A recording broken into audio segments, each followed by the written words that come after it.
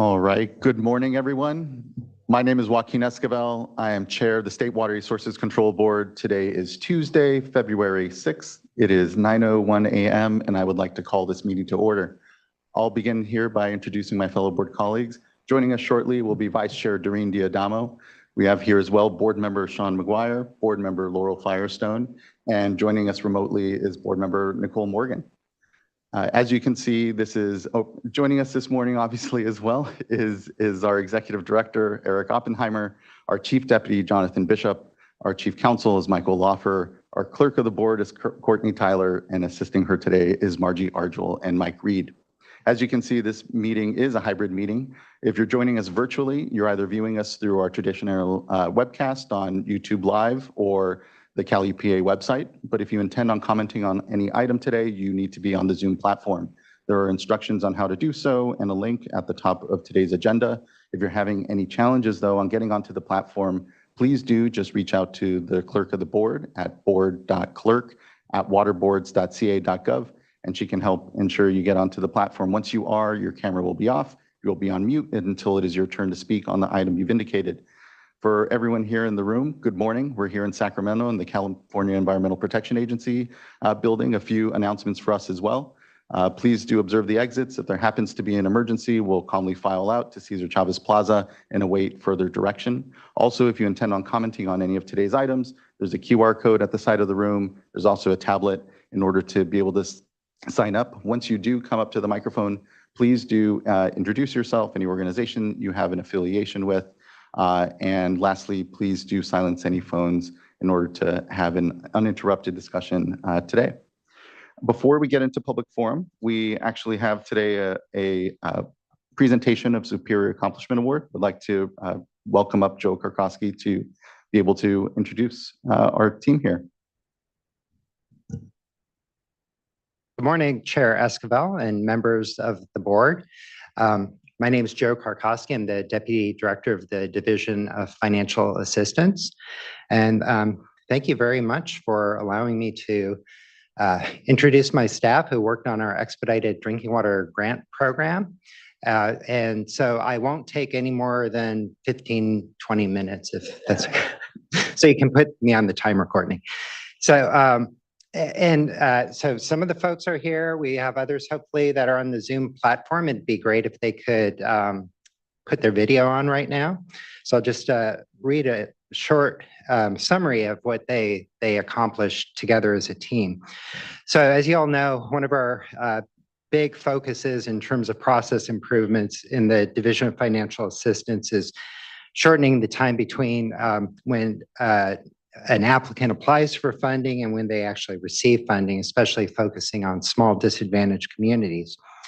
So starting in about September of 2022, we had a small group of staff from DFA and the Office of Chief Counsel develop an expedited process by which public agency applicants and others could qualify for their high priority drinking water infrastructure projects. And in a really short time, in March 2023, you adopted those guidelines. So the work group that we formed, it's through their initiative, hard work, and creativity, they quickly established the streamlined process. So it wasn't just about the guidelines we provided, which provided the policy framework, but there's a lot that went in behind that as well in terms of developing application materials, how we would conduct the reviews. Because we really looked at a different way of doing things. So instead of requiring everything up front, we allow an applicant to submit basic information about their project and submit a lot of the material we normally require in advance as they were developing the project. So we're hoping to actually get the construction going much faster than we otherwise would. So the work group's efforts are a testament to their resourcefulness and dedication to finding solutions to help fund communities needing clean, safe, and affordable drinking water. They completed this work on top of their regular existing workload, so they kept things moving and going. And this process that we developed is considerably shorter than the process we still have, our standard drinking water SRF process. So the first agreements that were executed in our first round took about 4 to 5 months from the time we issued a preliminary award letter requiring the applicant to submit application materials within a short time period and the time we actually executed the agreement. So about 4 to 5 months. It's probably round two is going to be a little longer because we had the holidays in there, but a much faster process overall. So far we, our first round was kind of a test case and we had about 4 projects, and then round two is about 17, and we're just issuing letters for round 3. So far between the first 2 rounds, we're going to get out about $90 million benefiting over 25,000 people. So that's as of about fall or so. So I wanted to congratulate the team. I'm going to actually read their names because this is their time to shine, their moment in the sun here. So I'll start with the folks that are here. And so first, Eric Uppel. So I think the camera's there, so you can smile to the camera. Here you go, Eric. Thank you. And then, and stay up, Eric. We get to take a picture afterwards. All right, Pete Stamus. Congratulations, Pete.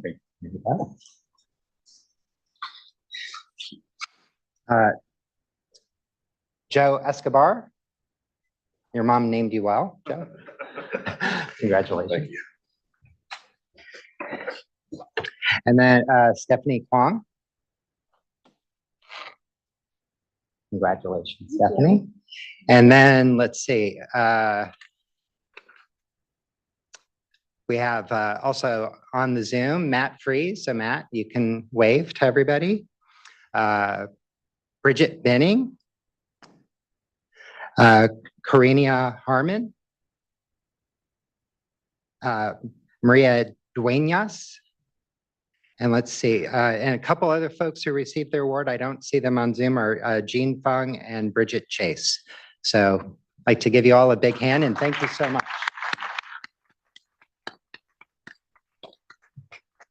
I have to join you in just the thanks and recognition. As I know everyone knows, the drinking water program here that was transferred over to the board in 2014 has been an incredible thing to be able to take ownership of here.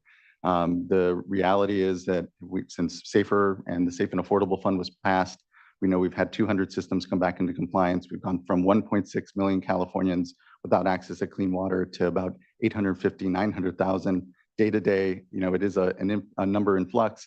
And to your point, Joe, the important advancement here is really looking at a different level of service for smaller systems, understanding that we have many resourced large systems in the state, and the way they interact with our programs are a lot differently. So the work that you have all put in to really upfront, put in the thought and the process so as to be able to better allow for smaller systems to be able to accessing these dollars is just incredible. And it shows just a slice of the innovation that's been going on in our drinking water program. And so just have so much to be proud of. And you all, really thankful to be able to individually acknowledge you all here with it. So as part of your reward, you also get this awkward photo that we get to take at the dais with you all. So we can take that quickly here. And thank you again.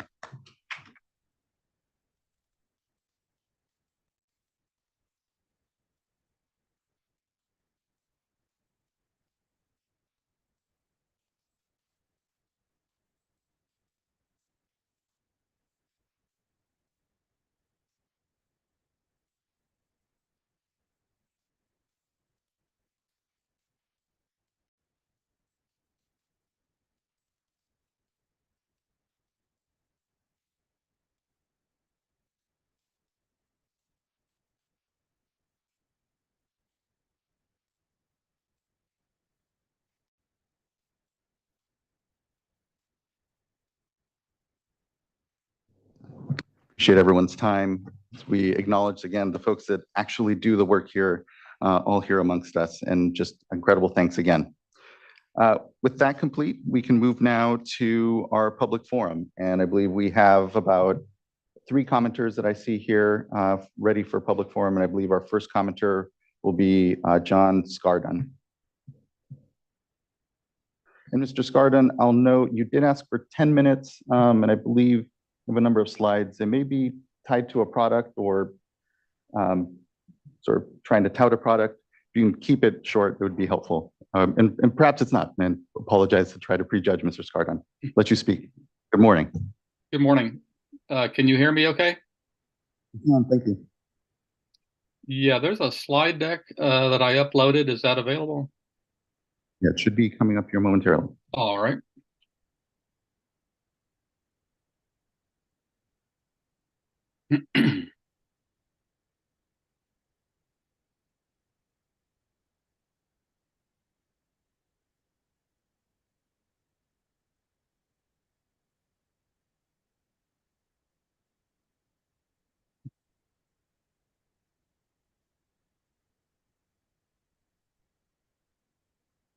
Can you still hear me? Yeah. Great. All right. Well, first of all, I'd like to thank the board for allowing me to speak briefly on this idea of using innovation to solve some of the more difficult water problems that we see. We are, my company was founded about 7 years ago. We specifically look for innovative solutions to very difficult water treatment problems. In other words, in the innovation space, we call these unsolved problems. Next slide.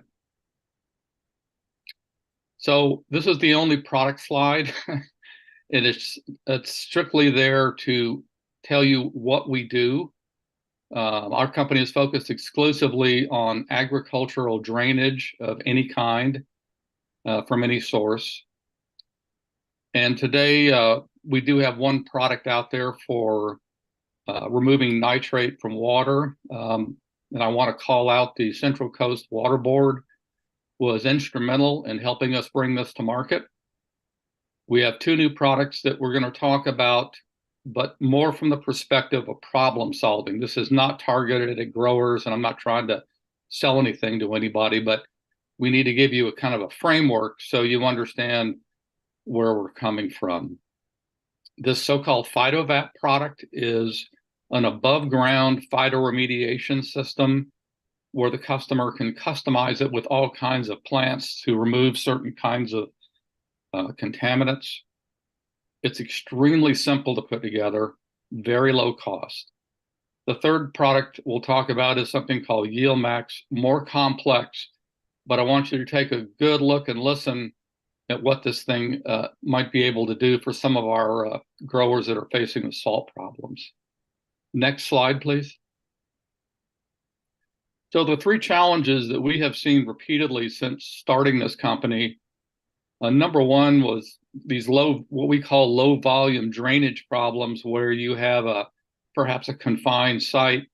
You don't have a lot of drainage water coming off of the site. And by low drainage, we're talking about 10 to 50,000 gallons a day. To treat that stuff on site can be very, very expensive. This is very common with our indoor cannabis growers. Number 2 is a problem that was introduced to me by I believe he used to be known as the chief scientist at the Water Board for water. And I only remember his first name as being Eugene. My apologies to him if he's still on the board. Eugene recommended this solution to us after he saw our product. And this problem is pretty basic. If you want to use reverse osmosis to treat contaminated well water so you can grow your crops, or perhaps provide water to your site, you're going to generate a very high NO3, high nitrate concentrate. And you won't be able to land apply that for obvious reasons. This affects some of the poorest communities in the state. Some of our well owners have been on bottled water for more than a decade. And so we think we have a solution that was recommended by the Water Board technical staff a few years ago. And then finally, high chloride damage. This is a pernicious problem. It's affecting agriculture everywhere. I'm not sure how we're going to stop it, but we might be able to keep growing. Next slide, please. So let's just talk a little bit about the low volume, high cost on-site treatment problem. Let's look at bullet point number 2. This is kind of the operative issue we want to focus on. We've seen estimates from customers of $175,000 per 1,000 gallons of treatment capacity. Now, that number is, let's just say, is really, really high. And I don't know if it's possibly affordable. We also see multiple streams in these sites, so we can play with the streams, and we'll talk about that in just a minute. What is also as important is the third from the last bullet, these very high energy costs associated with membrane treatment. And then finally, increasing rates, discharge rates being applied to the discharger from the local wastewater treatment plant. Next slide, please. So we have developed this product we decided called PhytoVep, and the idea was to use plants in a controlled, closed system in order to see if we can achieve what the water board wants without breaking the bank. And so what we have shown to customers now is that the appropriate technique, first technique, is to reduce the volume of the discharge. These plants can tolerate all kinds of contaminants, whereas conventional technology cannot. So once you reduce the volume of your most contaminated stream, then you blend it with your lowest TDS stream, so to speak, and then polish as needed. Now, jump down to the next to the last point. So here's the payoff, I think, for the water board and for the regulated public. And that is the capital cost of this approach is about 10 to 15x lower per 1,000 gallons of treatment capacity. So that's an enormous difference, and it's also an incentive, I think, to get recalcitrant growers to get on board with the treatment programs rather than using their attorneys. Next slide. Now, this problem with the RO concentrate, I think, goes back a ways. I first heard about it in 2016 when I first started looking at this problem. What I found very distressing was that there were literally thousands of rural drinking water wells still contaminated, still on bottled water. For the growers, their only solution right now is to basically dig a deeper well. And if they don't have city water available at their grow site, they're going to have to haul in water at about 20 cents a gallon for their team. Next slide. So the solution, I think, is quite elegant and affordable, and that is, and this is a simple schematic. In the top, you see a conventional NF61 reverse osmosis treatment system, and NF61 basically means to the grower that they don't have to file a permit to get this thing qualified to treat drinking water. That's essentially what it means. But the problem is they can't land apply. So in the concentrate stream coming out, we can take out all of the nitrate. I don't care how high it is. We can take it all out. And now you have a zero nitrate brine, which is then much, much easier to dispose of and perhaps get some of these contaminated wells back online. This is a very, very simple solution. And we hope we can see some progress here. Next slide, please. So the next slide is what we've been focused on heavily, which is salt removal. This is a very challenging problem, both from a technology standpoint, but also for the growers. For those of you who are not familiar with this, many of our most valuable crops are highly sensitive to chloride. And chloride is the stable form of chlorine, and basically means it's not reactive. It's very difficult to get out of water. And we have sampled wells, and we have routinely seen chloride levels above 300 milligram per liter to as high as 500. Now, this increasing salt concentration, though, it's not going down, it's continuing to go up because as we use groundwater and put it back on the ground, we don't get rid of the chloride. So if you introduce new chloride-laden water, for example, from the Colorado River, what happens is the wells get worse and worse in terms of their chloride concentration.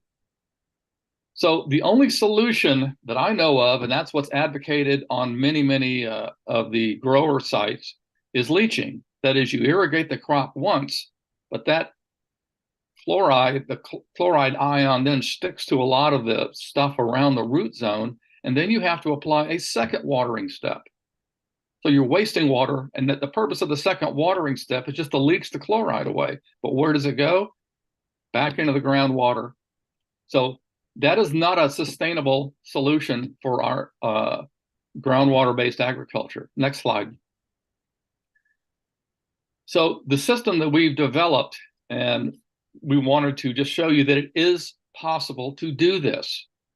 So please stop listening to people to say you can't sequester chloride. Yes, you can. Okay.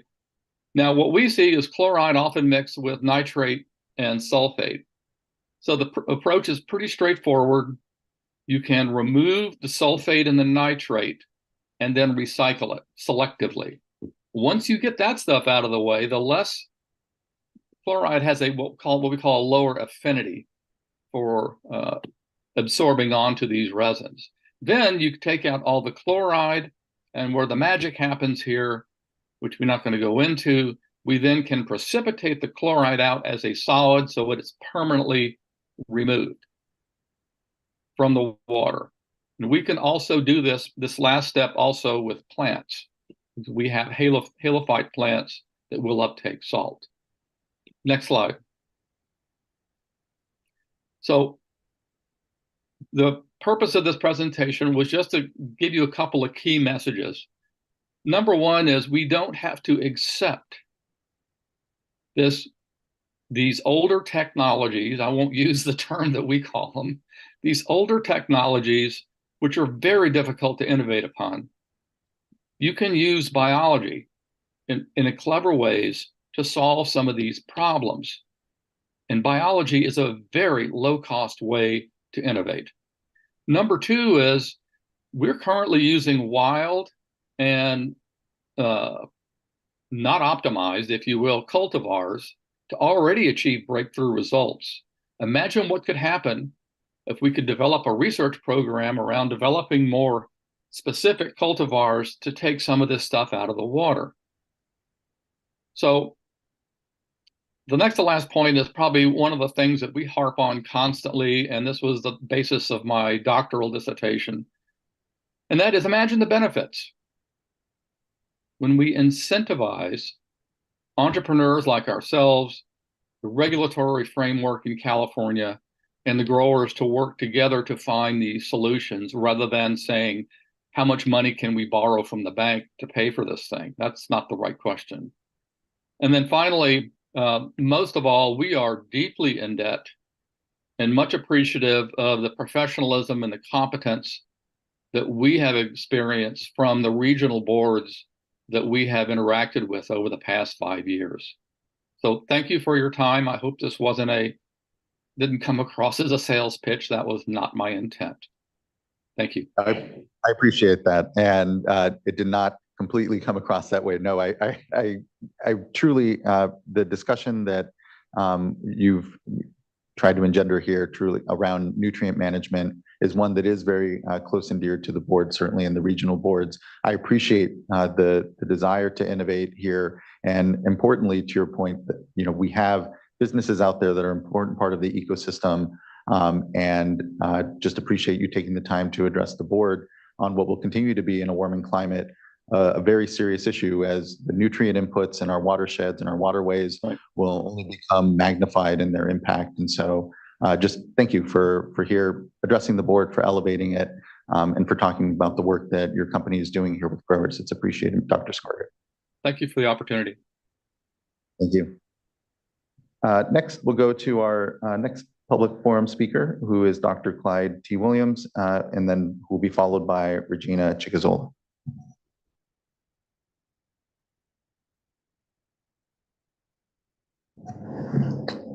All right, Mr. Williams, if you're viewing us through one of the live streams but aren't on the Zoom platform, please do get on and we can take your comment then. I believe you're signed up for a couple of other items, so it may have been by accident that you're on public forum. Our next public forum speaker then will be Regina Chigazola. Hello, thank you for having me today. And I am signed up for other things, but I do have issues of babysitting and moving kids, so I might miss those. But I'm not going to speak about those other issues, just letting you know if you don't see me later, that's why. I had several things I just wanted to bring up quickly. First, I just really want to thank this board for your careful consideration of the Scott and Shasta curtailments. And just that you are prioritizing the Klamath River region and in-stream flows for fish within this watershed. We've been asking for a long time, but I think you're handling it really well. But by making sure to hear all of the voices and consider all of the voices. I learned a lot from the last hearing as far as what the issues are for disadvantaged communities in the Scott and Shasta. And I just want to thank you for the way you handled it. We've been asking for changes from this board for a long time. And before I ask for more, I wanted to acknowledge that you are really taking our input seriously at times. And we really appreciate that. So with that, I wanted to move on and just say, the governor has just released a salmon plan, and I'm sure that's going to come in front of this board at different times, some of his priorities, and some of them are good and some of them we disagree with. But more than anything, I just wanted to mention the water portfolio, the salmon plan, the voluntary agreements, things like streamlining sites reservoir. These are all things that were not done with a lot of public comment. And some of them were done in a way that really locked out tribal voices and community voices, and stopped the process of tribal consultation in a way that was not fair or safe or feeling good for anyone. So as we move forward and these things come in front of you and you look at water rights for these big projects, and you look at 401 certifications, and you think about how to move forward with things like the water portfolio or conservation as a way of life is something that's been in front of you a lot. But I would like to make sure the two things. One is that this board continues to look at ways to make sure that agriculture looks at their impact to the state's water supply. And instead of just granting more and more water rights to the ag community and water brokers, we look at water savings and ways to make real solutions, but also that you stick with your commitment to the public process and to making sure our voices are heard and plans are written with intention. Because I feel like over and over again, we see that the governor within his plans is not always doing that. And I understand why he wants to streamline certain processes, and I understand he wants to get things done. But our voices are important, and tribal consultation is important, and getting out in our communities is important. So that's all I wanted to say. Thank you for the way you've been approaching things. And as these really hard things come in front of you, like votes over the Bay Delta plan and water rights for sites and things like that, just please make sure to continue to hear our voices and continue to move forward in a way that is fair and equitable to our communities. Thank you. Thank you, Ms. Chigazola. I appreciate you addressing the board this morning and always the engagement on our issues here. Thank you. I believe that wraps up our public forum commenters. And again, thank everyone that addressed us here in public forum. Before we move into board business here, I did want to note, I believe at this point there was a scheduling snafu, and so our update on item number 3 from the Office of the Delta Water Master will postpone to the next board meeting. Our chief scientist wasn't able here to join us, and so we'll postpone then to the next meeting. With that adjustment to the agenda, next, yeah, I know. Next, we'll go to then item number 1, which is board consideration of adoption of the January 2017 board meeting minutes. I'll move adoption of the minutes. Great. Do we have a second? I'll second. Tyler, can you please call the roll call vote? Vice Chair Diadamo, Aye. Board Member Firestone, Aye. Board Member McGuire, Aye. Board Member Morgan, Aye. and Chair Esquivel. Aye. Thank you. Thank you as well. The vote carries and the board meeting minutes are adopted. That then brings us to our item number 2, informational item on current hydrologic conditions and response. We'll give a moment for folks to transition up.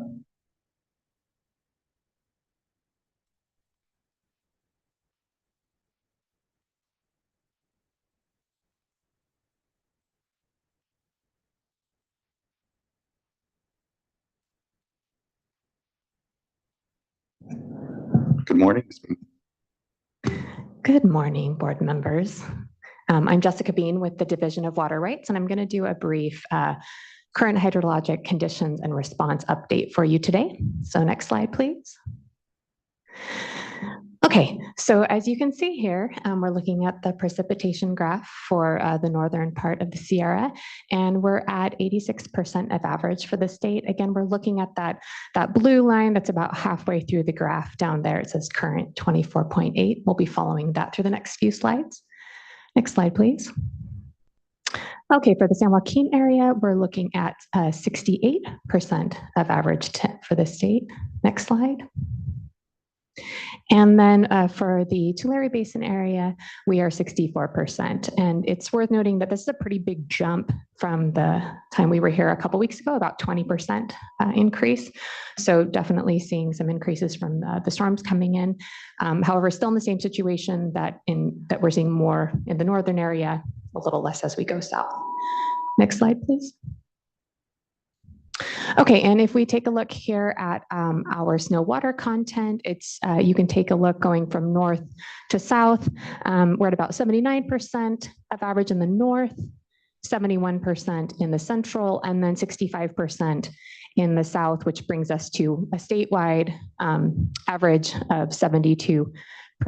And noting that the winter is still coming, and so we'll see how this goes going forward. But again, very large jump from 2 weeks ago when we were here. I think it's 25 to 30% higher. So that's a very good increase. Next slide, please. Okay, and for our major reservoirs here, if you take a look, the vast majority of the major reservoirs are either at or above historic averages. There's a few that are down below, and we have our select south of Delta reservoirs here. You can see Cachuma and Diamond Valley are both at about above 90% of capacity, and then San Luis is at 61% of capacity. Next slide, please.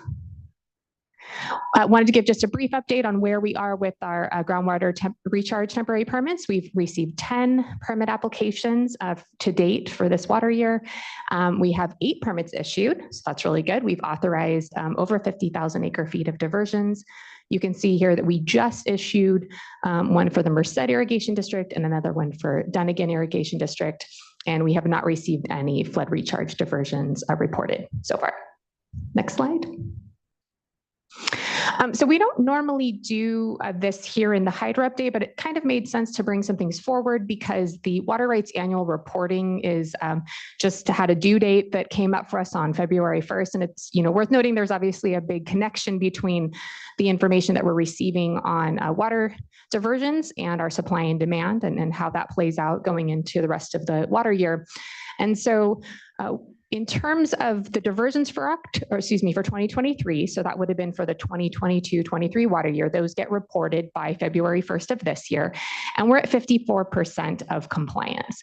So that's not fantastic. We'd really like to see that improve. And so we just wanted to let everyone know that we do have some next steps in mind. We're going to be sending reminders to those who have not submitted their reports or finished submitting their reports. There's a handful in there that are partially complete. The next step would be notices of violation. And it is important to note that penalties can occur from these. Last year, we did send a bunch of notices of violation out. Accurate, timely data is very, very important. Noted on the slide, it's critical for protecting senior water rights and ensuring compliance with permit terms and conditions. And so while this accounting is not fun to talk about, and I know it can be challenging, it is very critical that we get that. And so just wanted to highlight that here as a reminder for folks. So we're accepting these anytime if folks can get in, today, tomorrow, soon to move forward. And if support is needed, there's a lot of resources on our website. We do also have folks on the phone that can help people as well. Next slide, please. Okay, going to do a brief update on the Scott and Shasta rivers. The emergency regulation that you adopted went into effect on February 1st. Right now, the flows are sufficient, so we do not have curtailments in effect, but want to note that we do have a livestock prohibition in effect through March.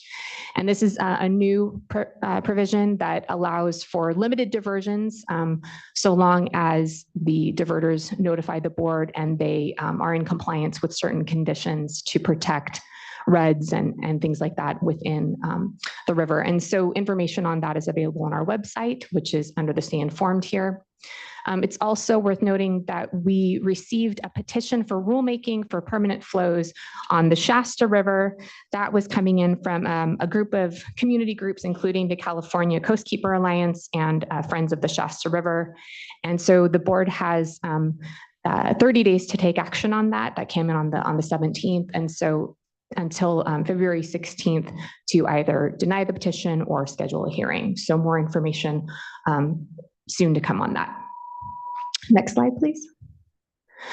Just to tell you are with hydrology, you can see Dwinelle Reservoir, which feeds the Shasta, is at a bit over 20,000 acre feet, and just kind of showing where that was in 2023. And then in 2022, we are higher than those, much higher than 2022, kind of close to 2023.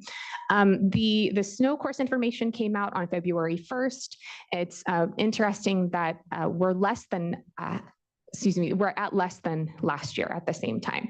So the Scott, the snow water equivalent was 65% for February, and the Shasta was at 77%. And we bring this up just because we seem to be trending closer to the 2022 precipitation than 2023. And so it's a good time to mention that the regulations have options for local cooperative solutions. And this would be the time, for folks to really start talking through those, because that could be a better option than full curtailments if we got later in the season and we went below the emergency regulation target. So there's we're planning some workshops in the coming weeks, and we can talk through folks if they have interest and ideas on those kinds of solutions. We really encourage them to bring them up with our Scott Shasta staff so that we can help facilitate that. Next slide, please. Okay, just again, kind of showing you where we are. You've seen these before. This is the Scott River graph where you can see the flows at the Fort Jones gauge. Again, look at that blue bar. We're well above the red dashed line, which is our emergency regulation target, where we were at about 1,850 CFS this morning. And then if you go to the next slide, this is the Shasta River showing the same thing. The blue line there with the flows is above the minimum, and that was at about 224 CFS this morning too. So we are trending above with the current storms. Next slide, please. Did want to give you a brief update on what's happening with the Clear Lake area. We sent out information orders to about 1,300 orders went out on January 31st, and that's covering about 2,300 parcels. The very first compliance due date for folks is at the end of February, so on the 29th. And basically, folks that received the order are going to have to confirm that they received the order and choose a reporting pathway by the 29th. We have a link that's going to be opening today to allow people to do that certification online. Folks are also going to need to start preparing to measure their groundwater extractions. Part of the info order requires measurement from March 1st through July 31st. I do want to note that is not a metering requirement. If folks do have a meter, they can use that, but there are other options for people. So as you'll recall, there was concern over if equipment was going to be required, and it is not. I do also want to mention we've had a lot of calls from domestic water users since that went out, because as you can imagine, we're trying our best to identify what parcels we want to target, and we want to target our larger water users. But sometimes some of the parcels, it's hard to tell from imagery. And so our domestic water users are calling up. They do not have to measure their extractions, and they actually don't have to do much reporting, but they do have to do that certification so we know. And so we're working with the domestic users on that as well. Next slide, please. And just also wanted to know that we have public workshops on this. If folks have questions, coming up on the 16th in person in Lakeport. And then we have one online in February, on the 22nd. We have some office hours, probably closer to the deadline on that. The week before the deadline, we'll have some folks available. We're determining what those will be now. And then we have our information, links, guidance documents, all of those are on our website. And then we have our contact information here for the email and phone number if people want to call. And I believe that is it for this one.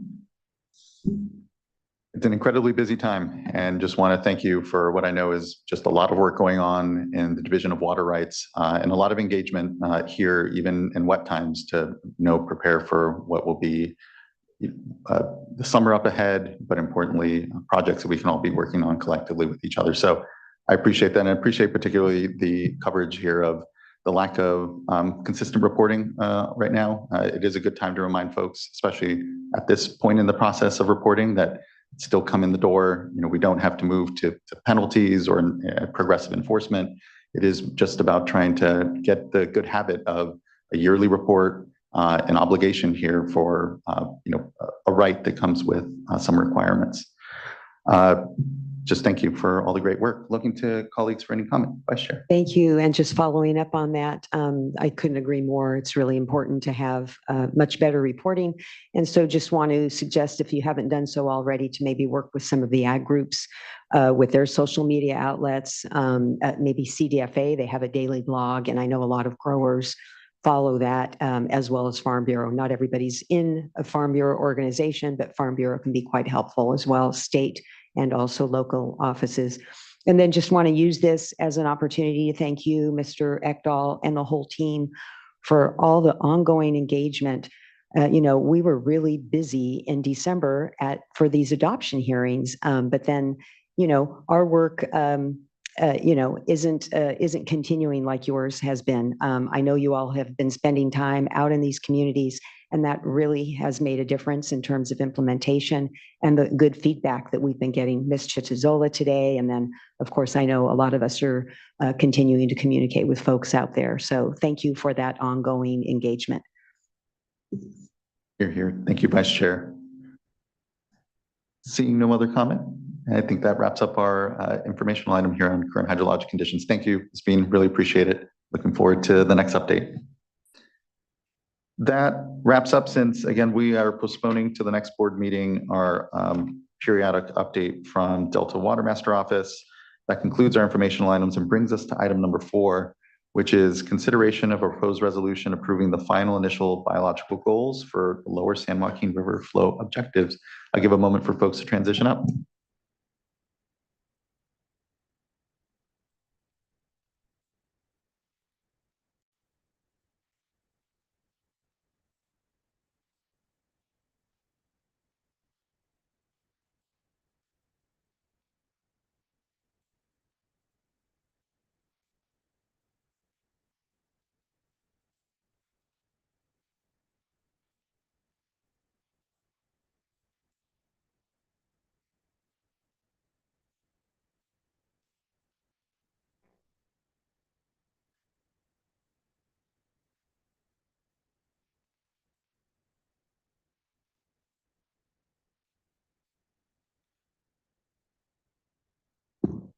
Good morning, Chair Esquivel, Vice Chair Diadama, and members of the board. I'm Tina Cannon-Leahy with the Office of the Chief Counsel, and I have with me here today David Koop, who's also a senior attorney with the Office of the Chief Counsel, and environmental program managers Aaron Forsman and Stephen Louie from the Bay Delta Division of Water Rights. This item concerns the reapproval of the biological goals, and they're the final initial biological goals, but that's a mouthful. So I'm going to abbreviate that as biological goals. As you know, the board adopted resolution 2023-0028, approving the biological goals on September 6, 2023. And that was following an extensive public process spanning several years. Staff recommends reapproving the biological goals to provide greater clarity regarding the relationship to the 2018 Bay Delta Plan and its environmental analysis. The board's reapproval of the biological goals will not resolve the current litigation. There is litigation on the biological goals, so I just want to be clear.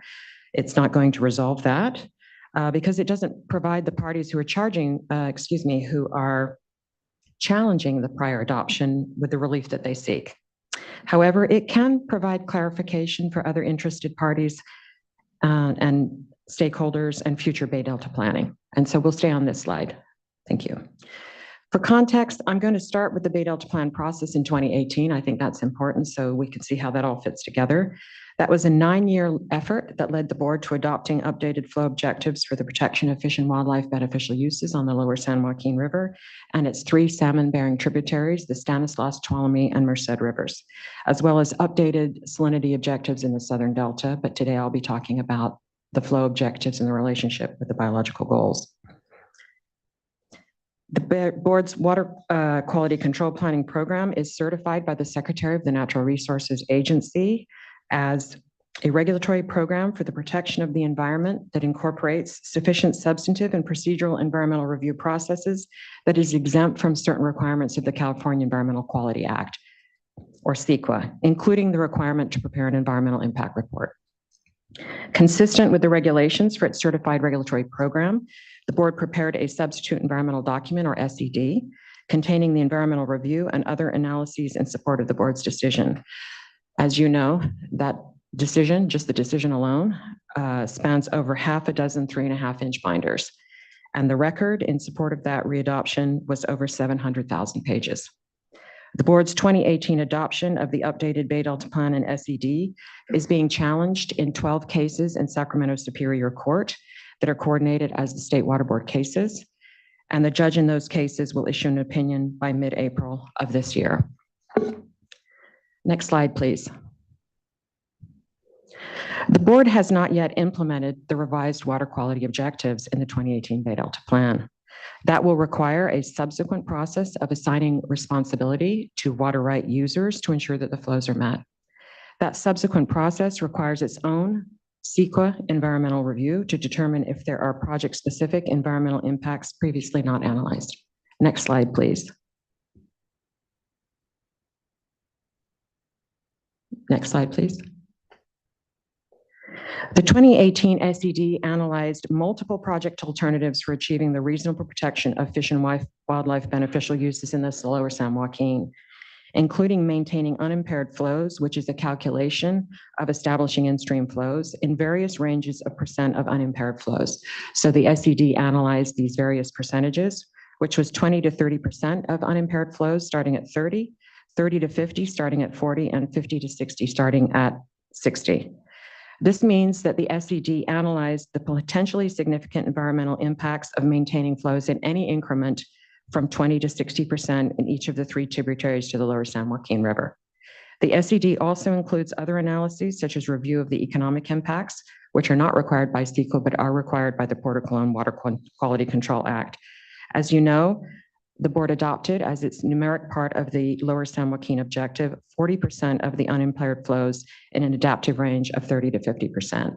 And I know this is a lot of background, but it helps to sort of orient the relationship here. When the board adopted the 2018 update to the Bay Delta Plan, it provided the framework for a process to develop biological goals for salmonids as a tool for assessing progress toward achieving the water quality objectives. Fall-run Chinook salmon are a sensitive indicator species for the condition of native fish and wildlife in the tributaries. And somebody mentioned earlier the governor's current plan for salmon. They're an important indicator species. They spend part of their time in the ocean, but they return to the streams where they were born to reproduce, making the conditions in those natal streams critical to the species survival. The biological goals were developed for salmonids in collaboration with scientists and other stakeholders on the Stanislaus, Tuolumne, and Merced rivers.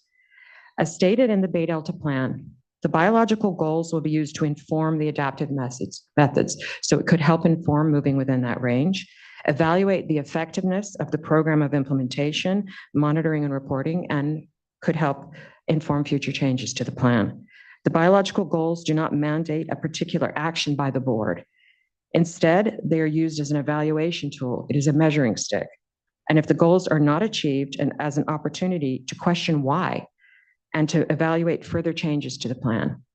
Importantly, the biological goals do not say, if X number of fish are not reached, that the board must take this action. Or if X number of fish are exceeded, the board must take that action. The biological goals go from a measuring stick to a question mark if the goal is not reached. They ask why, and the why is not just a question about the percentage of unimpaired flows, but also about other actions for the restoration and protection of fish and wildlife occurring in the watershed, which the Bay Delta Plan references and incorporates explicitly in the program of implementation as actions by other agencies and recommendations to other agencies, including the Fish and Game Commission, for example, the California Department of Fish and Wildlife, the National Marine Fisheries Service, and others. So many, many actions are occurring in the Bay Delta, as we know. That why might also cause the board to consider a subsequent amendment to the Bay Delta Plan. But as you know, such an amendment would require its own environmental review. Next slide, please.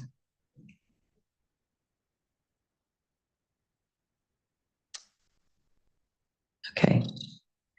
I don't think, can we go to the next one? Thank you.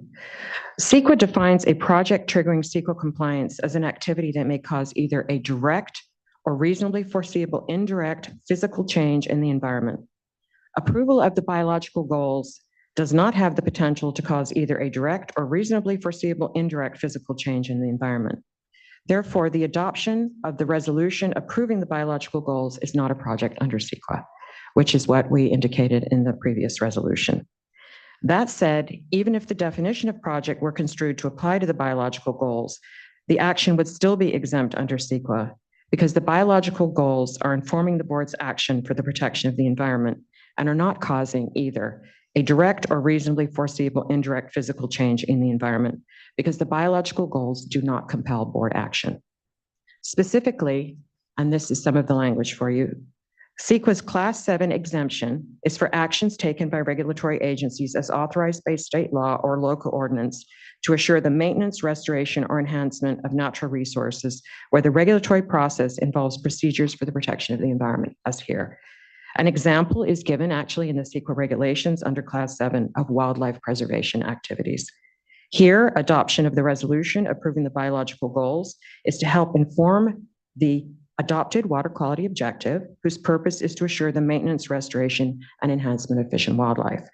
Moreover, the regulatory process for adopting the objective included procedures for the protection of the environment, the SED, example, the analysis, which is why the board's Bay Delta planning process is a certified regulatory program, as I described before. So it is a program for the protection of the environment. For these same reasons, the Class 8 exemption for actions taken by regulatory agencies to assure the maintenance, restoration, enhancement, or protection of the environment also applies.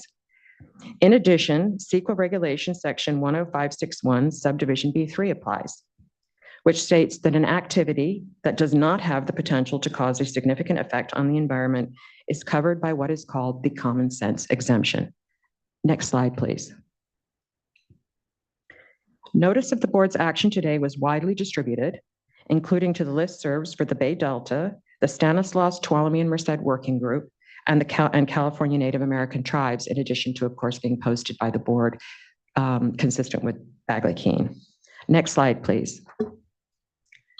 The only comments the board received were from 5 parties to the litigation in Sacramento Superior Court that is challenging the 2018 adoption of the Bay Delta Plan and its update, and the SED. These are also the parties who have filed in Fresno Superior Court challenging the board's approval of the biological goals, which I mentioned at the outset. Those 5 parties sent 4 letters, sometimes as a single entity, sometimes as an association of entities like the San Joaquin Tributaries Authority. Next slide, please. The commenters questioned the board's assertion that the action was not a project under CEQA, or if it was, that it was CEQA exempt. There is no bar to the board making such an assertion in the alternative. These parties also asserted the item should be continued so they could provide additional comments. That request was denied before the close of the comment period, and the parties were still able to collectively submit over 40 pages of comments and over 1,500 pages of attachments, plus 2 thumb drives of material, including the entire certified record of over 700,000 pages from the Sacramento Superior Court case. The comments did not raise any new technical issues regarding the biological goals. One commenter did reiterate previously raised issues regarding the availability of monitoring or data to evaluate the biological goals and with hatcheries fish impacts. Next slide, please. The action today further clarifies that the adoption of a resolution approving the biological goals is not a project within the meaning of CEQA and/or is categorically exempt. This resolution would supersede the board's resolution 2023-0028. Next slide, please. Staff recommends that the board adopt the resolution. And with that, I am happy to, I know that was a mouthful, a lot of mouthfuls, but with that, I'm happy to answer any questions. Thank you, Ms. Canalehi. No questions from me, and looking to fellow board colleagues if there's anything off the bat. Vice Chair. Well, I'll just say that I had some pause on the letter requesting additional time because I felt like this is moving rather quickly. But then in a conversation with Mr. Lawfer, I was convinced that, well, not that he convinced me, but I recall that in the process where we adopted biological goals, and as you know, Ms. Leahy, I was in a lot of those workshops. These issues came up in that process as well. And so I'm comfortable that, you know, this is further clarification of issues that they're fully on the record. And so just want to give you an opportunity to comment about that and say anything additional about what you recall with respect to the process and the raising of these issues by the parties that asked for additional time. Yeah, thank you for that. Yeah, it was a very long process to develop the biological goals. These parties were all involved in that process. They had representatives, sometimes their attorneys. There was quite a large group of people that developed the biological goals. Issues were raised regarding the adoption of the biological goals and their relationship to the Bay Delta Plan. I think one of the issues of confusion is that the biological goals can help inform the board, and they can. As I said, they're a measuring stick. They can help inform the board. But to the extent that the board would move within the adopted range that I described, that is already analyzed in the 2018 SED. So the board's decision to move has been fully analyzed under CEQA. So the biological goals are there. They're there for the board to consider, and there was an intensive process to adopt them. So I appreciate that question. I appreciate all the clarification here amongst it. Not seeing anything from other colleagues. We do have a couple of commenters and can then go to Ashley Overhouse. And I believe just the second commenter that we'll have on this item is Regina Chicazola.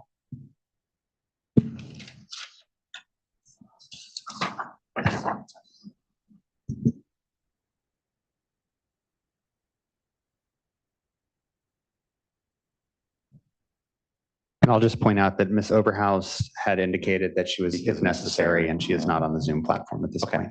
Thank you for that. Then our next commenter will be Regina Chicazola.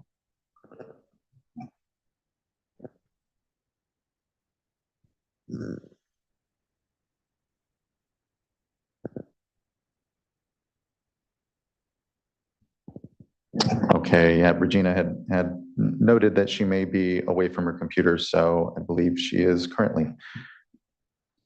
That wraps up then, I believe the public commenters at least that have been signed up.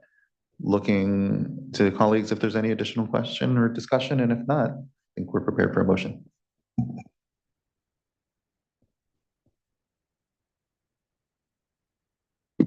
I'll move to adopt. Second. Thank you both. Ms. Tyler, can you please call the roll call vote?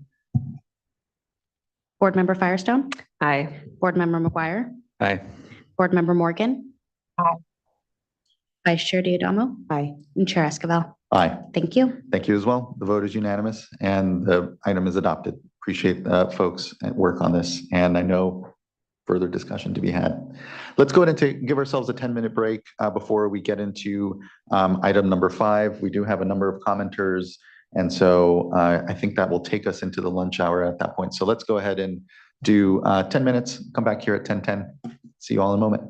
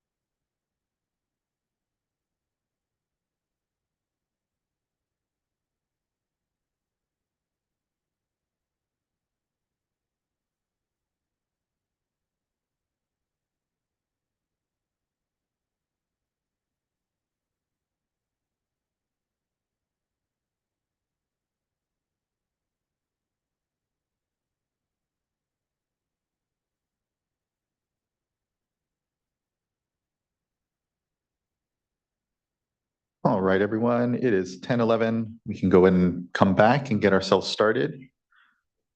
We're now moving on to item number 5, which is an item from the Division of Water Quality regarding the 2024 California Integrated Report. And I know we have plenty of discussion and we're just at the start, but at the top, I just have to acknowledge that this is our first on-time report here fully, as I understand, in a time, and it has been an incredible journey insofar as the amount of effort that's been put in here, really on the data side, to be able to more quickly be able to process what is a tremendous amount of information across the state here and growing. So I just have to thank and acknowledge the team here for that accomplishment, even as I know we still have a lot to discuss on the actual item, but really worth acknowledging and just appreciate all the leadership there. With that, I'll kick it over. Great, thank you. Thank you very much for that also. Greatly appreciated. Good morning, Chair Escobar, members of the board. My name is Anna Maria Saenz, and I am the Senior Environmental Scientist for the Assessment Policy and Process Unit. My unit, along with the Assessment Tools and Support Unit, led by Lori Weber, who wasn't able to join us today, and the regional water boards, are charged with developing the 303D list. Also presenting with me today is Celine Udasco, who is an environmental scientist and lead staff for the 2024 public process portion of the integrated report. There are also a number of regional board representatives on the line and in the audience who are available to answer any region-specific questions if needed. The purpose of this item is to consider the adoption of the first revised proposed final 2024 integrated report. The proposed final documents and response to comments were released on January 4th, and the first revised proposed final integrated report was released on January 26th, 2024. This was after we released the draft documents to the public on February 16th of 2023. Let's see, we are due, as you alluded to submit the integrated report to the US EPA as due to them on April 1st of this year. And with that, I'll hand it over to Celine. Hello, I'm going to provide an overview of the integrated report process and share summary statistics. Then I'll hand it over back to Anna Maria Saenz to summarize comments received and staff recommendations, and then overview program improvements and future integrated reports. Next slide, please. States are required to submit the integrated report to US EPA by April 1st of every even numbered year. The integrated report consists of 2 parts and is developed to meet the requirements of the Clean Water Act. The 303D list identifies waters that do not meet applicable water quality standards, indicating that beneficial uses are impaired. The Water Quality Control Policy for developing California's Clean Water Act, Section 303D list, or the listing policy, outlines the requirements for which the water boards must comply to develop the 303D list. Next is the 305B report. This informs the overall condition of surface water quality. The US EPA compiles the reports from all states into the National Water Quality Inventory Report that's submitted to Congress. Neither the State Water Board nor the US EPA takes a formal approval action on the 305B report. Next slide, please. Here, I'll provide a high-level overview of the integrated report process. Data and information is submitted through a formal data solicitation process. Data solicited is then assembled, evaluated, and where appropriate, assessed and categorized to make listing recommendations of water body segments and individual pollutants, also known as water body pollutant combinations. The integrated report then goes through public review and comment period before the State Water Board considers adoption. If the State Water Board adopts, the integrated report is then submitted to the US EPA. Next slide, please. After assessment, water body pollutant combinations are placed in one of 5 condition categories. Category 1 indicates that at least one beneficial use is supported and no beneficial uses are known to be impaired. Categories 2 and 3 indicate that there's insufficient data and information to determine beneficial use support. However, category 3 indicates that beneficial uses may be potentially threatened. Category 3 is often referred to as the watch list.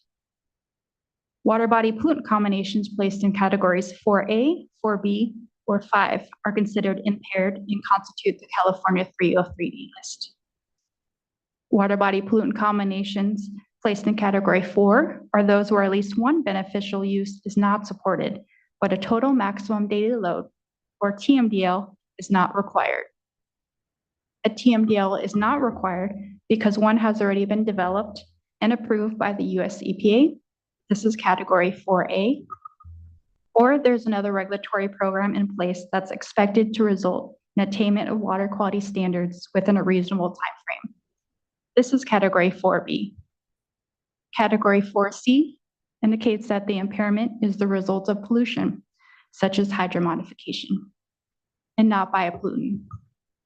Water body pollutant combinations in category 4C are considered impaired. However, there's not a requirement to develop a TMDL. Water body pollutant combinations placed in category 5 are for waters where at least one beneficial use is impaired and a TMDL is needed to address the impairment. Next slide, please. The 303D list is an informational document that identifies waters that do not support beneficial uses or attain water quality standards. It is essentially a mechanism to track water quality status. The 303D list informs prioritization efforts for total maximum daily load development or other regulatory programs implementation to address impairments. Data and information from the 303D list is used by other entities to show water quality conditions, including the US EPA's How's My Waterway Map application and Cal EnviroScreen. Cal EnviroScreen is an online mapping tool that helps identify California communities that are most affected by many sources of pollution and where people are often vulnerable to pollution's effects. Additionally, the 303D list is used to prioritize grant funding. For example, this includes 3119H grants under the Non-Point Source Management Program.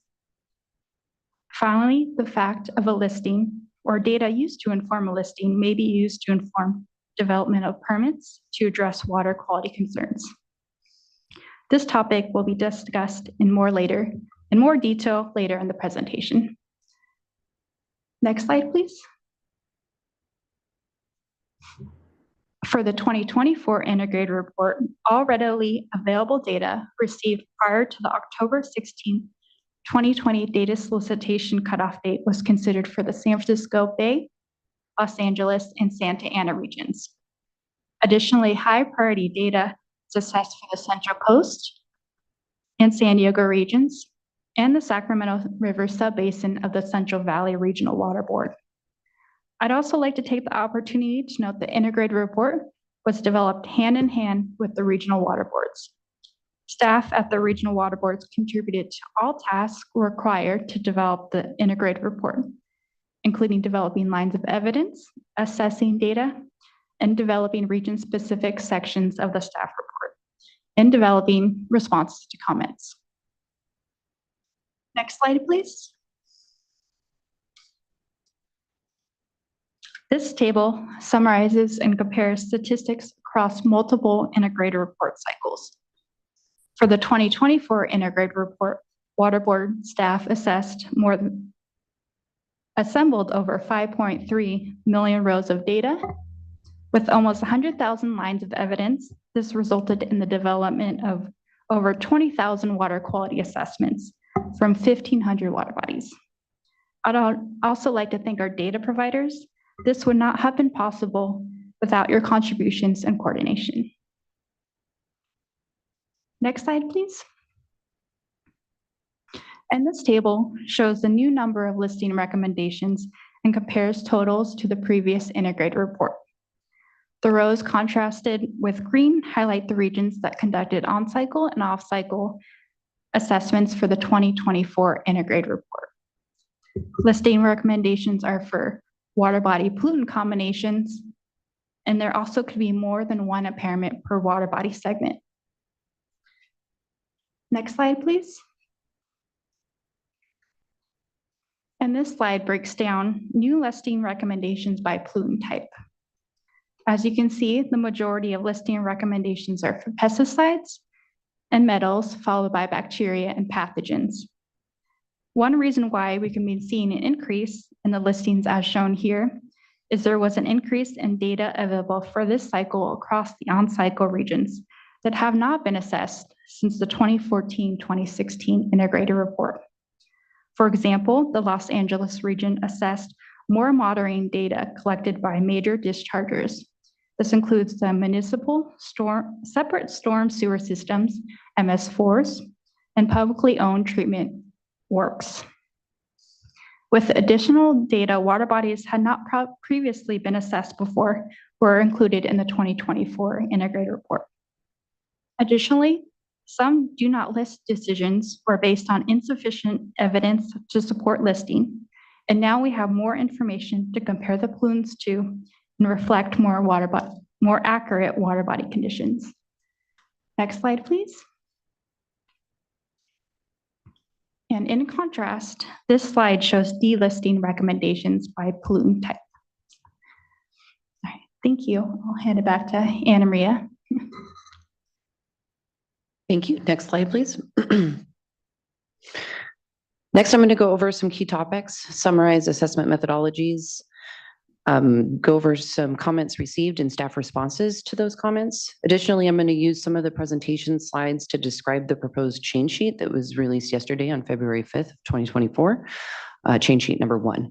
Once I've completed the PowerPoint presentation, we'll go over the change sheet in its entirety. That was my plan. For those in the audience, there are some printout copies available on the back table if you're interested in taking a look at those as we go through the presentation. Next slide, please. First, I'm going to talk about water body listing uses. Commenters expressed concern that when a water body is placed on the 303D list, new or existing permit requirements are immediately triggered, and commenters encourage staff to consider the implications of water bodies being placed on the 303D list.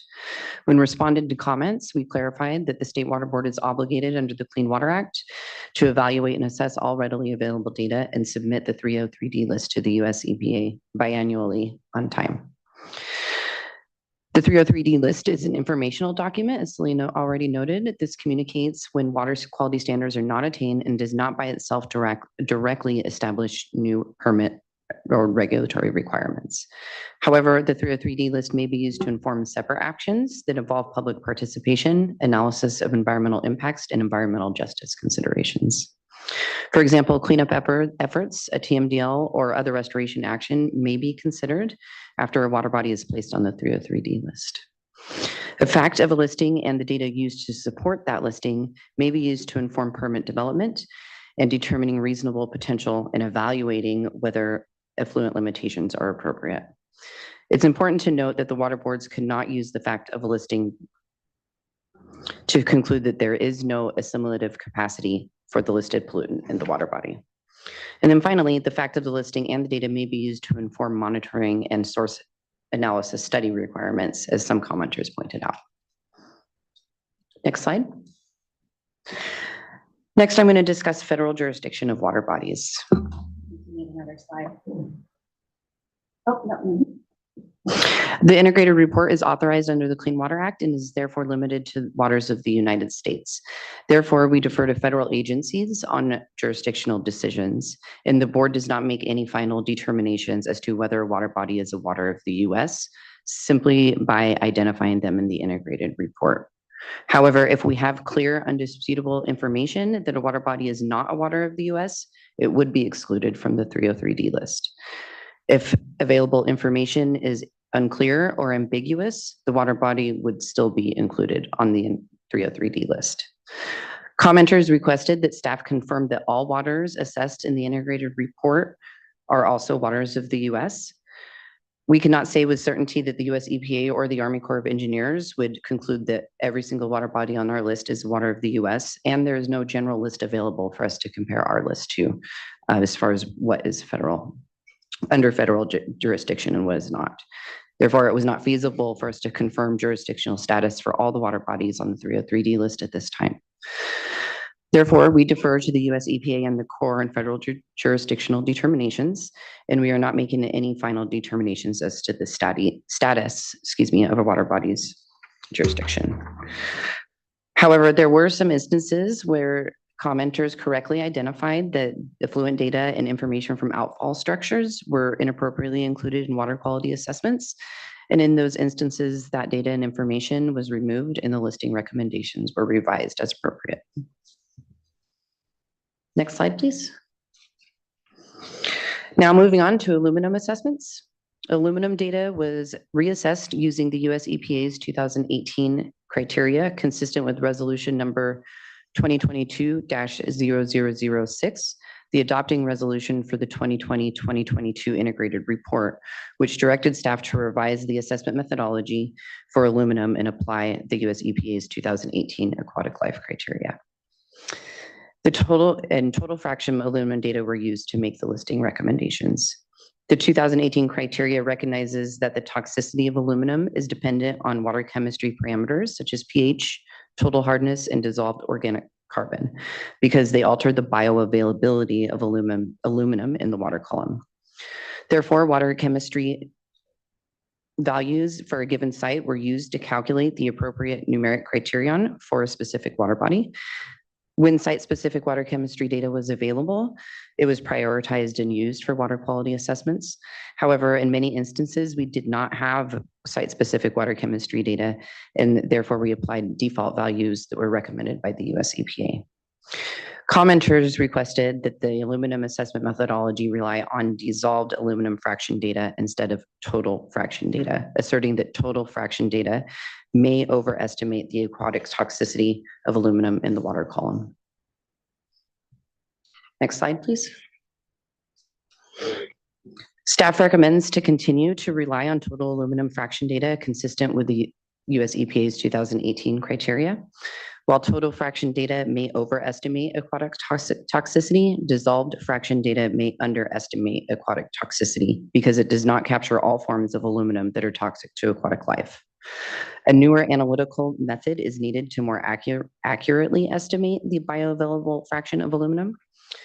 There is a newer analytical method that has been tested. However, it's still being researched and is not yet approved by the US EPA.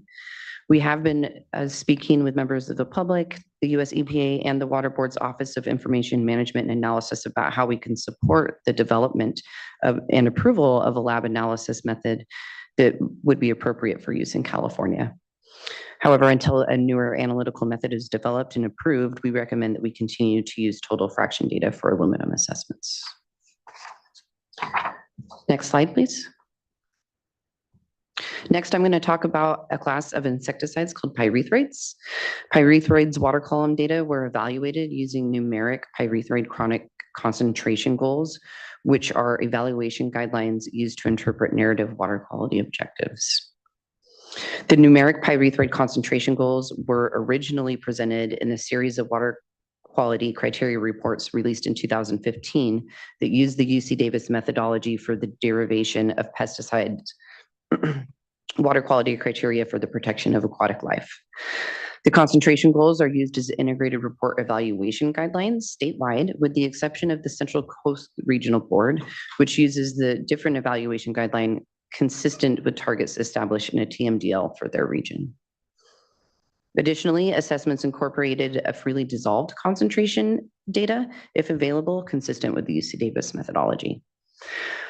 Commenters disagree with the use of the evaluation guideline used to assess pyrethroid data because they were not intended to be used as water quality objectives. They also asserted that the only freely dissolved fraction data should be used for pyrethroid assessments.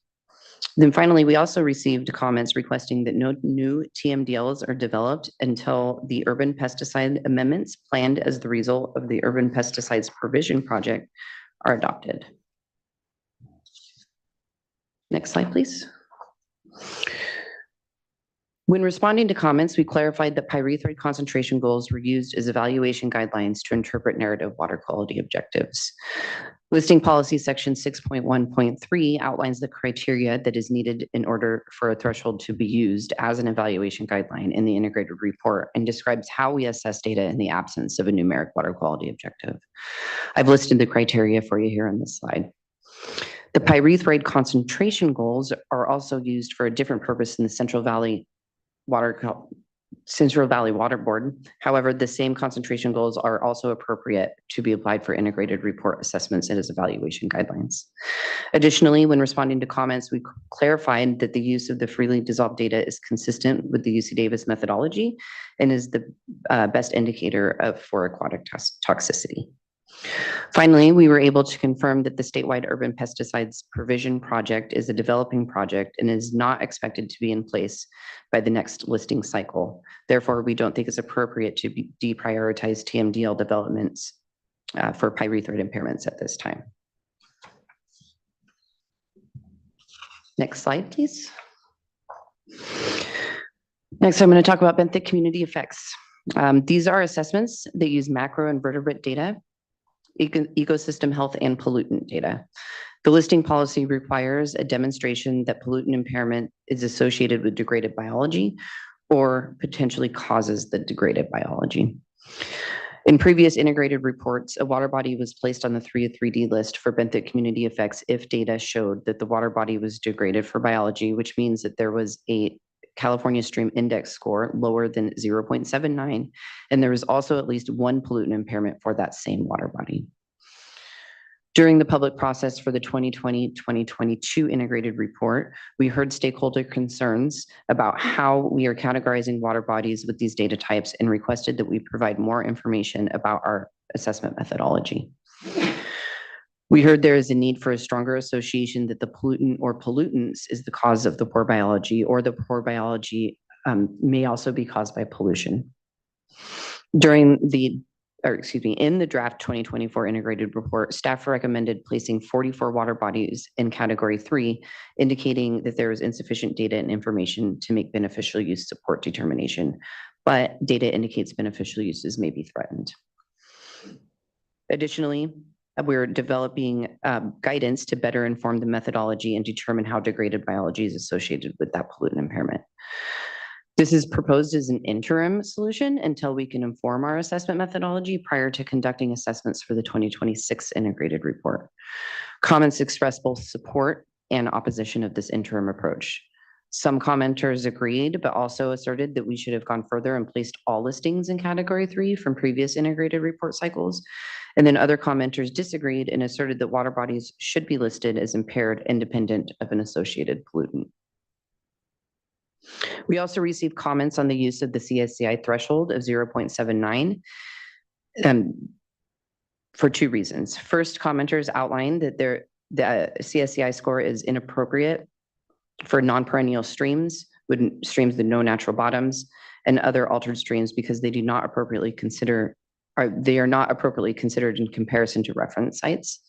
And the second reason is that the use of the CSCI score is premature because the future of the statewide biostimulation, cyanotoxins, and biological conditions provision projects is undecided. Next slide, please.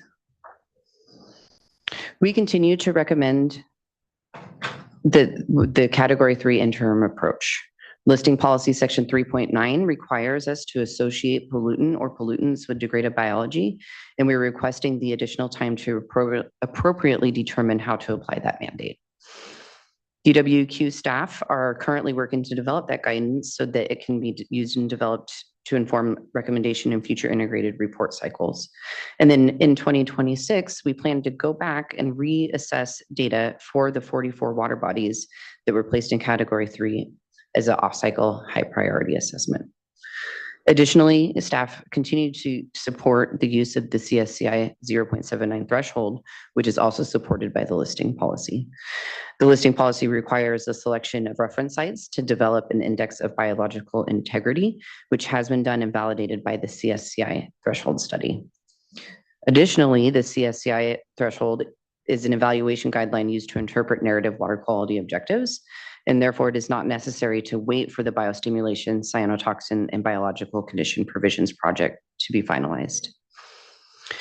However, staff will evaluate if it is appropriate to apply the 0.79 threshold for non-perennial streams, streams with no natural bottoms, and possibly other altered streams while developing guidance for the 2026 integrated report.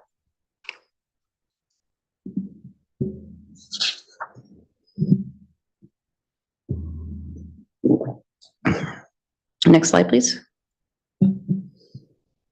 Next, I'm going to discuss the application of some water quality objectives. Some data were assessed without first examining if exceedances were the result of a controllable source or a waste discharge, as indicated by some water quality objectives. I've included an example of one of those objectives on this slide. Commenters identified that water quality objectives were incorrectly applied, specifically for salinity assessments in the Santa Ana region and temperature in the Los Angeles region. Next slide, please. Staff agree that for these assessments, consideration of if the exceedance was the result of a controllable source or waste discharge should have been evaluated. Traditionally, assessments in the integrated report did not consider this type of information because source analysis is conducted prior to the development of a TMDL or other action to address an impairment. However, we recognize that as we are working to continuously improve the integrated report program, we are also learning how to more accurately apply water quality objectives. For assessments that we received comments on, staff supplemented the record where we could show that the exceedance was the result of a controllable factor or waste discharge. In those cases, we continue to recommend that the water body pollutant combinations are placed on the 303D list. However, in other cases, we were not able to determine if exceedances were the result of a controllable source or a waste discharge. In these instances, we recommend placing the water body pollutant combinations in category 3, the watch list, indicating that beneficial uses may be threatened. In future listing cycles, we will continue to evaluate information necessary to determine the nexus to a controllable source or waste discharge and make corrections to assessments as appropriate. Next slide, please. This is the first change in the change sheet that I wanted to outline. When responding to comments, staff worked to correct a number of decisions for Chino Creek Reach 1B for total dissolved solids, sodium, sulfates, and chloride. The water body was originally listed for these constituents when we released the draft integrated report. However, after further reviewing, the listing recommendations were revised and the recommendations changed to do not list because we did not have sufficient evidence that the exceedance were the result of a controllable factor. The water body fact sheets accurately reflect the do not list recommendation. However, we discovered an error in our staff report that inaccurately suggests that the constituents are listed.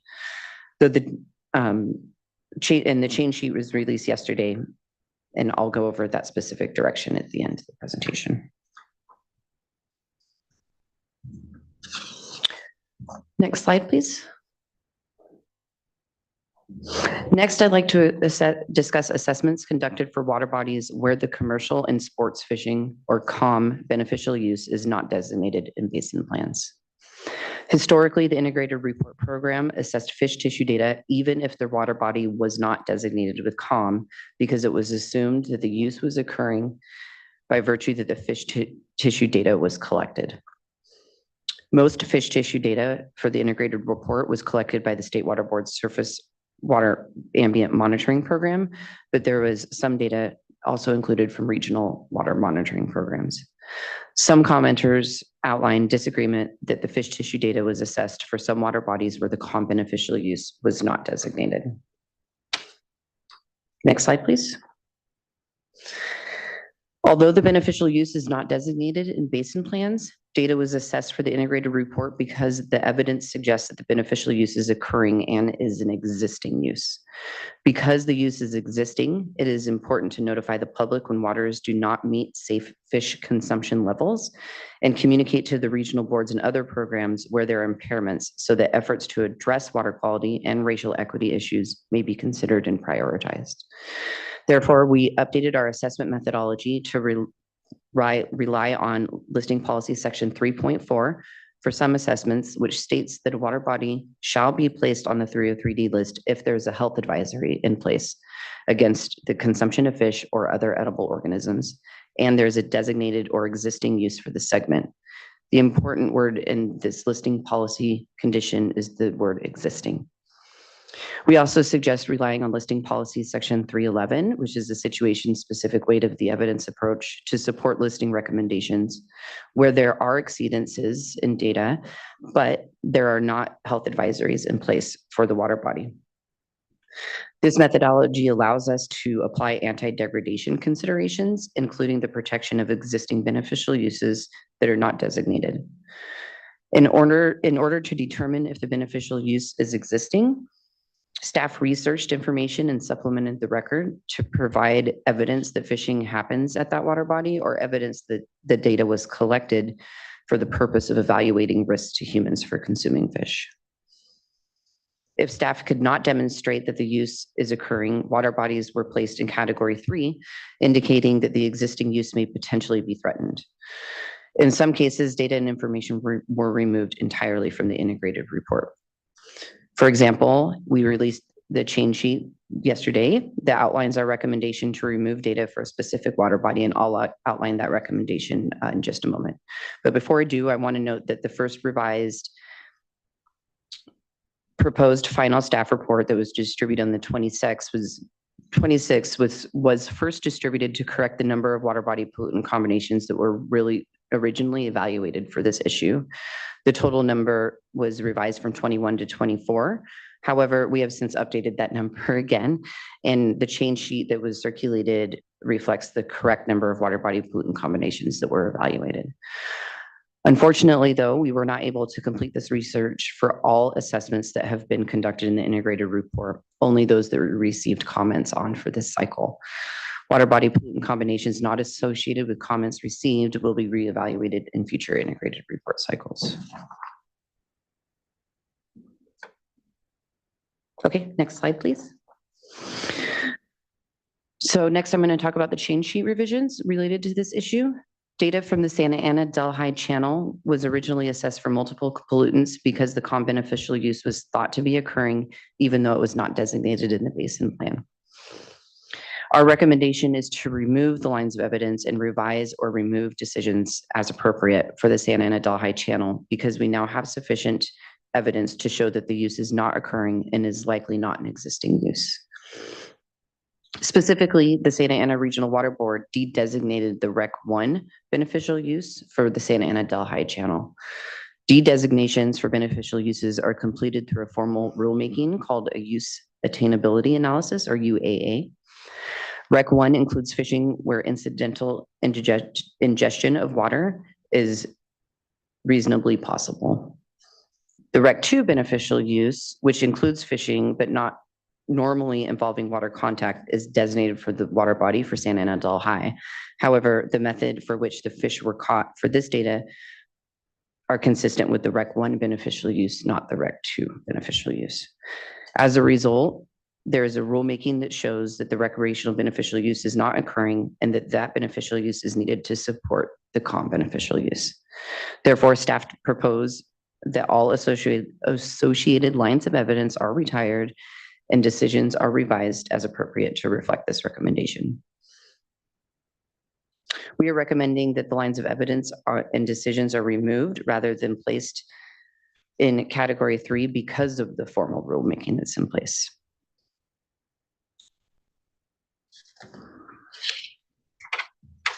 Next slide, please.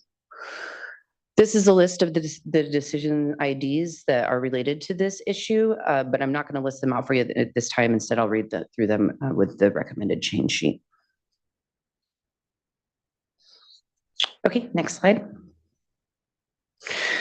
Next, I'm going to move on to a new topic related to comments received on data transparency and of data analysis methodologies and comments received on readily available data and information. Some commenters expressed concerns about how and when it was decided that data was was omitted from the integrated report. They requested that data providers are consulted before it's decided that data is deemed inadequate for assessment purposes. Additionally, there was some confusion about what our data quality requirements are. In some cases, commenters request more detail and clarifying information about how pollutant assessments were conducted for specific pollutants. And some also outlined concerns about the continued inclusion of older data that may not be representative of current water quality conditions. And finally, many commenters requested clarifying information about data submission timelines and requested an additional or extended public comment period to review the draft integrated report. Next slide, please. In responding to comments, staff worked to provide commenters with specific information about why data were omitted from the integrated report. For example, in some cases, we indicated that data was missing quality assurance documentation or that the data did not meet listing policy data quality requirements. And how data, we also provided information to them about how data providers could contact water board staff to remedy data quality concerns so that data could be considered in future integrated reports. In many cases, state or regional board staff worked to reach out to data providers when submittals were missing data quality information or documentation before developing the integrated report. But in some cases, we did not hear back from those data providers. However, due to the sheer volume of data that were evaluated, we did not have the capacity within our schedule to reach out to everyone.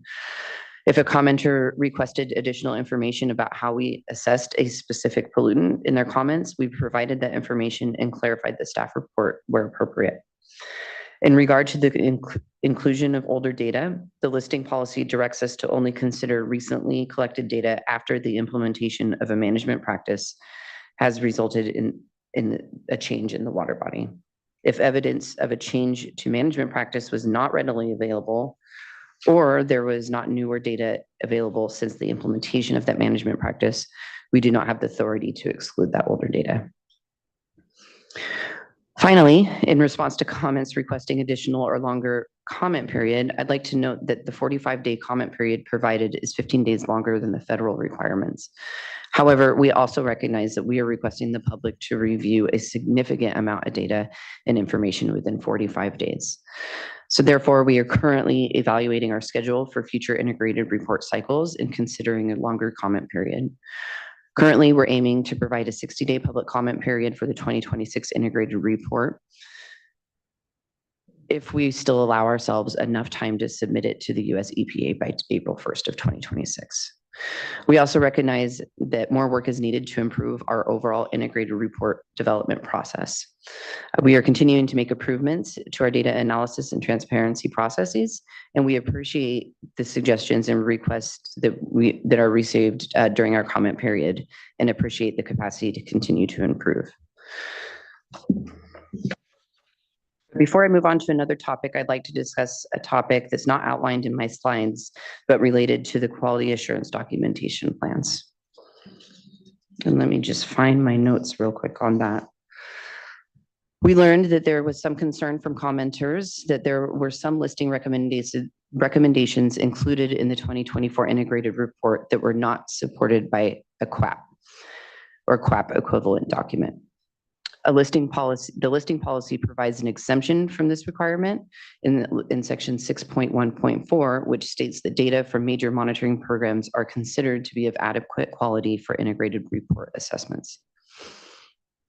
There are major monitoring programs specifically referenced in the listing policy.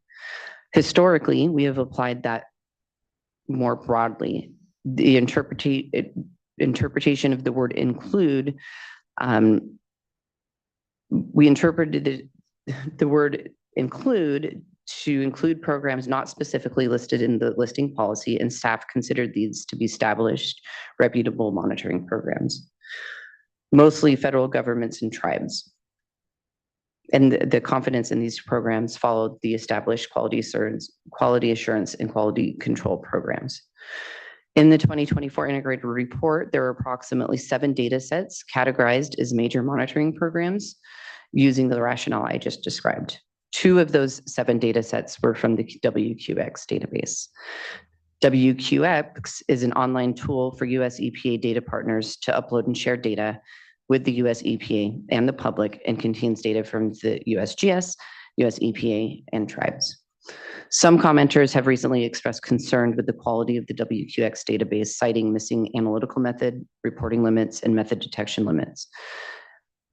and that some of the WQX data were missing citations to a QAP document.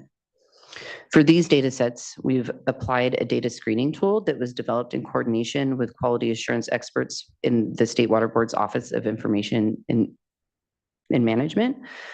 This data quality screening tool provides an additional level of review, and every data point is screened for quality based on available metadata.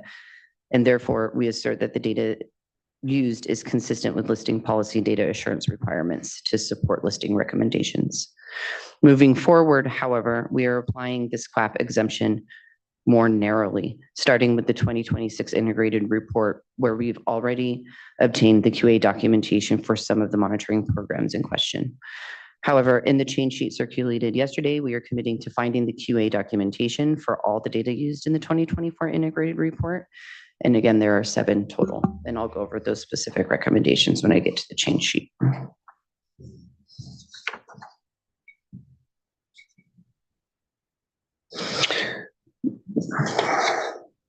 Next slide, please. I'd like to discuss another change sheet revision. Malathion data for the Upper Newport Bay was originally excluded because of unresolved data quality issues. Specifically, the data were missing the sample type, which is required for us to accurately assess the data. The data provider, though, was able to provide us with the information, the missing information, and staff will be able to add the data to the integrated report, which will result in a change to the listing recommendation for Upper Newport Bay. The recommendation would be changed from do not list, from list to do not list.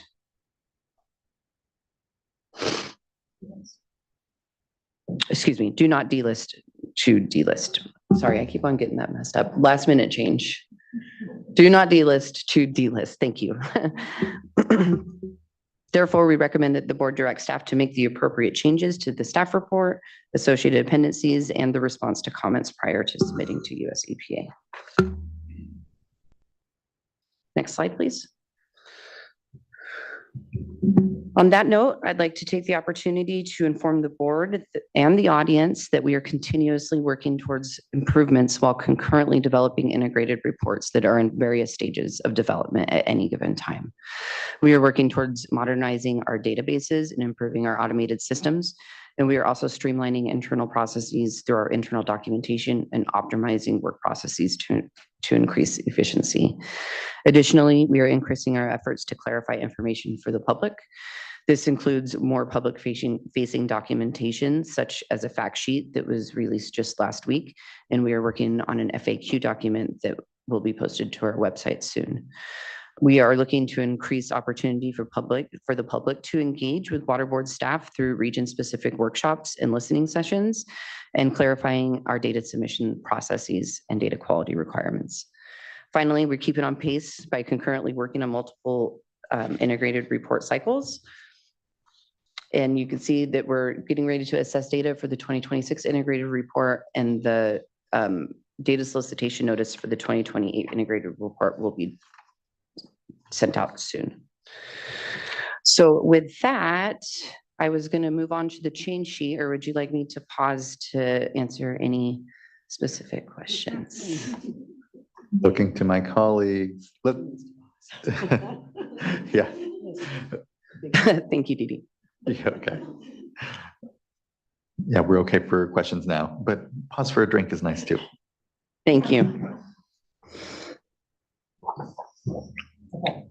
I said go ahead and walk through the change. Okay. Bear with me for a little while longer. Thank you. Board item number 5 relates to the consideration of a proposed resolution to adopt the Clean Water Act Section 303D list of impaired waters portion of the 2024 California Integrated Report. This change sheet shows revisions to the draft resolution and the first revised proposed final staff report, both of which were released on January 26, 2024. The proposed revisions in this change sheet are shown below as red text underline additions and red strikeout deletions. Changes to the draft resolution. Change whereas clause number 9 in the draft resolution as follows. 9, the public comment period for the 2024 303D list and draft staff report began on February 16th, 2023 and closed on April 3rd, 2023. On March 21st, 2023, prior to the close of the public comment period, the State Board held a hearing to receive oral comments on the 2024 303D list in response to the written and oral comments received. The State Water Board distributed a summary of comments and responses along with the proposed final 2024 California Integrated Report and proposed final staff report on January 4th, 2024. The first revised proposed final staff report, in parentheses, staff report, was released on January 26th of 2024. Insert new clause. Insert a new whereas clause number 12 in the draft resolution as follows, and reorder the following clauses accordingly. In accordance, 12, in accordance with section 6.1.4 of the listing policy, data supported by a quality assurance protection plan, QAP, which is also used in this resolution also includes QAP equivalent documentation, or from major monitoring programs in California are considered of adequate quality and acceptable for use in developing the 303D list. Regarding data from major monitoring programs, section 6.1.4 states, the data from major monitoring programs in California and the published U.S. Geological Survey, USGS, reports are considered of adequate quality. The major monitoring programs include surface water ambient monitoring program, the Southern California BITE projects for the Southern California Coastal Water Research Project, US EPA's Environmental Monitoring and Assessment Program, the Regional Monitoring Program of the San Francisco Estuary Institute, and the Bay Protection and Toxic Cleanup Program. This text has historically been construed as not setting forth an exclusive list of the major monitoring programs for which data would be considered of adequate quality. Therefore, data from any major monitoring program, in addition to those identified under section 6.1.4, have been considered of adequate quality. The staff report in response to comments contains some statements that are inconsistent with the way in which section 6.1.4 have been interpreted and implemented in this 2024 listing cycle. Statements in the staff report or responses to comments that state or imply that all data used in primary lines of evidence for water quality standards attainment decisions for the 2024 listing cycle are supported by a QAP are not accurate. In fact, the 2024 303D list contains attainment decisions that rely on data submitted by approximately 7 data providers for which data has been unable to verify whether the data is supported by a QAP. Ms. Sains, can you hold up for one moment? I just wanted to point out this change sheet was circulated publicly yesterday and is posted on the board's website. We do have a practice of reading in change sheets that are introduced in the reading, but I want to spare you, Ms. Sains, because it's a fairly long document. There was additional text in this particular resolved clause, whereas clause 12 that is reflected on the change sheet. But I think unless the board is interested, we can pause the reading of the change sheet at this point. Yeah, we can do that. Thank you. Thank you. And spare you that. I greatly appreciate it.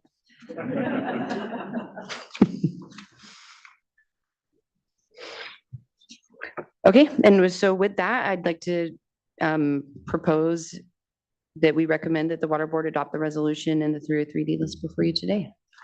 Thank you. Thank you as well. Really appreciate, I know the incredible work that's gone on to this, the continued work and continual approval in our process, and just ability to get done what is in our bread and butter here on the 303D list and the report. Looking to fellow board colleagues, if there's anything off the bat, we have about 10 commenters, so we have plenty to listen further to. So let's go ahead and move to our commenters then. I'll begin with Jared Voskuhl. And I'm just going to go in order of folks having asked to speak. And after that will be Dr. Giramu Aminu.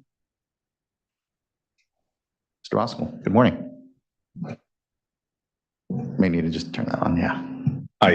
Good morning. I recently drove back and forth to Southern California twice in the last week. And with all that time, decided to listen to the 2022 adoption hearing and the California Water Quality Monitoring Council meeting on this. I feel pretty steeped, and seeing all of the presentation today, it makes me happy that this is this really evolving process that the board's growing into and with staff. And we're very appreciative of that. Also, with regards to the change sheet that was just itemized, that was very amenable for our concerns. So thank you for doing that work to look into it. I know there was a lot to go through to figure all that out, but it's very amenable for us going forward. So thank you for that. For the record, Jared Voskel, Manager of Regulatory Affairs for CASA, the California Association of Sanitation Agencies. We're having an internal debate right now on how we pronounce our name. Good, you might be able to settle for us up here at the dais too. You want to weigh in? Next slide, please.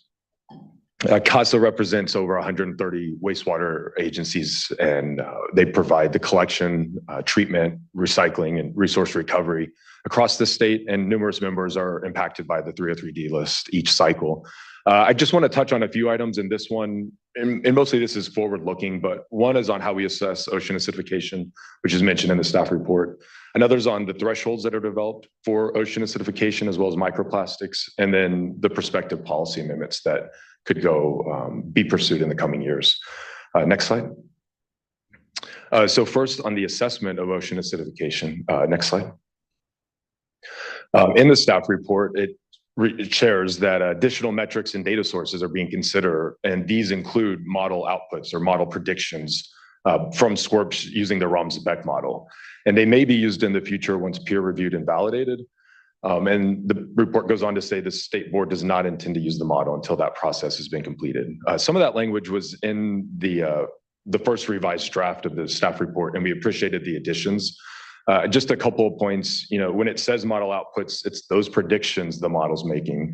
And when we talk about peer reviewed, I think we need to be cognizant of that standard of peer review and having a really high standard. If you can read the mainstream press today to talk about issues of science and reproducibility and replication. And so, that idea of what is peer review matters. And then in terms of waiting to use this until the process has been completed, I want to share just about some efforts on that front. So next slide. One effort is an independent review panel that we partnered with the State Water Board as well as with the Ocean Protection Council. And it's here flagged in the executive director's report from the OPC. But I just wanted to note that this is ongoing. We've had 3 meetings now in the last couple of months about the model with SWRCB modeling team, really having a great in-depth conversation with 6 oceanographic experts from around the world. And this is the type of effort that we feel like is part of that process to get the model to a place where it could be utilized for the 303D list. Next slide. In terms of the actual charge questions, if you're interested, it's one essentially, is the model set up the right way, and then how much certainty do we have in those predictions, and then what type of investments do we need to make in it going forward. Next slide.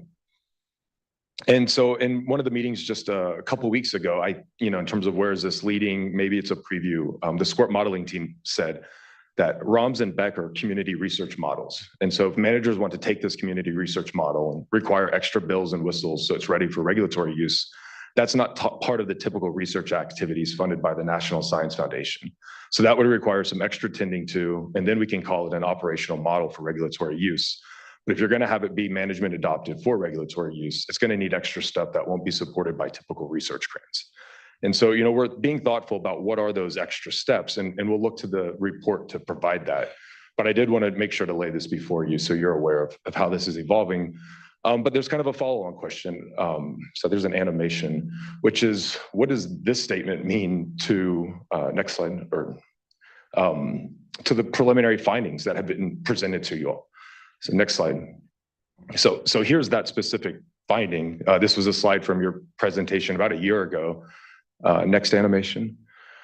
And that finding was that for 3 months out of the year, there's a part of the Southern California bight that has habitat compression that's impacted. And you can see there in the boxes that area. Next animation.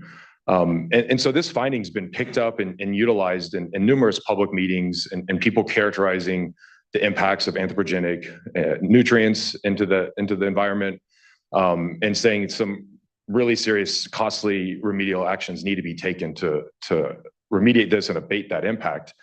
But there seems to be some concern from, well, this isn't monitoring data. This is a prediction from a model we're still working through. And so I think it needs to be unpacked a little bit more, which I'd like to just try to do quickly. Next animation. And then the next two. So that box at the top, it highlights the two model scenarios from which this finding came from. And then the next animation, one is only anthropogenic inputs, the other is only ocean. And then that omega is 1.4. That's the threshold that is being used for aragonite saturation. It's mentioned in the 303D report for how this model was ran. Next slide. And so when we talk about those two scenarios, one is literally only nutrients that are naturally occurring in the ocean were considered, and then one has everything in there. Next couple of animations, please. Yeah, and then next one. And so these, preliminary predictions, they don't include all the inputs that are in there. I think the inputs from the border are kind of just lumped in. They're not disentangled, but it's also just not wastewater treatment facilities. Next slide, next point. And then the numbers they're using to make those predictions, it's out of date, nutrient loading figures. They're not reflective of the future conditions. So in terms of we're trying to understand what do we need to do here using this model's predictions, there are some updates for that piece of it that need to be contemplated before we really conclude that this is this impact. Next slide. And so, here's another zeroing in on this a little bit more. It's the same slide I just showed you, the graphic. But that box on the right is the area we're talking about where they find these impacts. And the sites that are on that map are the large outfalls that are there on the bite. They represent about 90% of the loadings. And so there's a question, next slide, about the correlation. There was an original idea of ocean acidification hotspots right next to the outfall. And now we're finding these impacts of habitat compression very far from any one outfall. And so we need to do some work to understand that and explore that relationship more. Next slide. And like I said, we used the SWRCB publication, Mina Ho et al. And we used the loadings in that publication, and we divided it out. And 90% of the loadings are coming from those 4 big agencies and the international border. And we think that's really notable in terms of how we pursue management actions. Next slide. Yeah. So next slide. But we, it's not even that kind of picture. So, here's that pie chart. The SWRCB modeling team said there's 50% anthropogenic naturally occurring or anthropogenic sources, and then 50% naturally occurring. So next slide. So that's what that would look like if you take that 90% and you divide it up 50-50. It kind of shrinks it down to about 5% of loadings are coming from 18 facilities. And we're talking about TMDLs for those facilities because of impairments. And then next slide. But there's also a concern on, is that 50-50 division accurate? And some of our community members say it's more like 90-10. And if that were to be the case, then that really shrinks those loadings from the 18 facilities into the overall composite to a minuscule amount. And we're not the experts. That's what we have the experts evaluating for us. But I want to bring this to your attention because that really dictates a strategy on addressing this concern. So next slide. So the question, how much can management action reduce loadings? Next one. And then here's that reference, academic to where we kind of came up with that 90-10 split, just for reference. So the next slide. So the takeaway here is that the level of certainty required in the model's predictions has to be proportionate to the cost to permittees for management to respond. Next slide. So moving away from how to assess it, just to the issue of what are the thresholds. Next slide. Here is where the integrated report mentions using this aragonite saturation of 1.4. There's a question of what does that mean? How do we reach that? Is it only one publication? Is it community, bound? Is it consensus? There's a question for that from us, and we'd be curious to hear from staff about that as well as the microplastics one. Next slide. But once that, that threshold set, it looks like the board wants to pursue an ocean plan amendment where they'd incorporate that in, possibly dissolved oxygen, pH, chlorophyll A. And so we're thoughtful and curious about making sure that's done in such a way that these are the right numbers we're using. Next slide. And then also in Oregon, they've developed a draft methodology for assessing ocean acidification. SWRCB was involved with that with some other groups on the West Coast. But there's a concern that that's an Oregon methodology, and California stakeholders want to be involved in California efforts if we're going to utilize or adapt that methodology in any kind of future listing cycle. And so we aren't comfortable with the idea of incorporation by reference or US EPA approved this for Oregon, so we're just going to pick it up wholesale. We want public process on this. And next slide. And then in terms of threshold selections for microplastics, next one. Here I just wanted to flag there was a publication from SWRCB by Alvina Mahinto, and there they propose, next slide, using a certain metric. And again, there's kind of this question of, well, is one metric sufficient? Is one publication sufficient? And we don't know, but we have that kind of ongoing question. Next slide. And so we are curious, how does the State Water Board team develop and select thresholds? Is there a public process apart from the listing cycle? And we are curious about this. Next slide. And then lastly, in terms of policy amendments, next slide. We are thoughtful in terms of CASA members. We don't have a lot in regions 1, 6, and 7. And so there's a sense from, how we're phasing in these listing cycles. We have a little bit of time before we need to really settle in on some of this, but come 2028 and 2030, we think these things are really going to be prime. And so we're wanting to get ahead of it now and work with you all on it. And I tend to think we have a really good pathway forward on it. So with that, I'm happy to take any questions, but otherwise, thank you again to your team and staff for responding to this item that rose up last week in the change sheet. Thank you. I appreciate all of that, Mr. Bosco, and thanks for steeping in this with all of us. The contributions are truly appreciated, and looking forward to, as you said, what I know are going to be a lot of discussions as we come up to the next listing cycles, and all of this improvement is well served as we move toward that. So thank you, much appreciated. Next, I'd like to call up Dr. Giramu Aminu, who will be followed by Amanda Carr, and then Jody Switzer. Dr. Aminu, you should be unmuted here. Oh, you got double unmuted. You should be invited to unmute again. Okay, great. Can you hear me? We can. Good morning. Good to see you. Yeah. Good morning. Good morning, Chair Esquivel and members of the board. My name is Giramu Aminu, and I'm a civil engineer with the Los Angeles County Public Works. Thank you for the opportunity to speak to you today. The County of Los Angeles and the Los Angeles County Flood Control District share the State Water Board's commitment to water quality. To this end, the county and the district collectively have spent well over $1 billion over the last 12 plus years implementing water quality projects and programs throughout the county. This figure does not include the investments of the 88 cities within the county. Incredible and unprecedented progress has been made over the years, including the establishment of the Safe Clean Water program that provides $285 million in funding annually without sunset for the greater Los Angeles County. The 303D list and associated TMD lists are the primary drivers of stormwater projects and programs. As such, 303D listing, if not done properly, have significant consequences on local permitters, such as the county, the district, and the cities.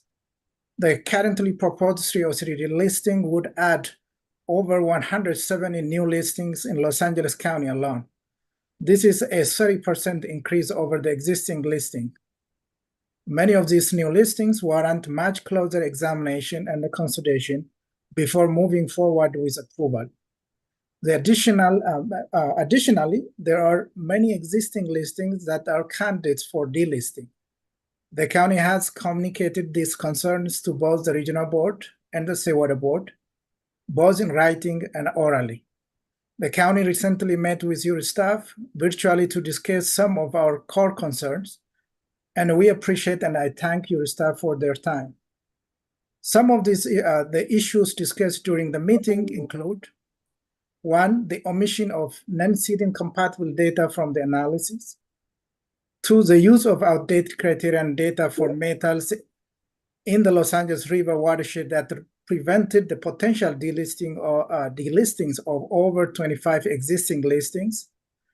3, the overreaching of defining waters of the United States by listing man-made ponds, flood control detention basins, and stormwater BMPs. And 4, the listing of contaminants such as pyrethroid pesticides for which the state has no approved criteria. During the meeting, staff acknowledged that many of our concerns are valid. Some are oversight on their part, and they are willing to take another look into these issues. Staff also indicated that they would not make changes at this time, and instead they would prioritize them during the off-cycle. The county would like to reiterate that many of these water bodies are questionably listed, and if left unaddressed now, will have unintended ramifications. For example, per the state's listing policy, the delisting of these water bodies requires more data points than when they were listed. That means permitters have to spend resources to collect additional data to justify their delisting, even if the original listings were done in error. Further, by virtue of being on the 3OCD list, new listings trigger permit-required changes to existing watershed plans that may have unintended and costly consequence. Therefore, the county requests that the board allow more time to further analyze the new listings and evaluate potential delistings of existing listings before approval by the board. There should be no rush to add new listings or avoid delistings, since it is vital that the state uses sound science and available data and information in listing water bodies rather than relying on incorrect interpretations or incomplete or outdated data. That concludes my remarks. Thank you for your attention. Thank you. Next, we have Amanda Carr with the County of Orange.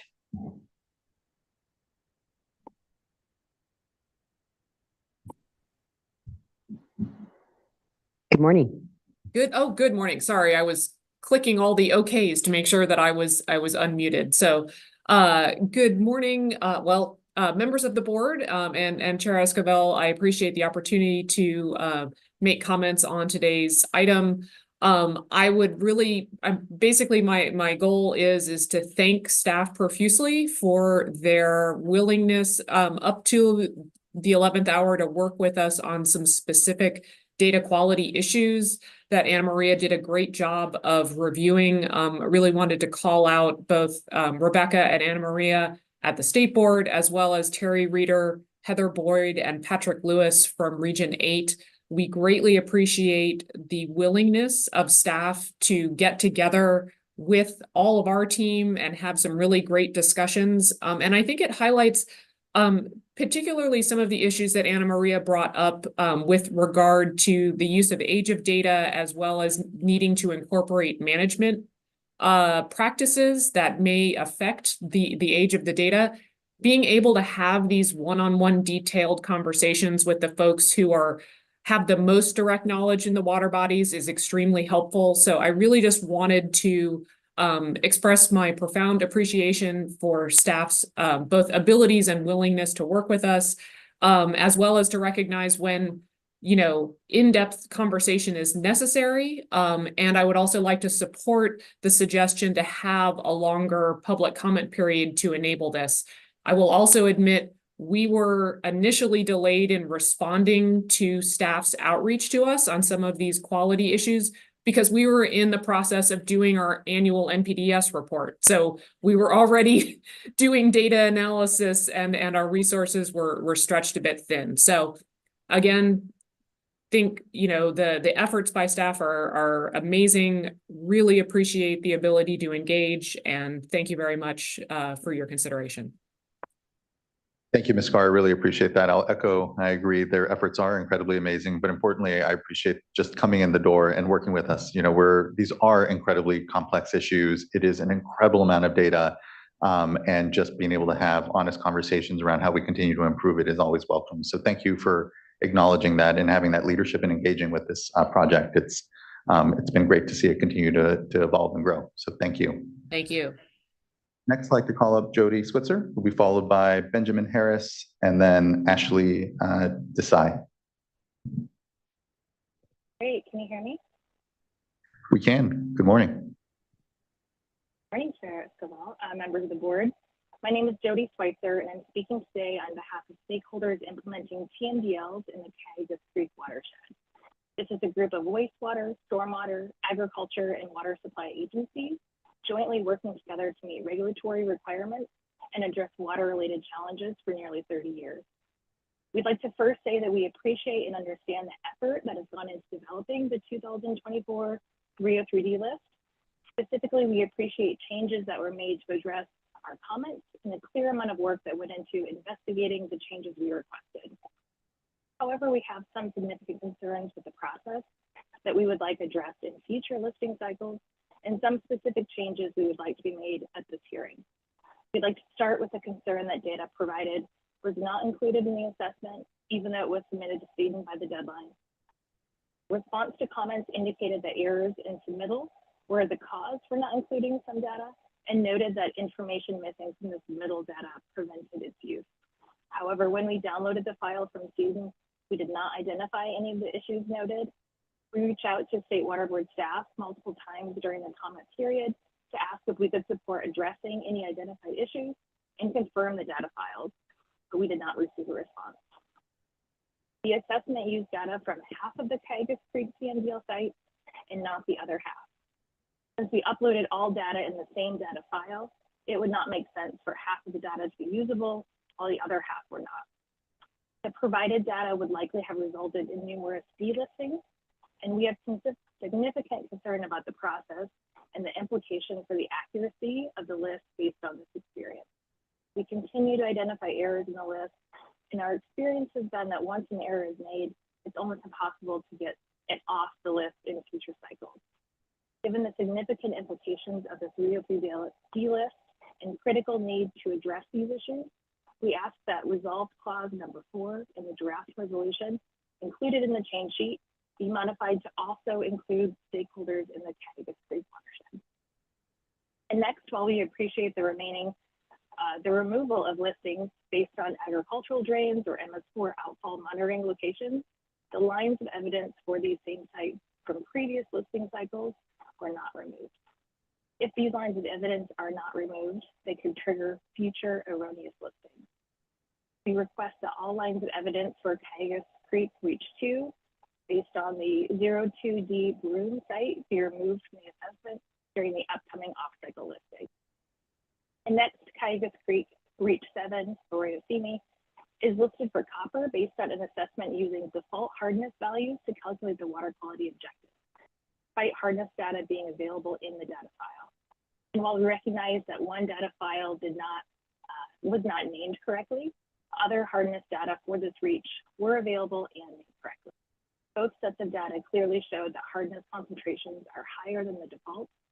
And in all previous listing cycles, which includes decades of monitoring by POTW, copper has never been listed when the water quality objective in this reach has been correctly calculated. We request the removal of this listing, which is decision ID 137273. Finally, we would like to raise a few issues that the response to comments indicate are consistent with the listing policy, but have significant real-life implications. We request that the following be put into category 3, and these aspects of the listing policy be reevaluated for future listing cycles. First, not considering non-detect data when the detection limits were above the evaluation threshold. This results in water bodies with tens of non-detect values being listed as impaired based on 1 or 2 detected values. For several of these constituents, commercial labs cannot obtain detection limits below the evaluation guidelines. Practical reality for these constituents is that they will never be able to be delisted, even if all data are non-detect. Second, the 303D listing policy is being interpreted to allow a wide range of acceptable evaluation guidelines used to deem a water body as impaired. However, some of the guidelines would be challenging to use as TMDL targets and may not pass peer review for a TMDL, resulting in a disconnect between the impairment assessment and the tool to address the impairment. We request the evaluation guidelines be evaluated for validity for use as a TMDL target. If the value would not be able to be used for the development of a TMDL, it should not be used as a threshold for determining impairment. Third, water bodies not verified as being waters of the U.S. prior to listing. By placing a water body on the list, it implies that the water body is a water of the U.S. that requires it. 2 agricultural drains that were not in the basin plan have been listed, and staff have indicated that it is not the responsibility of the state board to make a water to the US determination and have included them to be considered. And finally, these items create disconnects between the TMDL process and the 303 delisting process. Rather than creating impairments that may not be able to be addressed by a TMDL or a TMDL alternative, we request that listings with these issues be placed into Category 3 moving forward. Thank you very much for the opportunity to make these comments. Thank you for those comments and engagement, Ms. Schweitzer. I know folks were taking down note quite a bit. We'll get through comments and here at the tail end, see if there's any adjustments amongst what's been commented here that we can accommodate. But just appreciate, again, the engagement here and the continued project that's before us. So thank you, Ms. Schweitzer. Next, I'd like to call up Benjamin Harris, who'll be followed by Ashley Desai and then Sarah Mulder. Good morning. Can you hear me? Yeah, good morning. Hi. Good morning, Chair Esquivel and members of the State Board. My name is Benjamin Harris, and I'm the staff attorney at Los Angeles Waterkeeper. I appreciate the opportunity to comment today on the 2024 Integrated Report and the 303D list, which is a vital regulatory process to ensure we are able to address water quality impairments throughout our state and achieve clean waterways as soon as possible. As others have commented, I greatly appreciate the hard work done by staff of the State Board and of regional boards to put this integrated report together. LA Waterkeeper and Gilda Bay previously submitted some written comments on the updates made in Region 4, and I just wanted to reiterate some of the high-level requests here for your consideration.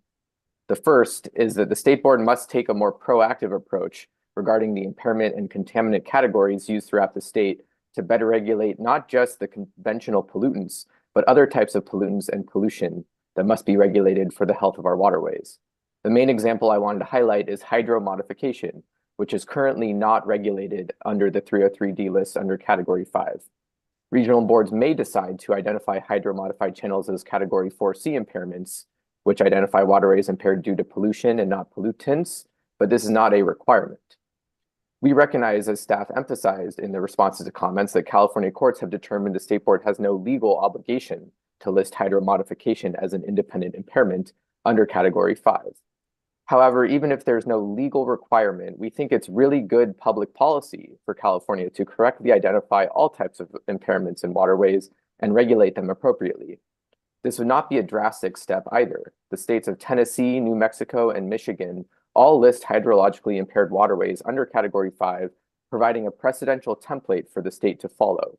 And those states apply their best professional judgment in determining Category 5 hydrologically impaired waterways, that California can follow that template fairly easily without the need for a rigid methodology, as staff suggests is necessary.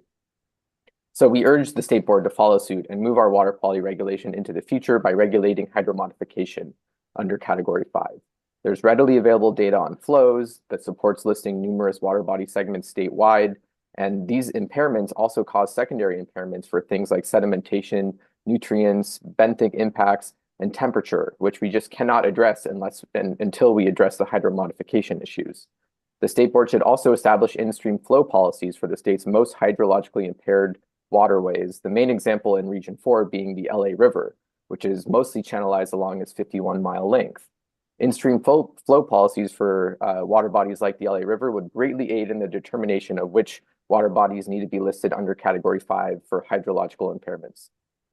Second, the State Board should issue an explicit call for noise pollution data for all coastal waters throughout the state so that noise can be listed as a pollutant in future integrated reports. Chronic noise has been increasingly recognized as a critical pollutant in our ocean waters and can significantly affect the marine environment, particularly disrupting marine mammals in their hearing and behavior.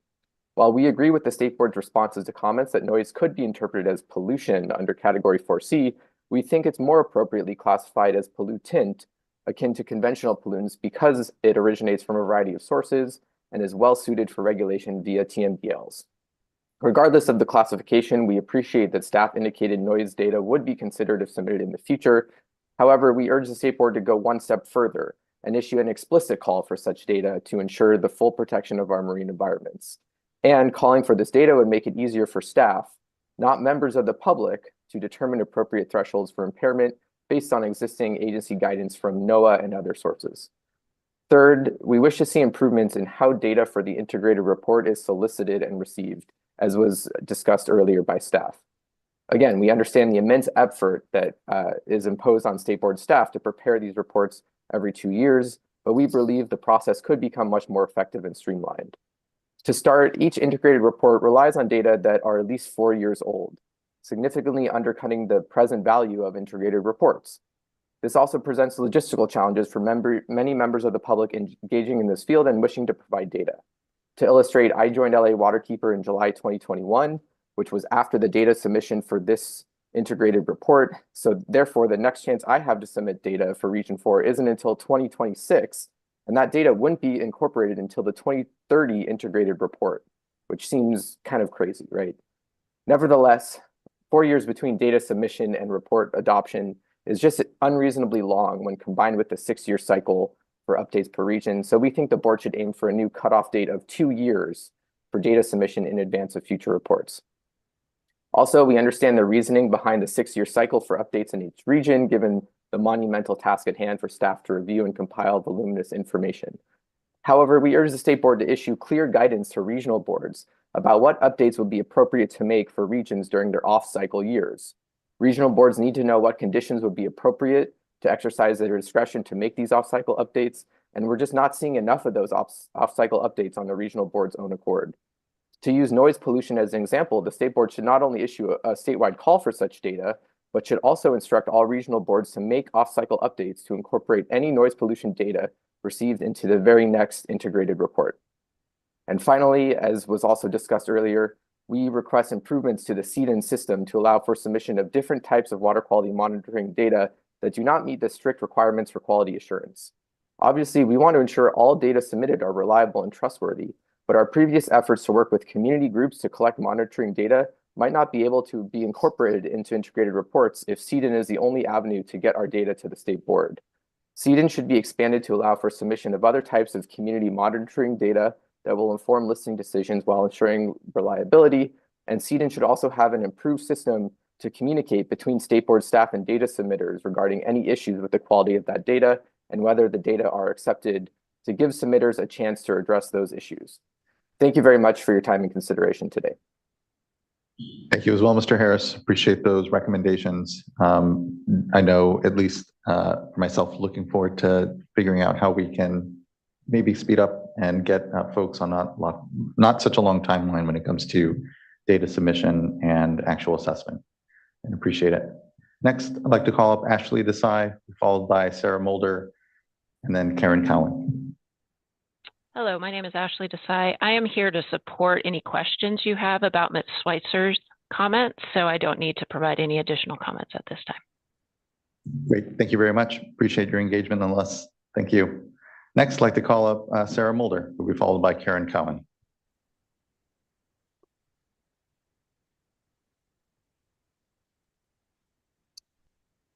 Hi, good afternoon. Just double checking that you all can hear me. We can, thank you. Wonderful. Thank you, Chair Esquivel and members of the board. My name is Sarah Mulder, and I'm the staff biologist for the City of Ventura's Water Department. I work very closely with the managers of the city's wastewater treatment plant, our in-house ELAP certified laboratory, and our stormwater compliance group. And we appreciate the opportunity to provide input from all of these specialties today on this agenda item. We also want to thank, like everyone else, the state board and regional board staff for their tremendous work on this and for receiving comments submitted in April of 2023 and for making changes to the proposed listings that are before you today. After reviewing the final staff report and the board's response to comments on the draft 303D list, which were both released just now last month in January, the city has additional concerns. So in summary, the city recommends that the listing decisions on adding any new pollutants to the 303D list for the Santa Clara River estuary, which are specifically decision IDs 136090 and 136091 and 093, either be delayed until the next round of listing or placed in category 3 for two primary reasons that I'll go over in this PowerPoint. The first is that the city is constructing a beneficial reuse project that will reduce treated wastewater effluent discharge to that estuary by at least 60%, starting in 2025, with the potential to reduce it further by 2030. Second, and I'll hit this later in the PowerPoint.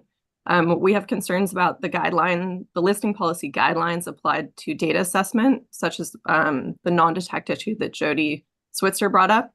And I'll go over some slides that clearly explain why applying that policy will result in a water body being listed by default and the inability to delist it.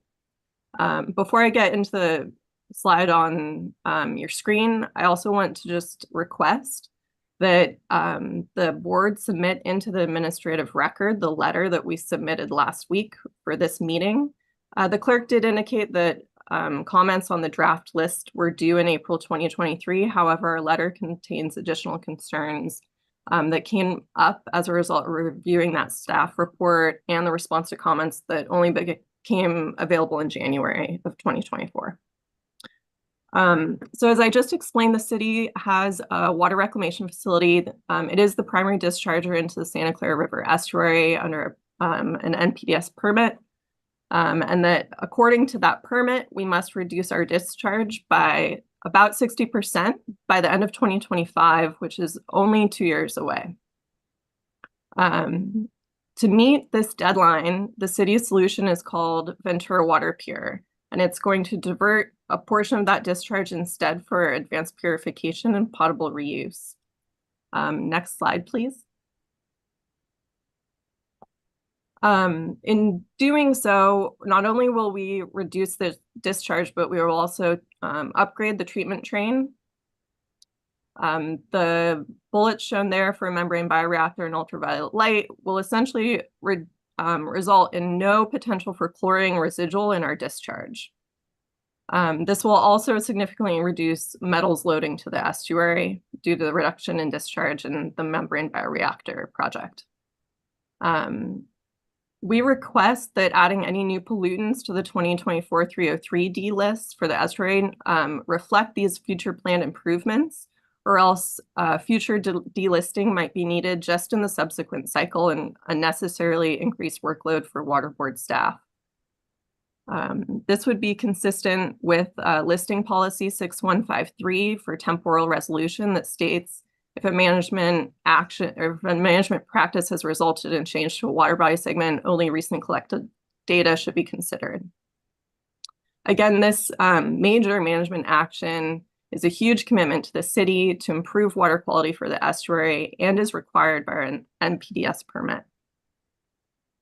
Next slide, please.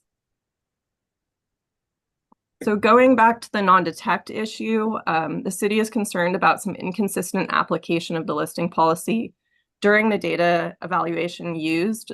Specifically for us, that's for the chlorine listing in the Santa Clara River estuary.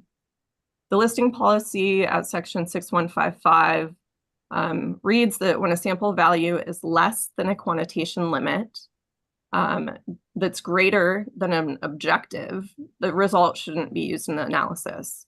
So in the case of a non-detect, that'll get excluded from the data set. Also in section 4, faulty data include but are not limited to typographical errors, improper quality assurance, quality control procedures, or limitations related to analytical methods that would lead to improper conclusions regarding the water quality status of the segment. Next slide. So I thought a visual representation would be helpful to show from the left. If you start with a sample data set and you apply listing policy section 6155, you, in the gray box below, discard any non-detects that are lower than a quantitation limit. Thus, in the red text, all potentially compliant data are actually thrown out of your data set. In the blue box to the right, you retain values that are higher than that quantitation limit. When you compare them to an objective, by default, all the remaining data will be higher than that objective, and your conclusion will be to list the water body. So if you set an objective below a quantitation limit, by application of this policy, the only remaining data would exceed, and the result would be to list the water body. Next slide. So we applied this to the city's chlorine data set, where the objective is 0.0075 milligrams per liter and the quantitation limit is 0.1 milligrams per liter. I won't step through all the boxes, but the end result is that we would only have 87 samples out of 313 samples remaining in the data set to be used for evaluation. And all of those would, by default, exceed the objective. The fact sheet for this constituent indicated that the board actually used, I believe it was 282 samples. So clearly the listing policy was not applied consistently in this chlorine data set. So a conclusion is that thus, due to the limitations of the analytical method in section 6155 and as described under section 4, the data are faulty, and by extension, the listing would not have occurred in the absence of faulty data. So we recommend that either the board reevaluate this data evaluation methodology issue of the listing policy itself, or delay a listing decision for chlorine in the Santa Clara River estuary until a future listing cycle, or place it in category 3. Next slide. We also have concerns about the nickel and copper proposed listing in the estuary. As required by the Clean Water Act, NPDES permit limits are applied as total metals, and so the treatment plant monitors receiving waters as total metals. The city is familiar with the upper boxes shown on this slide, which is an approach per the California Toxics Rule of applying US EPA translators to California Toxics Rule dissolved metals criterion in order to convert them into total metals criterion, which are then compared with sample results that are measured or expressed as total metals. The staff report and the board's response to comments used the EPA translator to convert in the inverse, and the city is not familiar with this methodology. The exact equations were not used. And additionally, the Los Angeles Regional Board does have site-specific translators for copper and nickel in the Santa Clara River estuary and for establishing water quality objectives as total metals. So it's unclear to us if they use site-specific or US EPA default translators. Additionally, there are confounding environmental factors for the total metals from the estuary, like resuspended bottom sediments, river flow, wind that will agitate the bottom. And the number of exceedances just met the listing policy criteria. So we're concerned that the conversion of total metals to dissolved values could have inflated the number of exceedances and resulted in the recommendation for listing copper and nickel. So for this, we recommend the decision on these two on the 303D list either be delayed until the next round of listing evaluations so that the conversion between total metals and dissolved metals can be re-examined, specifically using site-specific translators, or the listings be placed into category 3. In conclusion, the reasons explained during this presentation justify our recommendation that decisions on adding any new pollutants to the 2024's 303D list for the Santa Clara River estuary, specifically for decision IDs 136090, 136091, and 136093, either be delayed to the next round of evaluations, at least until the city's potable reuse project and discharge reduction are implemented in 2025, or the listings be placed into category 3. The city agrees that it's imperative new listings be thoroughly reviewed by the water board and regional board staff to ensure all listing policies are followed, sound judgment is applied to justify these listings, and full understanding of current and future management actions be considered when making listings decisions. The listing of new water bodies are really important for the protection of the state's waters, and we understand it's very resource intensive. So we thank you for your time that you've spent on the report, and staff are available for comment and question. Thank you. Thank you, Ms. Holder. I appreciate that. I appreciate the thorough overview here and your case here on your concerns with the listings, or at least the proposed listings here for Santa Clara estuary. Again, I'm looking to folks, I know they took notes. We'll get back after comments and kind of review where folks feel that after hearing from folks, where there can be some appropriate flexibility still further. So thank you. Appreciate it, Ms. Mulder. Next, I'd like to call up Karen Cohen, who will be followed by Regina Chicazola, and then Eric Dubinsky. Am I on? All right. Good morning, Chair Yeah, Esquivel, good members of the board. I'm Karen Cowan. I'm the Executive Director of the California Stormwater Quality Association. I am going to start with thanking staff. The numbers that they put up on the number of listings, I have to go through the data points. I mean, that's God help any of us to sit down and go through all of those numbers. And I really, truly want to thank specifically Anna Maria and Rebecca. What we put in our comment letter, they sat down to talk with us and came prepared with knowledgeable discussions on each listing ID that we put in there. So if I think two ways I want to say very much thank you to them. They really heard everybody and engaged, and everybody else who's submitting comments. If you can put specific listing IDs, they'll listen and they'll talk to you. So just a reminder to everybody. So I do want to hit why the list does matter, because I think that's good context for why we're providing comments. And the first is that it does drive for stormwater the permitting actions. And I think I focused my comments last year with a presentation and going through all the different permits and what the 303D list does trigger. I know in staff's presentation was a little bit of a distinction between an informational list and a separate regulatory action. And I know for stormwater permits, there isn't a reasonable potential analysis that's performed or anything else. Those listings really are taken as the state has said these are impaired, and it is pulled into a lot of permitting actions. So from that perspective, it drives a lot of resource investment, as it should, if something said, hey, we've said these listings are impaired.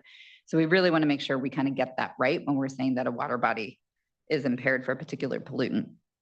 And the other one is that it is a communication tool, right? Not just to the public, but to all of us about what we're doing and why we're doing it. So again, it's to me, it's a lot more than just an informational mechanism. It really is. It does matter because it helps drive what we do. So speaking of what we do with the list, I have a general pitch I want to hit as many times as I can in this area, which is if as a state, that was a great slide of the changes on particular pollutants, is to really reflect on if we have a ubiquitous issue at a statewide scale, sort of two big questions. What is the metric we're using and making sure the metric's right? Because if we find it everywhere, by default, is it the right metric? And if the answer is yes, we're assessing this the right way. Then the next part is, well, then how the heck are we going to solve it? And going back to an individual TMDL and a water body by water body approach is probably not the right scale. Because if we've got a statewide issue, we probably have a statewide solution. Generally, that might be a true source control thing, right? Metals popped up there on the list, right? So just a thought process for all of us of what do we do with this information? And again, historically, it goes back to a TMDL process and an individual permitting process, but a challenge to all of us to kind of roll that up at a higher level scale and look at the right solution at the right scale. Okay, so some of the comments I have are really about process improvements. And I love that you've already said we're open to it and recognize that we've got some things we can do better. So some suggestions about where we go sort of in the future in the listing process. One specifically on WOTUS. I get sort of the moving target that is WOTUS for everybody all the time. I think the tricky part is the public trying to figure out where they have input in that process. So if it's not here in the listing process, and if it's EPA and the Army Corps you have to go to, when and how is there a full feedback loop if someone's going to flag something and say, we don't think this has been identified correctly? So I just want to sort of throw that back into the process for the state to consider where the public does get that feedback loop on a determination if something's a water of the US or not. Specifically where that tends to pop up for some of the stormwater data is for BMP data. And I know they've identified some that were in specific listings and were taken out. In our conversations with some of the permittees, what we've heard is that it might depend upon the region or even a grant. Like some grants are requiring people for BMP effectiveness to upload their data to CDN, or the report somehow is uploaded into CDN. And if there's not a way to flag that data that, hey, this is a BMP, that's how the data sometimes gets in there in the first place. So in terms of process, I would just at a broad level, making sure if BMP data shouldn't, think about it, if it should or shouldn't be in CDN, and if it is in CDN, that is flagged, so that way the assessment doesn't blend it into the rest of the data. I think you've heard from folks in different specific instances, a discussion about category 3. So the staff had put up the different categories that can be used. And it's not a binary, right? It's not the water body's fine or the water body's impaired. There's 5 different categories that are there, and for good reason. So I think what one of my suggestions would be is for all of us to consider how we use category 3. So where we have questions, I think that might be a good way that we can say, hey, we're not sure, but we're not saying this is fine, but we're also not going to say it's impaired. So I think that would be a suggestion to really reconsider and maybe broaden the use of category 3 in the listing process. So for example, for WOTUS, if there's WOTUS questions that come in, that could be a good place that instead of just saying it's either listed or not, maybe we consider category 3, or where there's some questions on data that was or wasn't evaluated, or I know there's a lot that staff are looking into that say, hey, we've got this and we're flagging it. That might be a good application for category 3. My next area would be documentation. So one would be data analysis and methodology. And I know that's one of the things staff have already flagged that they're looking to improve. Very much want to support the longer evaluation time for people to look at it. If it takes 2 years to get to putting the data out there, it takes a long time for people to look through it. And the feedback I'm hearing from folks is that if they can't follow the analysis and methodology, it is just a massive Herculean lift to kind of fact check to see how was that conclusion reached. And I think that applies for everybody who's looking at it from a listing or delisting perspective. So I would strongly encourage prioritizing, essentially being able to folks to follow and evaluate the analysis itself rather than trying to have to recreate it to fact check. And the next would be some suggestions on the documentation of the process itself. There's a whole bunch of things that you've heard staff suggest or other people suggest about, what may or may not happen in the next listing cycle. We probably, I don't know, maybe it's 2 years, maybe we'll all be here next time, but maybe all of us won't be. I think it's probably a good idea to come up with a formalized way that we can capture all of those things where we say, hey, there's questions on this particular thing, and we're going to make sure in the next listing cycle, we said we're going to do it. So when everybody's back here, we can say, did we all do the things that we said we were going to do?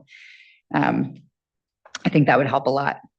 And then the other part, I think that gets a little harder for everybody is guidelines. It's a little easier when there's a water quality objective, right? That's gone through the whole public administrative process, and here's your objective. It's the guideline part. It's squishy, we'll put it that way, right? Where there's a lot of folks that can say what's right, what's not right, how do we do it? So I'm just brainstorming here. I thought of this one sitting right here right now, is maybe when you do the call, maybe there's a part where you could put out hey, here's what we're planning to use for guidelines, and solicit public feedback before you do the analysis. Because otherwise what happens is you go through the whole process, do the analysis, and then everyone comes back and says, we disagree with the guideline and how you used it. Not to add more process to your process, but it might be better to try that earlier in the cycle because you're going to get the feedback from folks anyway. And it might be a good way to have that dialogue before all the work is done. So that's it on my comments here. On a very separate side note, I'm not going to do it now because I know you've got some other presenters. I wear a second hat beyond executive director, and that's mom. And I do some education at career day for high school folks. So that way, when we all do move on, that there's not of other great kids to come behind us. So right after lunch, can I get a picture with the board? Thank you. I'm going to put you into my presentation to inspire the next generation. Please do. And thank you for both the comments and that work and engaging folks. It's a lot of exciting work to be proud of on the water quality side, and just appreciate the good engagement across that. And heard a few times, and I know folks are already thinking that extending the public comment period is going to be, I think, just a thing that we naturally need to do given the very complex work that's here before us. But just thanks, really appreciate that. And we'll get a photo for sure. Thank you. Next, I'd like to call up Regina Chicazola, who'll be followed by Eric Dubinsky, Tess Dunham, and our last commenter, I believe here will be Ray Tahir. Hi, I'll try to go quickly because I have a lot less information than everyone else. I wanted to thank all the commenters. This information has been great and really nice to hear.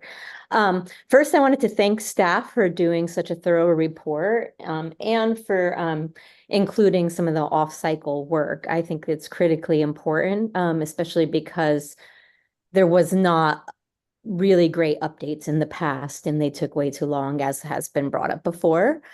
I did want to say that I'm really disappointed to see that so many of our key watersheds that we consider our clean watersheds that provide for drinking water, surface water, drinking water, and the needs of salmon are being listed. Some of these watersheds already have TMDLs, but never did have waste discharge requirements established. And I think it really shows that having TMDLs that don't have teeth make it so that we have more listings. And I also think some of these listings show that the irrigated lands programs is not working the way it's supposed to, and that there's something that we need to look at again. And I know that's in implementation and it's not what's in front of this board today. I just wanted to say, I think like if we do a better job in our programs, that we'll have less listings and it'll save us a lot of work and protect our watersheds in the long run. I wanted to support the request that hydro modification and in-stream flows be considered in this process. I think if we look at our pollutants and our pollutant sources, we see over and over again that lack of flow are leading to a lot of these listings. And if it's not leading to listing, it is one of the things that can be used in order to address the problems. As we know, when we have massive amounts of chemicals coming into a watershed, and a lot of and nutrients and sediments, and then a lot of the water is coming out, it makes water quality conditions much worse. And that's shown even through the way that we deal with salinity, that we have to add fresh water into different watersheds in order to make the water usable. So yeah, I just wanted to bring up that. I really supported the hydro modification ask. I think it's critical. I think it's one of the most important issues we deal with as a state, and it gets brought up over and over again.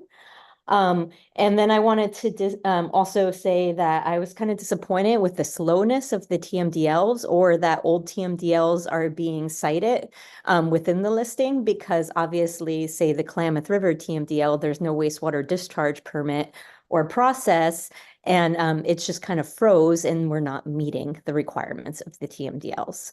I think my time is just about up. But again, I wanted to thank the staff for being so thorough. And I do also want to say I agree with all the comments made that we need to figure out ways to make this process make it so that data does not take so long to be used, so that we can actually deal with these impairments in a better way. Thank you. Thank you, Ms. Chicazola. Really appreciate the always good engagement and feedback here on this project. Thank you. Next, I'd like to call up Aaron Dubinsky, be followed by Tess Dunham. And again, I believe our last commenter here is Ray Tahir.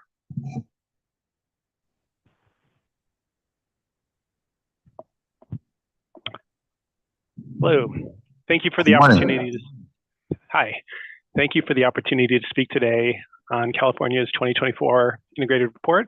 My name is Eric Dubinsky, and I'm a life scientist with the US EPA Region 9 Water Quality Standards and Assessment Section. I'm part of the team that's responsible for review and approval or disapproval of the State Impaired Waters List, also known as the 303D list, which are part of this integrated report. I want to reiterate the purpose of the 303D list is for states to identify waters that are impaired because they do not meet water quality standards. The 303D list is used to help water quality agencies target programs and resources to address the sources of water pollution through TMDLs or other management approaches. The Clean Water Act requires states to develop a list of impaired waters every 2 years, and EPA appreciates the massive effort that is required by state and regional water board staff to conduct the many thousands of water body assessments that are done for California's integrated report every 2 years.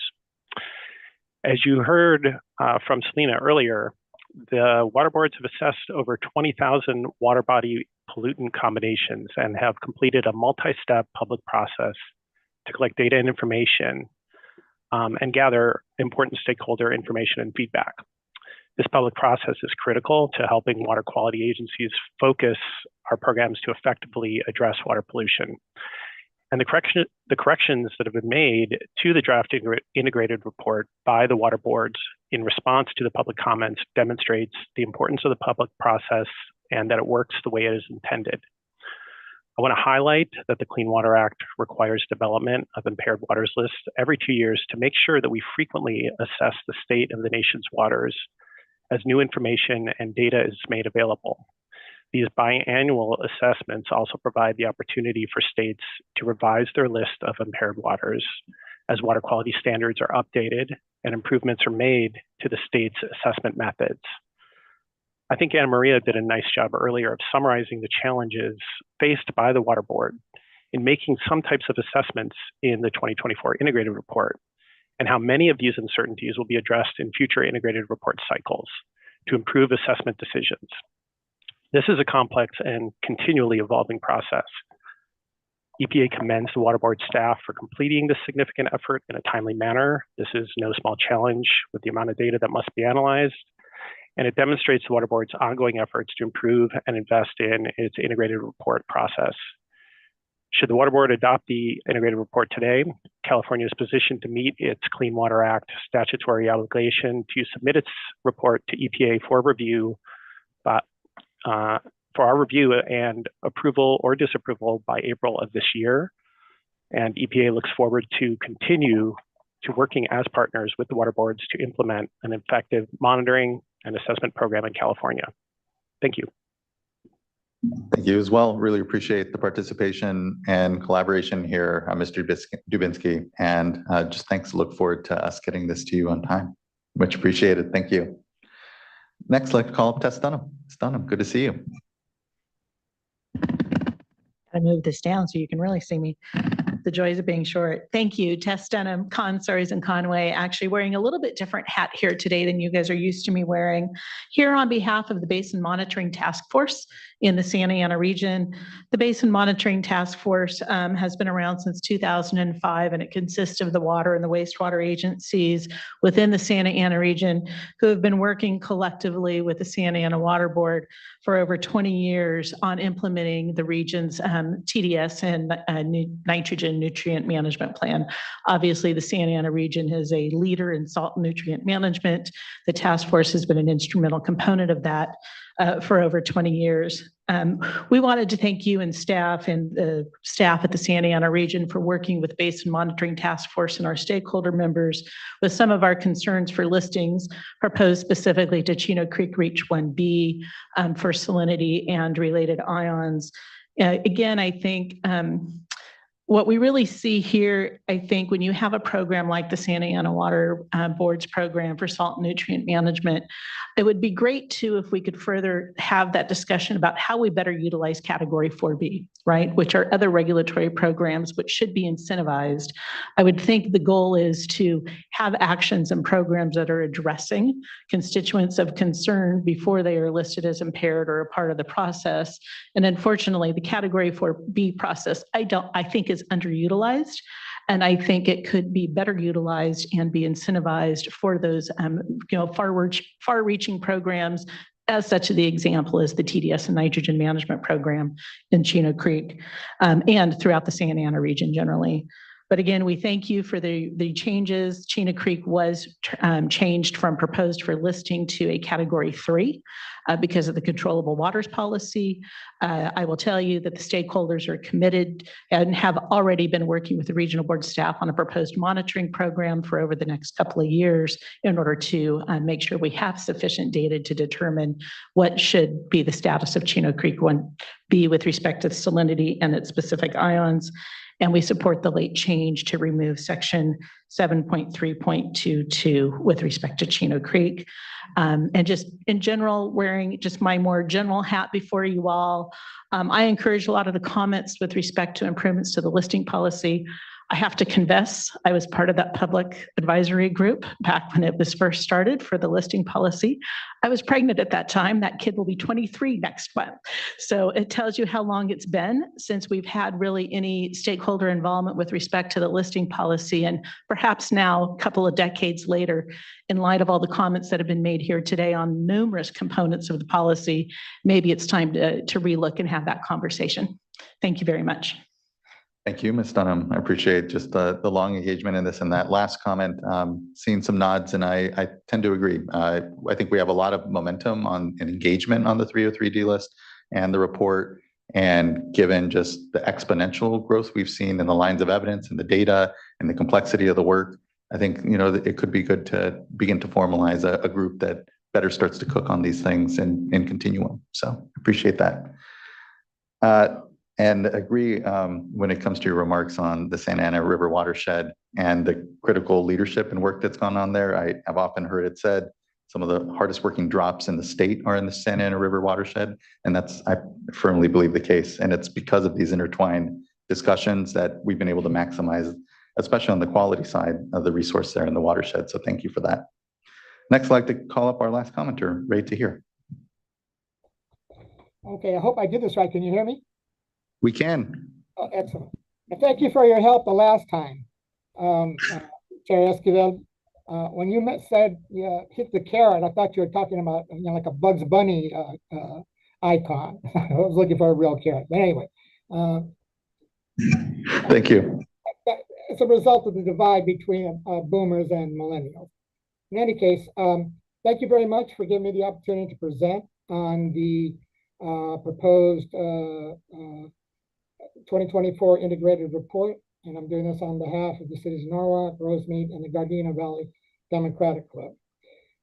Next slide, please.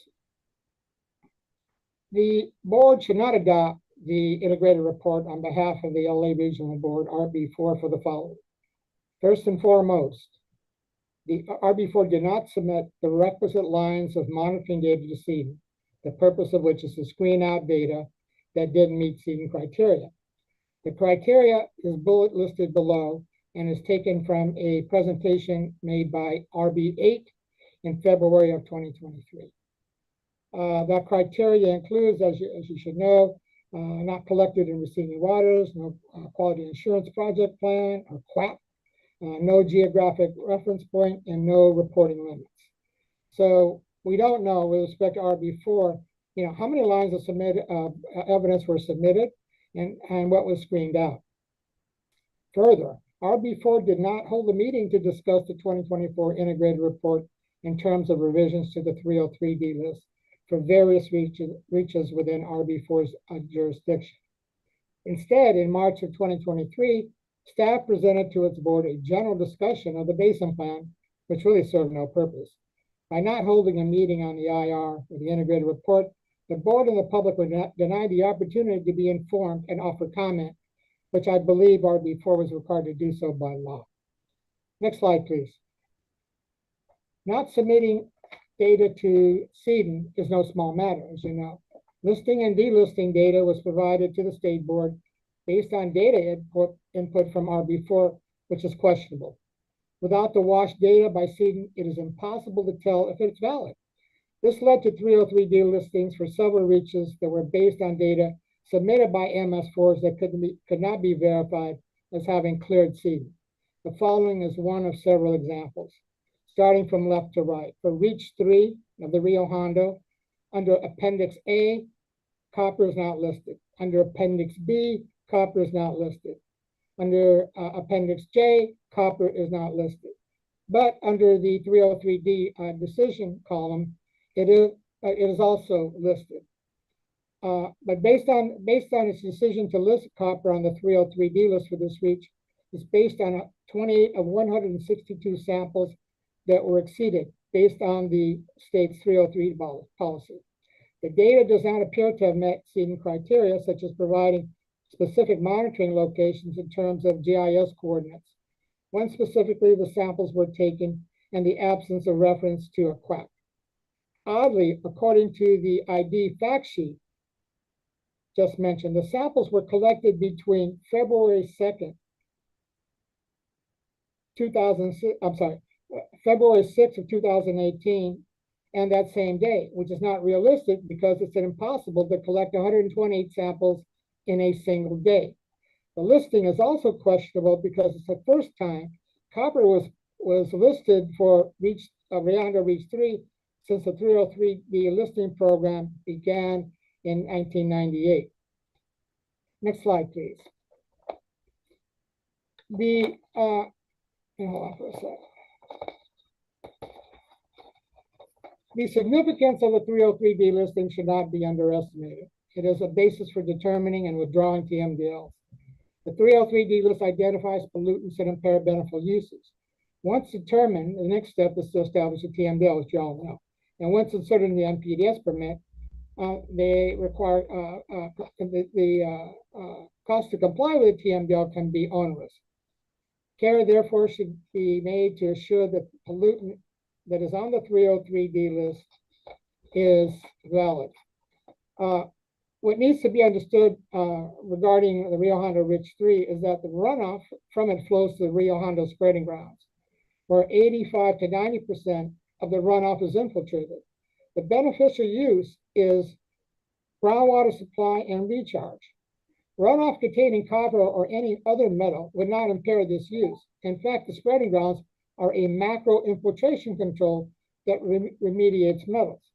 LA cities in Reach 3 of the Rio Hondo are planning to spend millions on stormwater capture infiltration controls to treat metals, despite the fact that metals are not 303D listed, but could be if the water board adopts the 303D listing that places copper on it. That is for Reach 3 of the Rio Hondo, even though the data does not support it. One other thing, the other beneficial use for Reach 3 of the Rio Hondo is the protection of fish.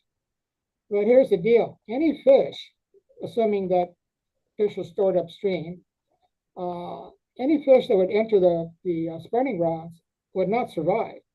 Because once the runoff from the spreading ground leaves, which is a basin essentially, once it leaves, all those fish, if they exist, they'll be lying on the bottom of the basin. And even if they were to make it out of the spreading grounds, once they hit the estuary, which is a mix of fresh water and ocean water, they would die. Okie doke. Next, I'd like to point out that appendices A, B, I'm sorry, yeah, thank you. Appendices A, B1, and J, 303D lists are inconsistent. And here are one of several examples. Under the San Gabriel River Reach 1, Appendix A, list DDT, Appendix B1, list DDT, Appendix J, list DDT. But in the decision ID fact sheets, it says DDT do not list. And this is according to decision ID 149824. Note that the ID columns show do not list DDT, whereas the appendices just mentioned do list DDT. And there are other examples, and I provided those examples to staff in a separate submittal, which I sent to Ms. Science yesterday. Another issue are repetitious listings.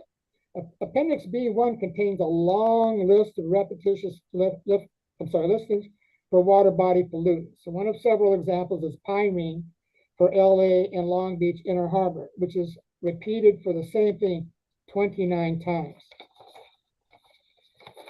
So in the final analysis, the recommendation,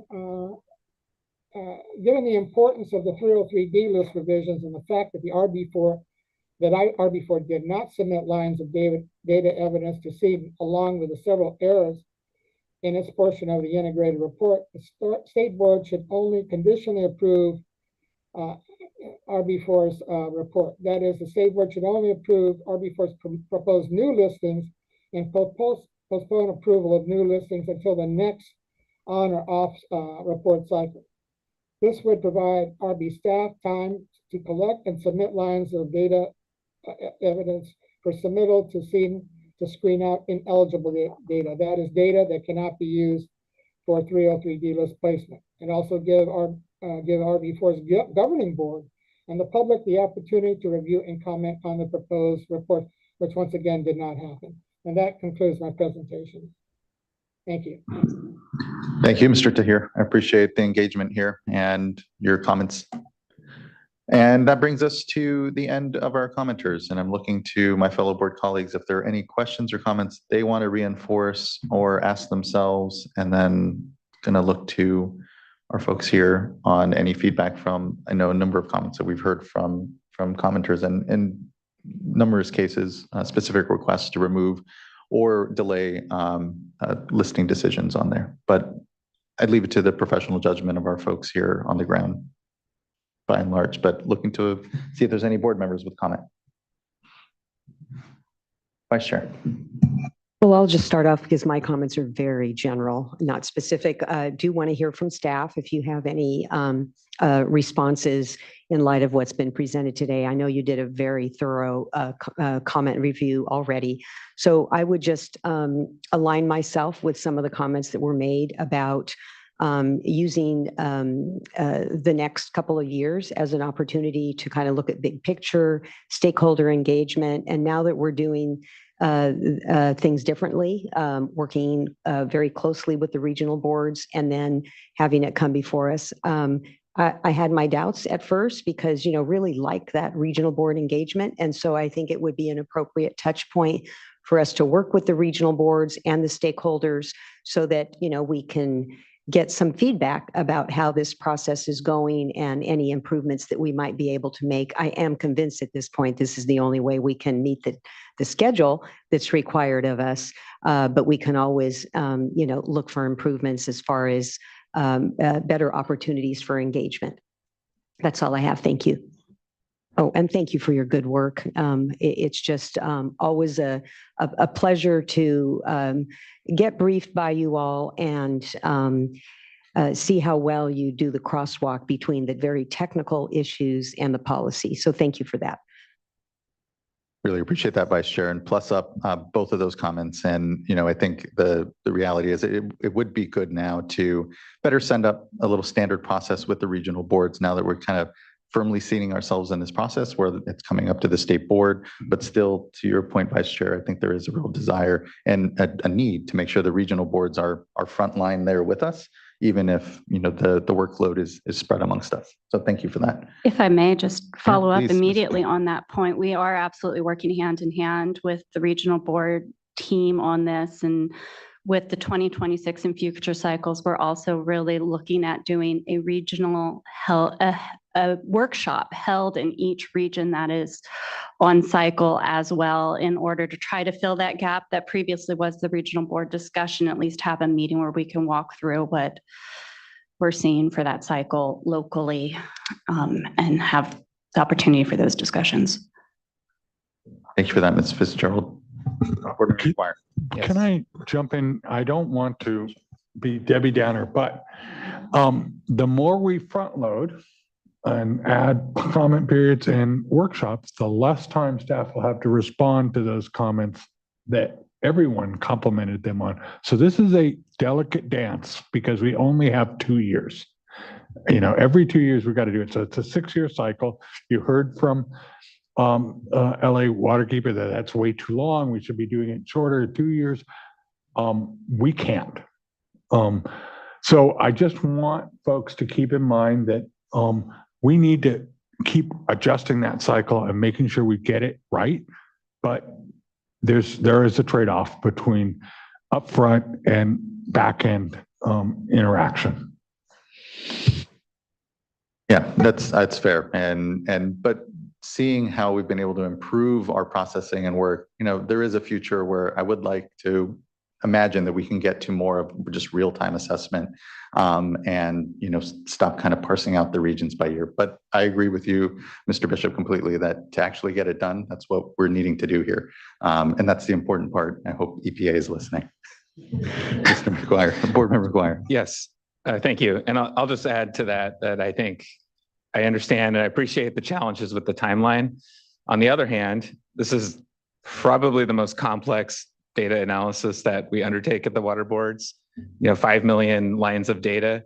There's something to be said for doing some of the work up front if we can improve process, if we can clarify. We heard a lot of good suggestions today about looking, just being more transparent about evaluation guidelines and how those are used. There's things that we can do earlier in the process that I think will provide benefits for many cycles of 303D listings. So I totally get the crunch and the constraints, but I also see the opportunity. So you're right, it's a balance. And I didn't mean to indicate that they are not always improving the process, and because that's an ongoing effort that they do every year, every cycle shows warts in the process that need to be addressed, and those are addressed in every cycle. Yeah, thank you. And I do want to say, I always make a note in the beginning of the presentation about the delistings. So I just want to give props to the 100 delistings this time, because ultimately this is all about the Clean Water Act. This is all about protecting and restoring beneficial uses to our impaired waterways, and where we can do that for whatever reason behind the delisting. I just want to say that ultimately is the goal, to not have any water body listed for anything. So I just want to highlight and celebrate the good work that's being done in those pollutant water body combinations. And then I also want to, without going into the process details, I would say there were a number of, I think, good or at least compelling comments that were made looking at LA County, Callegas, Ventura. So hopefully you're taking notes on those items. And I know it's getting a little bit into the details, but on some, in particular, the non-detect data and how that's used, maybe just needs a little bit of education or refresher on how some of that information was used.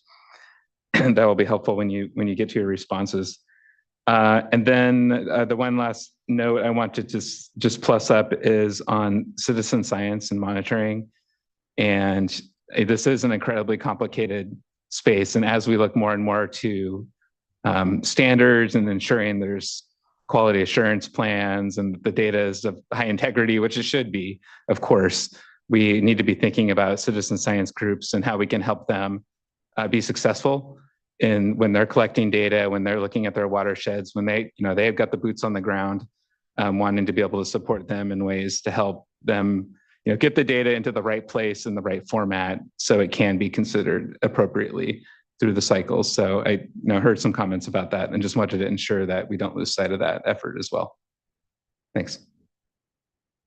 Thank you, board member. Board member Firestone.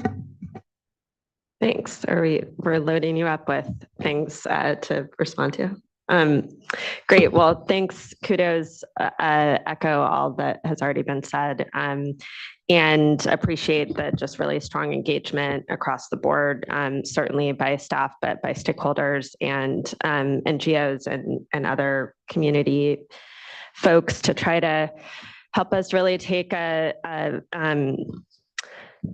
take stock of where we are in water quality, at least with regards to the Clean Water Act across the state. I think, I would like to hear a little, if we're loading you up with things to talk more about, would love to hear a little bit more about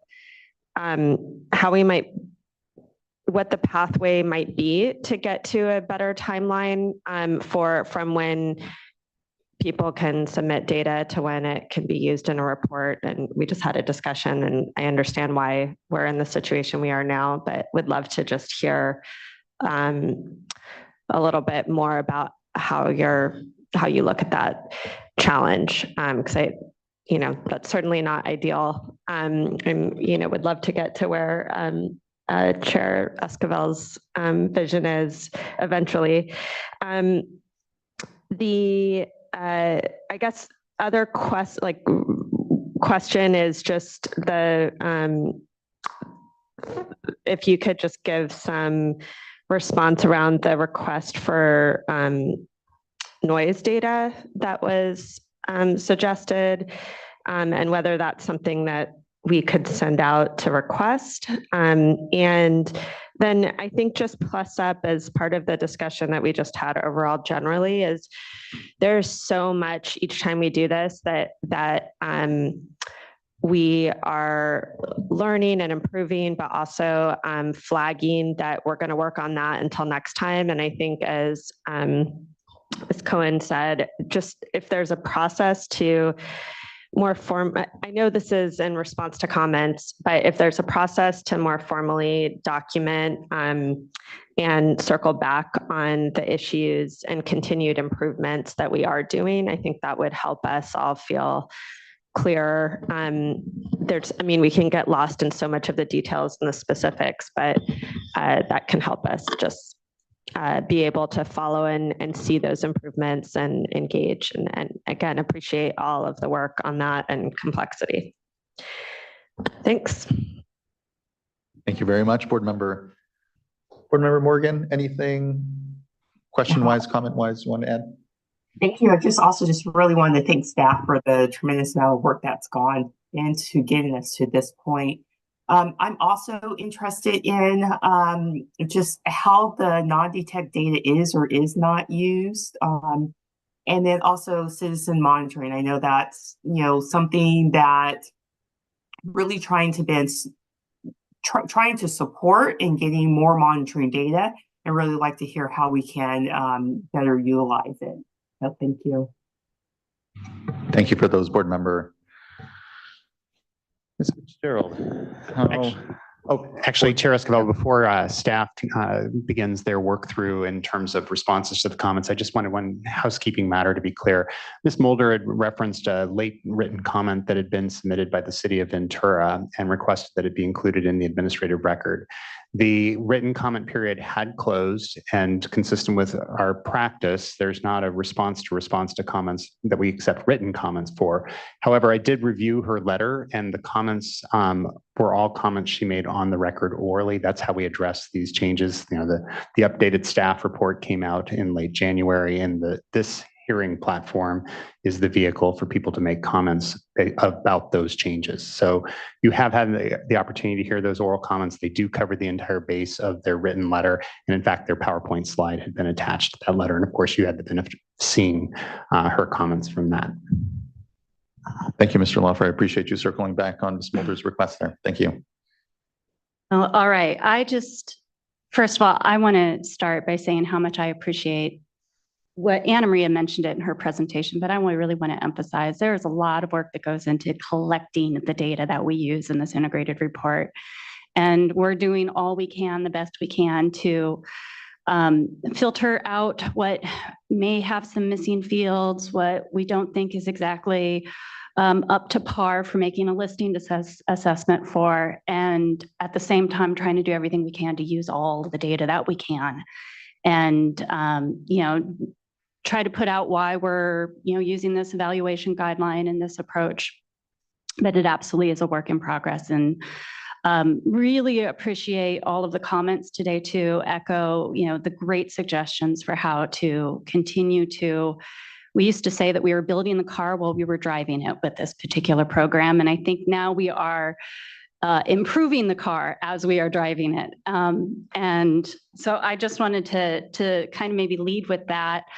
I also really want to express the appreciation for all of the data providers and stakeholders that we've been talking to and engaging with to try to work through some of the particular water body pollutant issues that have come up. We are absolutely willing to work with the County of Los Angeles, with the Calleguas Creek TMDL stakeholder group, with the City of Ventura. And one of the things that I was going to suggest that maybe we do is in our change sheet, we have resolution language directing my team and I to work with the County of Orange on some data that we still need to kind of work through and try to get into the system and assess. And I think it might be just helpful to also say that we would like to work with LA, Calleguas Creek folks, City of Ventura folks, and really make that commitment to do so. So I wanted to say that our intention really is to assess the LA County copper and lead data, get that data into a format that we can use. So that's one thing that I wanted to add, and I may end up pulling up that language in the resolution for us to take a look at. I wanted to talk just briefly in regards to the City of Ventura's concerns. I think, first of all, they should be applauded for the work that they're doing to improve water quality in the estuary. And when we do our assessments here, we are looking at the data that we get during kind of a very limited time frame, right? And so we want to put forth our assessment of whether or not that data attains or does not attain standards based on the data that we have. So I'm absolutely encouraging them to continue to monitor after they improve, do their upgrades and expect conditions to improve. And if we see that, we will so happily delist and add another water body pollutant pair or two to our delisting. Actually, on that, Ms. Fitzgerald, I know we heard, a few times the desire to, because of the, the lag and the pacing of the regions, to use off schedule, opportunities to be able to update. There, I think there is an opportunity there. It doesn't folks don't have to wait till the next cycle. They can go ahead and go off cycle and update as we every 2 years come to this moment. But is there better sort of direction on how best to do that? Like what? Only because I heard over and over again a desire to not have to wait a full cycle. But what's the best kind of? Are there any guidelines, I guess, for how to approach that? Off-cycle updates for delisting or critical bodies that may need to be listed amongst it with new data. You don't have to respond now, but to my thought, would be helpful to create a little more guidance so that folks know how to go about that. Because there is a feeling, I think, that, if it doesn't get fixed right now, that's it, we're stuck. And, even if it's not till the next cycle, even, there seems to be at least a couple of comments where they feel it's hard to get back off of what's being listed. And so feeling, that pressure of have to get it exactly right now, because if we don't somehow, there's no way to remedy. But I know there is, maybe providing more specifics on guidelines could be helpful. So we don't have set guidelines currently for what are the criteria that a particular data set need to meet in order to be assessed high priority off cycle. Data and issues that we hear about as we are today tend to, though, percolate up into ones that we try to take a look at as a high priority off cycle assessment. Through commitments such as we have in the resolution today is another example. And then I would say reach out to us here at the State Water Board who are working on this program, as well as to those at the Regional Water Board who are working on the integrated report, and let us know that this is a new data set or that we really think is going to have an impact on the listing status of this water body. And we would request that and put in a request that we do that. I think we're more than willing to do that as we can. I really appreciate that. Thank you.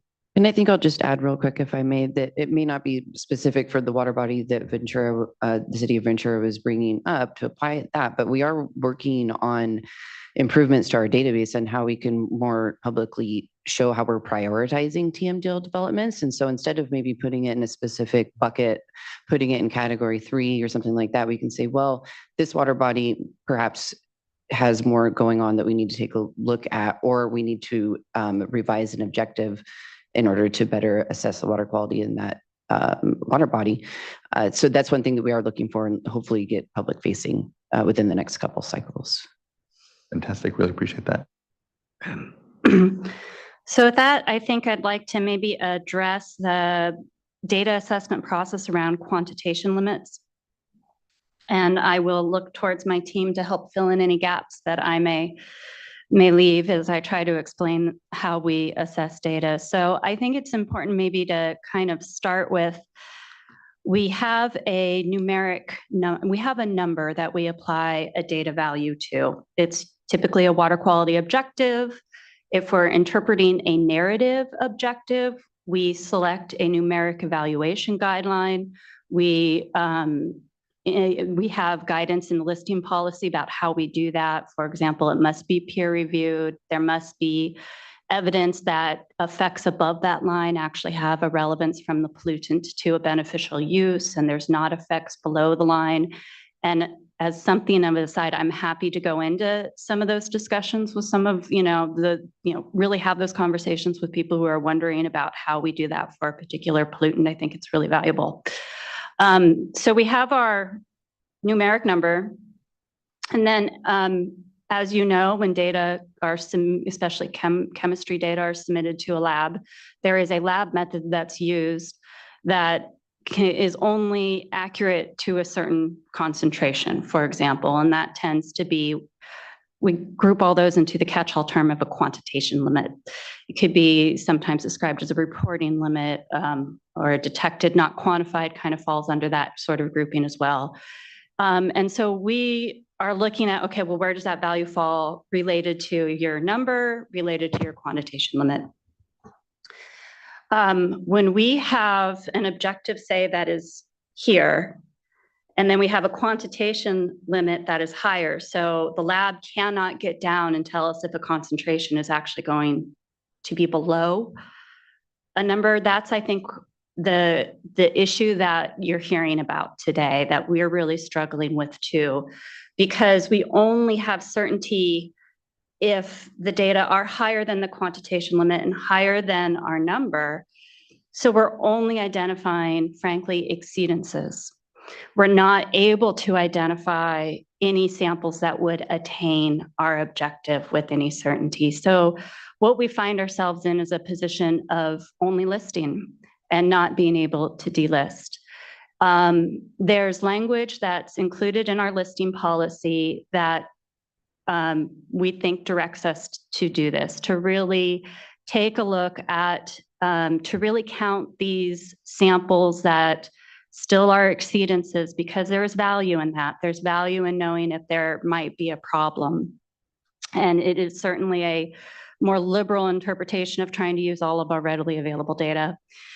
We also recognize that for some data sets, detection limits are not low enough. We may never be able to use data for certain pollutants if we don't take this approach.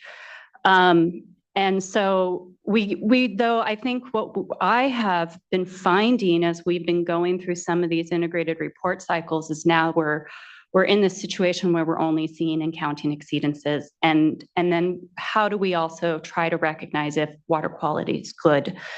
I actually would offer that we do need to do an amendment to the listing policy. There are several components of the listing policy, I think, that are ripe for reconsideration. This is one of them. And so we're doing what we can right now to interpret and apply the listing policy for these quantitation limits, but it's certainly not the most satisfying of ways to use our data.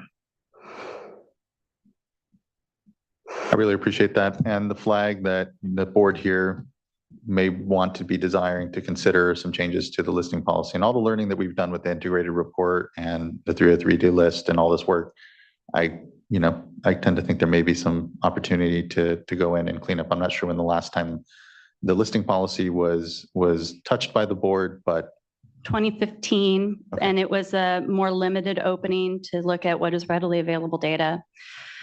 So really it's 2004 was when we did the last, when the effort was really put, went into putting it into place, as Ms. Dunham kind of highlighted. No, I appreciate that. And, we'll have further thought, and, it's not like we're going to make a decision now whether the board's going to move forward on reevaluating the listing policy, but I think it's really worth us to be thinking about here in the context of how we advance all of this work and some cleanup and improvement that we're always, again, as we said at the top here, to try to be open to. So then I think, is there another point on that before I move on to the next subject? John, did you want to say something? So I just wanted to, I think that's a conundrum that we have with detection limits, but that data set was 20% of the values exceeded. Great point. And 20% of the values exceeding would indicate a impairment. In most cases, I don't remember the exact levels for that constituent, but that's a pretty high number. So I think we need to readdress it. I think we need to figure out how we're going to address that in the future. I don't have an answer for you. I appreciate that. Board Member McGuire. I just wanted to thank you for the response and the clarification. I agree. It's a conundrum. I think that's the right way to put it. And in this instance, it makes perfect sense the way you described it, but also acknowledging that it's something we need to be looking at going forward. Not sure either what the exact solution is. It's a real challenge, but thank you for walking me through that.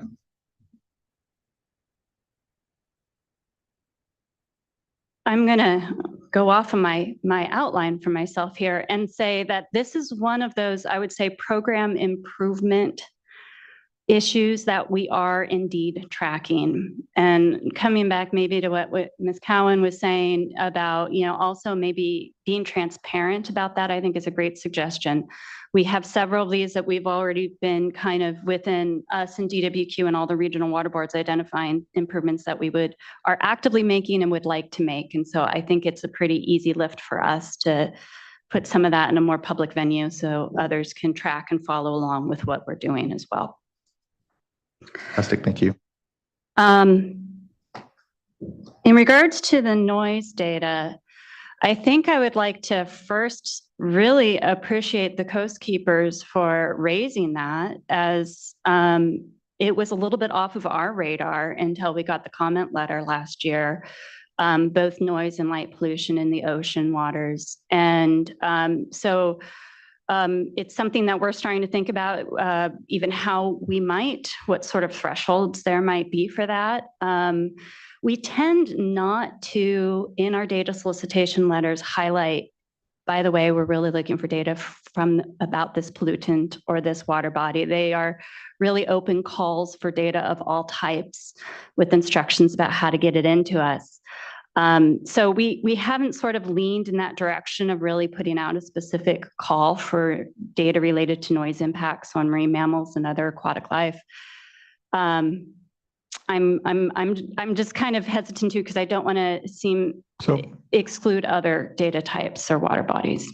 Could I make a suggestion that we would commit to looking at how we would accept that data? We had this problem with trash years ago. How do you accept it so that it's usable? That doesn't necessarily mean we're putting out a specific call just for that data, but we are explaining or figuring out how do we accept it. I do not believe our database has a place for decibels, but I could be wrong about that. And so we need to look into, what format would be acceptable, what kind of quality assurance things would be acceptable. We may not make it in the next solicitation because of the timing to do that, but what we don't want is to say we're looking for data on noise pollution and everything that was submitted we say we can't use. So I think we need to figure out how we would use it before we say that to submit it and lay out the parameters that people would have to submit. Can I just, this is a little bit of a new concept for me. Noise is a bit outside of the realm of water quality pollutants that I'm used to thinking about. So not today necessarily, but at some point, I'd appreciate maybe a briefing or an update if there's some precedent on this and how noise has been used as a pollutant in water quality matrices around the country or in other places, just for my own education and background. That'd be helpful. Not saying it's not an impact to marine life or anything along those lines, just how it's used in our space is what I'm trying to better understand. Yeah, thank you. We'll see what we can do on that. We will do that. How's that? There was also a request to talk a little bit about citizen monitoring. Again, the monitoring that goes on, it's not an easy lift to get the data that we use. And I think what we need to continue to do is to work with our citizen monitoring team out of the Office of Information Management and Assessment.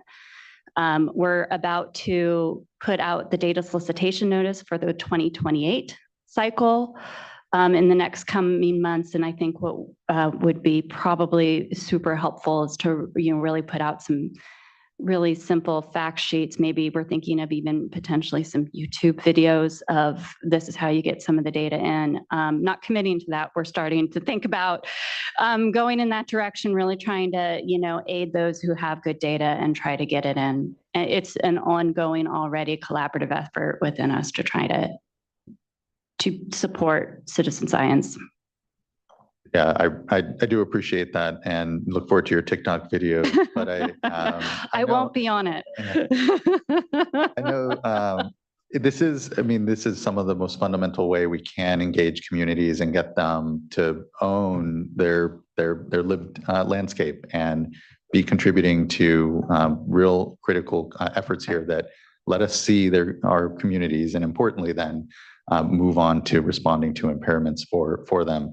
But I know it's difficult, and we already heard the QA/QC concerns around data that was already getting into the system. I think that would love to, I know there's interest from the board members here, Board Member Morgan, Firestone, I know all of us here to try to figure this out. I know there's places like the Salton Sea, there's communities up and down the state where people are really wanting to get engaged. And I think that we're needing to try to articulate how they can kind of fit into these, these programs, and acknowledge that, the level of effort has to be one that can be accessed for folks. And so if that's creating more templates or whatever it is that creates the quality assurance within the community data that helps it become part of our discussion, would be great to see what we can do. But to your point, there's a lot that's ongoing. So I think it's kind of trying to use Office of Information Management Analysis, Office of Public Participation, and trying to say, okay, what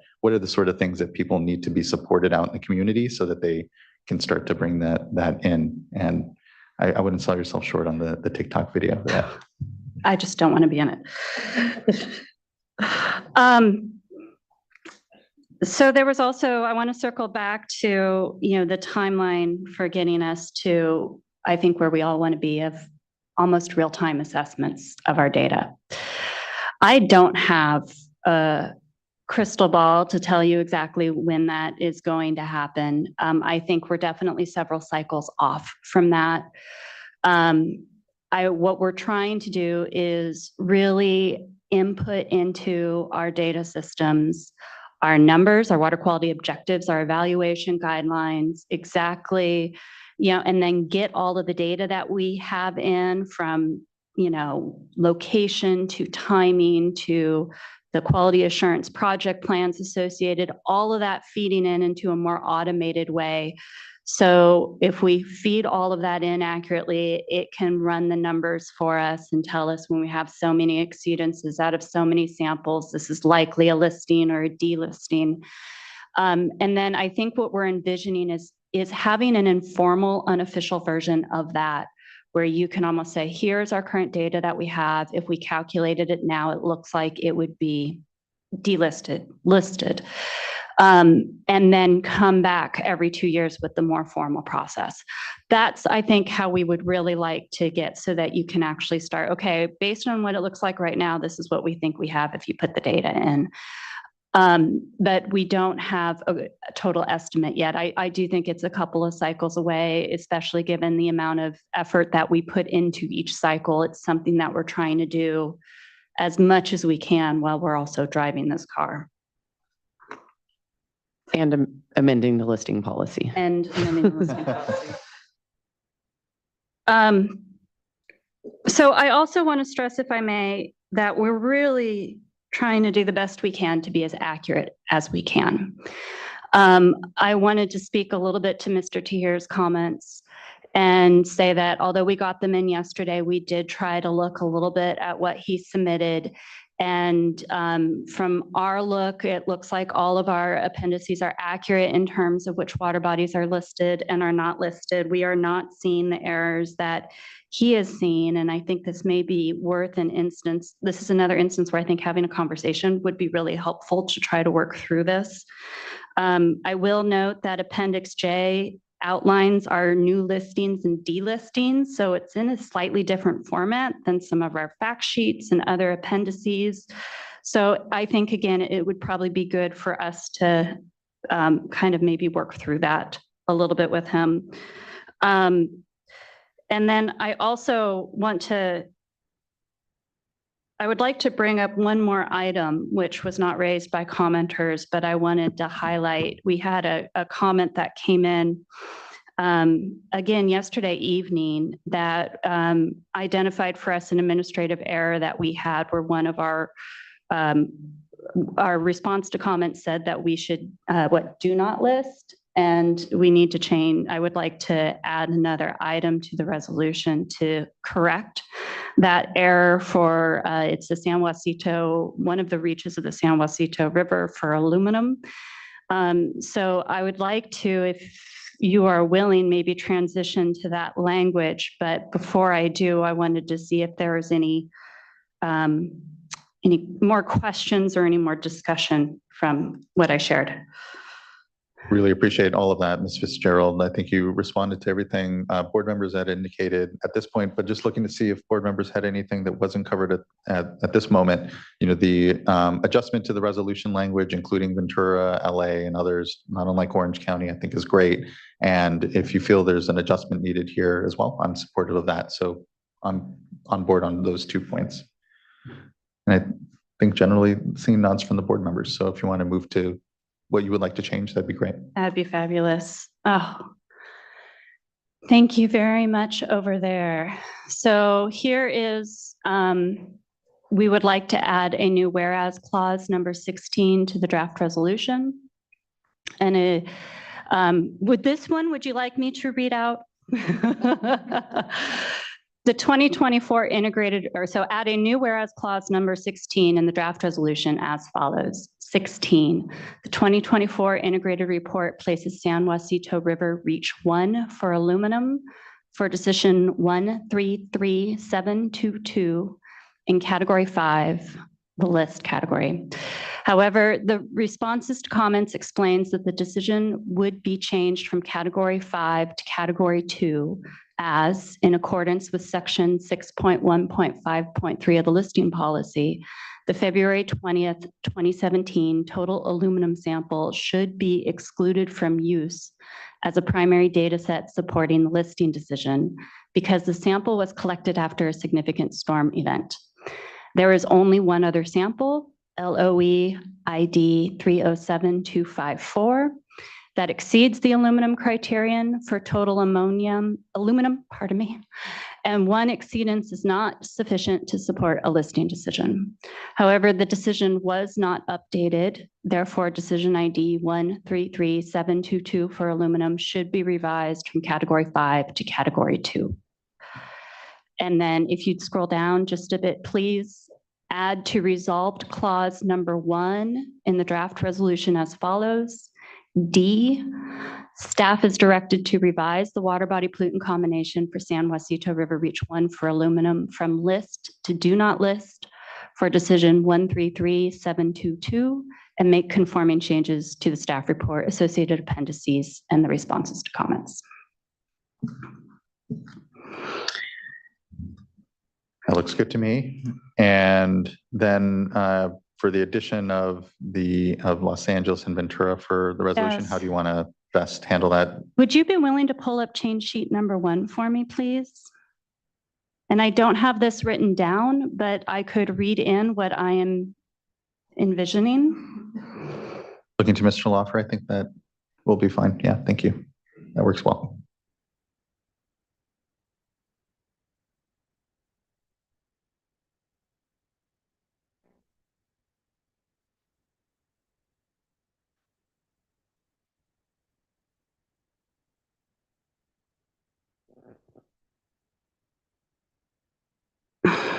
And I do appreciate we didn't read through that entire change sheet.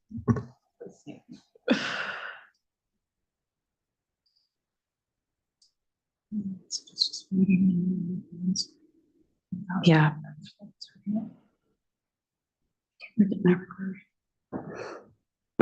Well, while they're looking for that, I was going to close with a comment that this is a lot different than 4-6 years ago.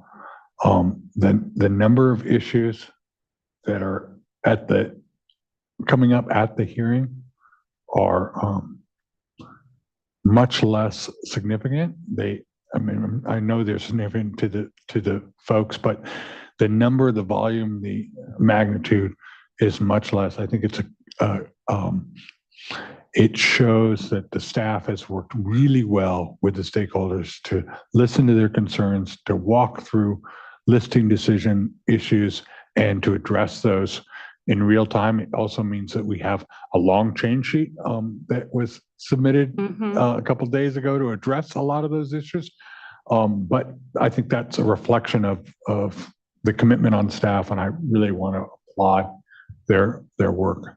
And now they have this up, we can move on. Here, here. Appreciate that. Thank you for pulling it up. Can you scroll to the top of page 6, please?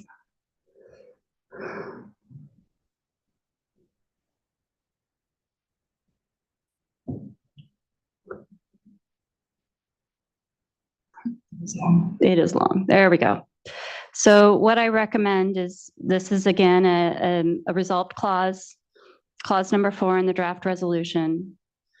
Currently it says 4, staff is directed to work with the County of Orange, and I recommend adding comma, the County of Los Angeles, comma, stakeholders implementing TMDLs in the Callegas Creek watershed, comma, and the City of Ventura. And then go back to the language you see here, to resolve remaining data quality issues so that other data may be considered in a future integrated report as a high priority off-cycle assessment. Just again, echo Mr. Bishop's thanks for the incredible work. I'm appreciative of those changes. I think they reflect well here. But looking to other colleagues for opinions, thoughts, and potentially a motion. I'm comfortable and be happy to make a motion. It's good. Okay. If I can get this right. Do I need to read all this back into the? No, okay. I'll move to adopt. Thank you very much for your hard work and just diligence and patience and careful consideration of all these comments. I know there's a lot that went into this, so it's not gone unrecognized. Thank you. And with that, I'll move to adopt item 5 with change sheet number 1 and the changes read into the record by Ms. Fitzgerald. Second. Thank you both. Ms. Tyler, can you please call a roll call vote? Board Member McGuire? Aye. Vice Chair Diadamo? Aye. Board Member Firestone? Aye. Board Member Morgan? Aye. Chair Aye. Esquivel? Thank you. Thank you as well. The vote is unanimous and the integrated report is for 2024 is adopted. Thank you. Look forward to submission to EPA and on to the next. We're always in a cycle. So You can expect a public hearing on the 2026 integrated report in about a year from now. looking forward to it. And until then, thanks everyone. Let's go ahead and take a late lunch. It is about 1 o'clock now. Let's come back at 1:45 and we will begin and on our next item, which is discussion on the yearly strategic work plan and board priorities, item number 6. We'll see you here at 1:45. Thanks everyone for a very productive and great morning. Thanks.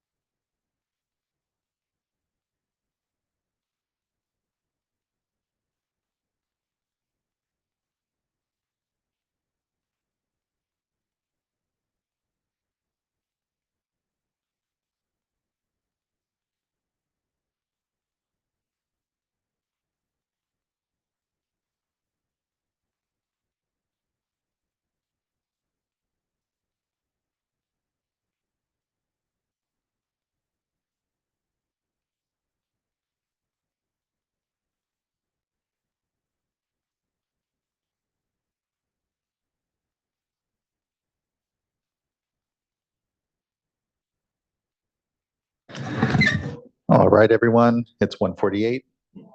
We can begin to get back here. And we, again, are on item number 6, which is our yearly discussion of our strategic work plan and board priorities. I believe our Executive Director, Eric Oppenheimer, will kick us off. Good to see you. That's correct. Good to see you. We'll take it away. So as you said, this is an annual update of our strategic work plan and the discussion of priorities. This report is sort of a roadmap of all of the high priority actions that we plan to focus on over the next year and beyond. In some cases, these are actions where we're just going to make sure we have resources dedicated to them, and as well, in some cases, have to likely redirect resources to them to make sure they either get completed or we make substantial progress. By my last count, there's over 60 actions on this in this plan, so there's quite a lot here. Those 60 actions are organized around 4 thematic priorities that I would describe, or I would summarize as protecting public health, protecting the environment and ecosystems, building water supply resiliency, and increasing our internal capacity. And from my perspective, there's 3 key reasons why I think this report's important and why we do it. And the first is just simply, and probably the most important reason, to make sure that we're using our limited resources and focusing them on the most important actions for protecting, restoring water quality, and again, increasing water resiliency. The second reason is to make sure that the staff and the board are in agreement as to what our priorities are. And we do an update usually in the summer of each year to check in with you and to get your input as to whether or not there's things that you think we should modify or change. And then we come back to you usually at the beginning of the year, as we are now, to set in place this new updated work plan. The third key reason that I think the report's important is to really just be able to be transparent with the public, so they also have some visibility into what our priorities are and what we're going to be working on in the near and intermediate term. And just as a reminder, we've said we update this plan annually. That's what we're doing now. The version that is up on the screen has been on our website for, I think, about a week now. It's still in draft form. This is not a formal adoption by the board. This is something we've discussed with you all individually and kind of walked you through and got a lot of your input on. But today is a really good opportunity for you as a group to be able to discuss it among yourselves and give us any additional direction before we finalize this report for the next year. A couple of key notes on notes. The shaded actions that you'll see in the report are new actions that we added this year, and I believe there's 6 new actions that should be shaded. And then there's a couple different icons as shown here. There's just a red star or asterisk, and those depict our highest priority actions and the things that we're really going to try to focus on and hopefully complete in 2024, although some of them will take longer. They're kind of what I informally call our super priorities. And then there's an icon for a blue W that you see there, and those are actions that are linked to advancing the administration's water supply strategy. And like I said, the shaded actions that you'll see as we scroll through are new things that we added this year. At the end of the report, we also provide a listing of the actions that were in last year's report that have been removed for various reasons, including they've either been completed, they've been deprioritized in some cases. In some cases, they're moot. So that would be things like, there'd be a lot of actions sort of related to the drought, since we're no longer in as severe of a drought as we were. And basically the precipitation outlook has just improved substantially since the end of 2022. And so what we thought we'd do today is Mr. Bishop's going to start by providing a summary of the actions that we've completed from last year's plan. And then him and I will then go through not the entire report, but just provide a quick sort of summary on the starred items and the shaded items. So the super priorities, as I called them, and then the new actions that we added. Thank you. I really appreciate that. If I could add, important, obviously, this isn't everything the board is, the water boards are doing. And that says a lot because there is a lot in here, and I appreciate this opportunity for us to review these. Mr. Bishop, thank you. Thank you. Thank you, Eric. As Eric said, I think it's important to start out remembering what we accomplished in the last year before we jump into what we need to still do. So I'm going to just quickly run through the actions that we took off the list because they were completed. We had adopted our on-site wastewater treatment system last year on schedule. We were able to get out the final Prop 1 dollars for groundwater grant program.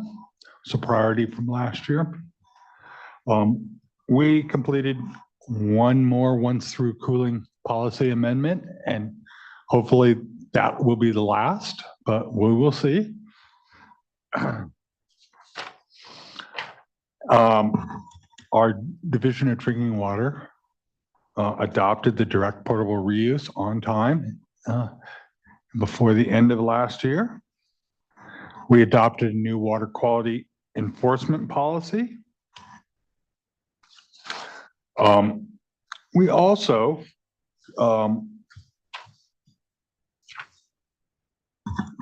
made a change in our SCAP funding program to focus on disadvantaged communities last year. We were able to get out $2 billion in infrastructure money, in things like the expedited drinking water grant program, our wastewater treatment plants, our recycled water. We did a number of process improvements in our Division of Financial Assistance to streamline those processes and get our folks their money as fast as possible. We completed a broadband middle mile 401 certification that the executive director signed off on, and we met our requirements under the water supply strategy for our recycled water task force and report on recycled water projects that could be completed by 2030 or to 2040 timeframe. We identified brackish desalination basins that would be amenable to brackish desalination as a water supply. And we completed our seawater desalination siting and criteria report. And so with that, I think we will go on, unless there's any questions on any of those from the board, we will go on to talking about what we can do for you next. Thank you for that. It was quite the year, truly, and here going to be quite the year ahead of us. So looking forward to getting into these. Thank you.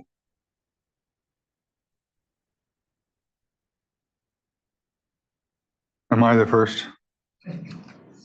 We just scroll right on down to 1.2.1. I believe that's the first start item, which is adoption of maximum contaminant level for hexavalent chrome. That is scheduled for this year to bring to the board. And as we cruise on down, we added the orphan site cleanup fund to deliberately look at communities, disadvantaged communities and EJ communities in the distribution of those funding. And we will be initiating that process during this year.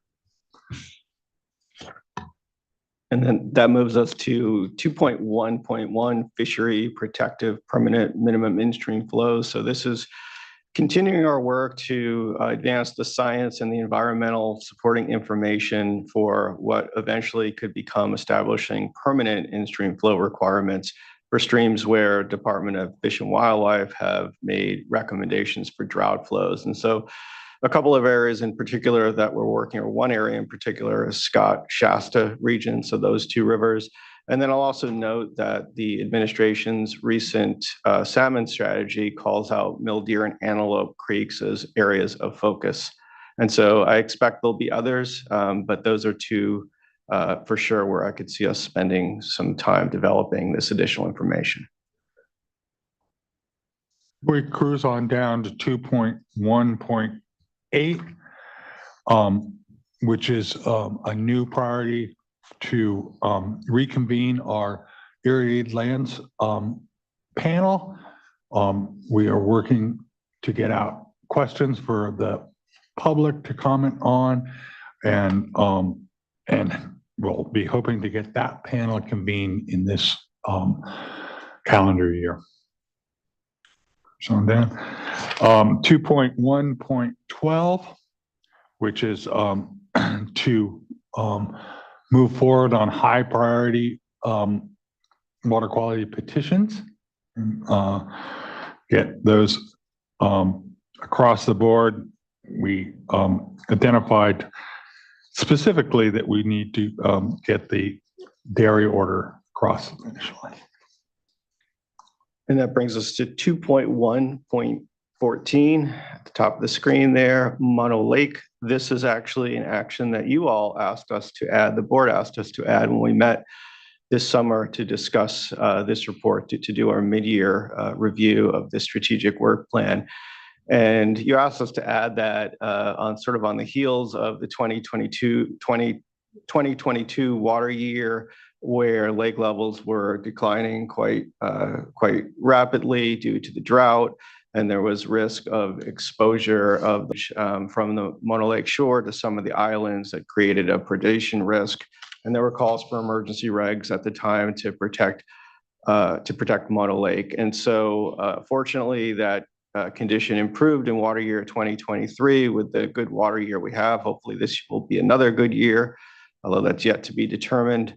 But this action, basically, we're going to be both looking at some of the science around the lake level and working with the stakeholders to evaluate the lake level conditions with respect to what was required under D1631, and also evaluate and present a timeline for the hearing that's described in D1641 and next steps on that.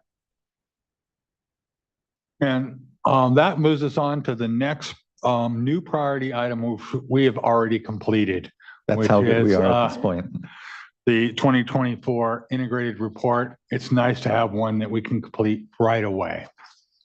And that will likely be on our priorities as we move forward. We'll just change the year because they are pretty important.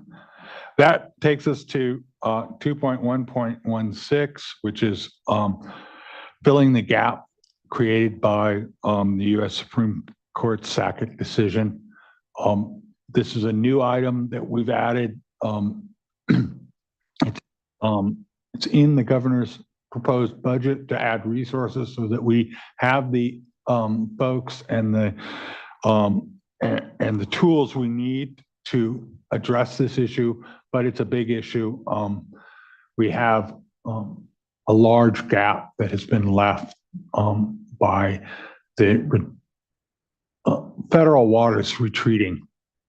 And so, and if I can note on that, it's not a lot lost on me that WQCC just a couple of years ago, we were here, celebrating the 50th anniversary of the Clean Water Act, and here to have, so significant a challenge here before us, and the potential of going backwards, truly, if we're not here diligent, and just appreciate both the support from the regulated community and the governor's office, et cetera, on providing the board these resources. I think it's going to be an important thing we continue to watch, and just appreciate folks working with us as we try to figure out what's going to be not an uncomplex set of things to be considering here. So thank you. Appreciate that. And that moves us to 2.1.17, which was the adoption of the water rights enforcement policy. And moving that forward is we did the water quality enforcement policy in the last year, and this is the step to modernize the enforcement policy for water rights. And then we go to implementing water right modernization efforts. This is really an amalgam of a number of actions within the Division of Water Rights. A lot of these actions, from my perspective, are really sort of preparing and improving our capability for drought when we're not in drought, and some other actions as well, like initiating the telemetry pilot project. And I believe it's 4 key watersheds is the goal, using resources that were recently received over the last couple of years, improving our curtailment methodologies and our water unavailability methodologies, improving our modeling all around. That takes us to 3.1.2, which is drinking water drought response program, to collect the information that we need from water systems to ensure they are implementing a resiliency measures and that may anticipate drought impacts, follow up on water systems that are experiencing water shortages or expected to experience water shortage, including connecting to additional resources, supporting the water system's capacity, planning studies and infrastructure enhancement where appropriate. And then that would take us to the next start item, which is the infrastructure funding program to implement the ongoing support for infrastructure, water and wastewater around the state, and our efforts to improve our infrastructure bill, spending the bipartisan infrastructure law funding, and implementing recycled water and cross-border water quality issues. And urban water use efficiency, you're well aware of our work on that. We are in the throes of that as we speak. I'll just say our goal here is to get to a point this year where we bring a updated regulation to you for consideration. Looking forward to it. Oh, and then 3.2.3, water storage investment program. So this is the Proposition 1 bond that I believe allocated $2.7 billion to surface water storage projects that also provided public benefits. And a lot of the work, we've done a lot of work on this over the years, going back many years, but there's still a lot of remaining work, primarily around processing the water right applications and petitions needed to implement some of these projects. And there's still some follow-up work with having to develop public benefit contracts for, I believe, at least one of these projects. So we continue to work on this, and I see this as an ongoing workload until a decision's made on a number of these big storage projects. And that next is 3.2.4, which is called Develop New Water Supplies. This is really our work under the water supply strategy. Though we finished our early deliverables, they all have follow-up work that needs to be done to promote and incentivize recycled water, stormwater capture, brackish desalination, ocean water desalination, and we will be bringing items before you. The first of which will be a recommendation to amend the ocean plan for our desalination policy updates later this year.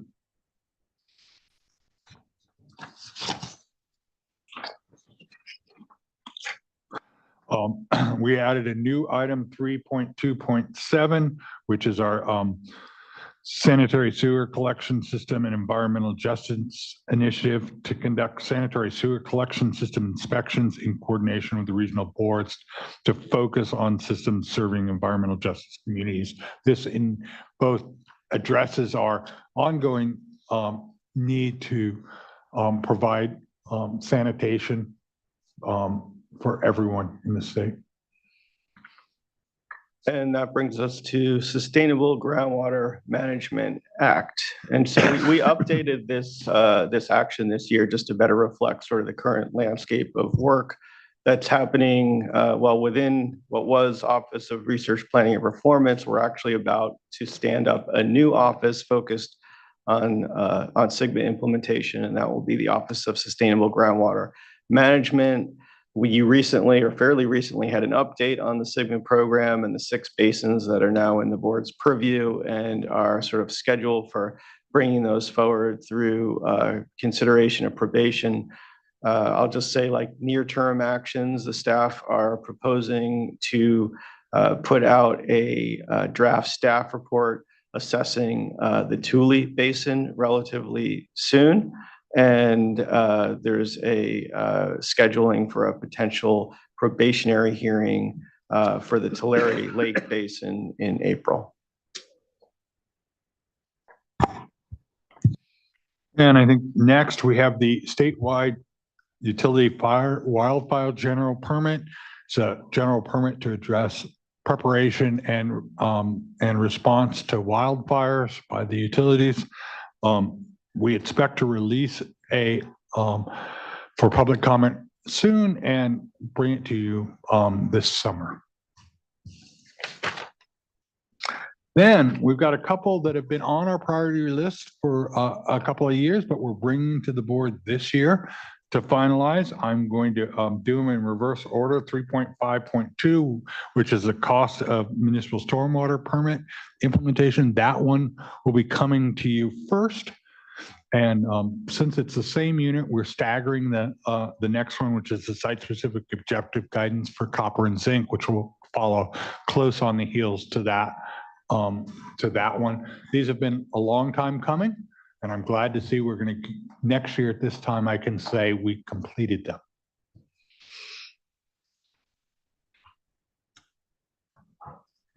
Bay Delta. Next action, 3.6.1, Bay Delta Plan. So what I'll say here is that implementing and updating the Bay Delta Plan remains one of our highest priorities as a board. We have a lot of staff focused on that. I cannot say it is complete, and it's been on this list for a long time, but I am happy to report, as you're aware, that this year we made a lot of progress in releasing the draft staff report in September for the updates to the Sacramento / Delta portion of the Bay Delta. And it's a major milestone. Still have a lot of work to do, a lot of work ahead, but we will be heavily focused on this. And then that brings us to 3.6.2, Delta Conveyance. We're expecting the Department of Water Resources to submit a change petition for their water rights in the relatively near future, and we have responsibilities to process that petition.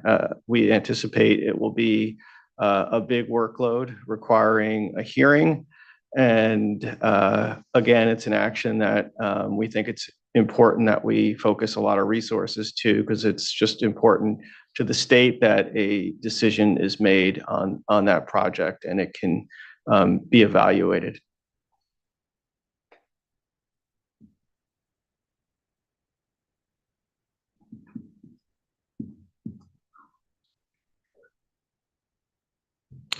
Communications, 4.2.3. This is really just affirming our commitment to putting more emphasis into better communicating. It's been a focus of ours for the last few years to be clear and be clearer about the actions we're taking so that regular people can understand them. A lot of our work is really complicated and somewhat inaccessible. And so we want to increase our ability to communicate both in terms of explaining what we're doing, building public support for what we're doing, and also for transparency. And then 4.3.1 is modernize water rights data.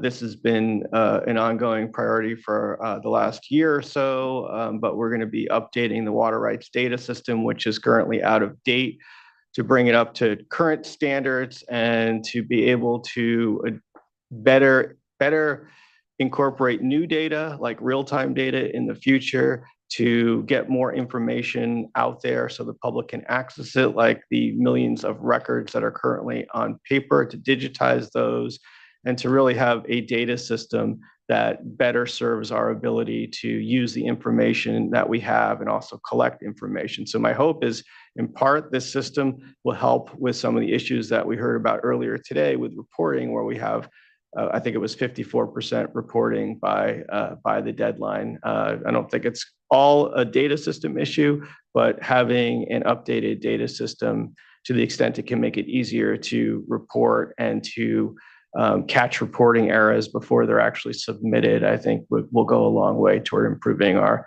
data and our data systems, and again, our ability to use that data for decision making. And scroll down, I think maybe the next one is, yes, equity, if you scroll up a little. So racial equity. So here, we've done a lot of work on incorporating racial equity into our work. We had the racial equity resolution. We developed the racial equity action plan. And really just what we want to do here is continue our momentum on racial equity and build on the foundation that we have. In a future board meeting, I believe coming up pretty soon in the next couple of months, you'll be getting a full update on the progress on our racial equity action plan. And so I think I'll leave it at that for this update, because there's more to come on that. And that might be the last new or starred priority. It is. And just, I don't know if Jonathan, if you have anything else that you want to add. I wanted to just thank James Knockbauer and the Office of Research Planning and Performance. Personally, James, who has been with this effort since its conception, and is really been, him and his team have really been the point person on getting this document completed and updated and shepherding it through. And I think it's a really helpful document to help guide our work, and I hope you all feel the same way. I would just echo something that Chair Esquivel said at the very beginning. This is not everything that we do, and the STARS items are just a little bit of the priorities that we do, that we went through.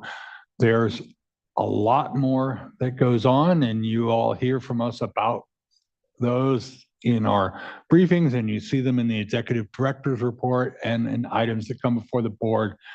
Just because they're not starred or they're not on this priority list doesn't mean that we don't work on them. We do.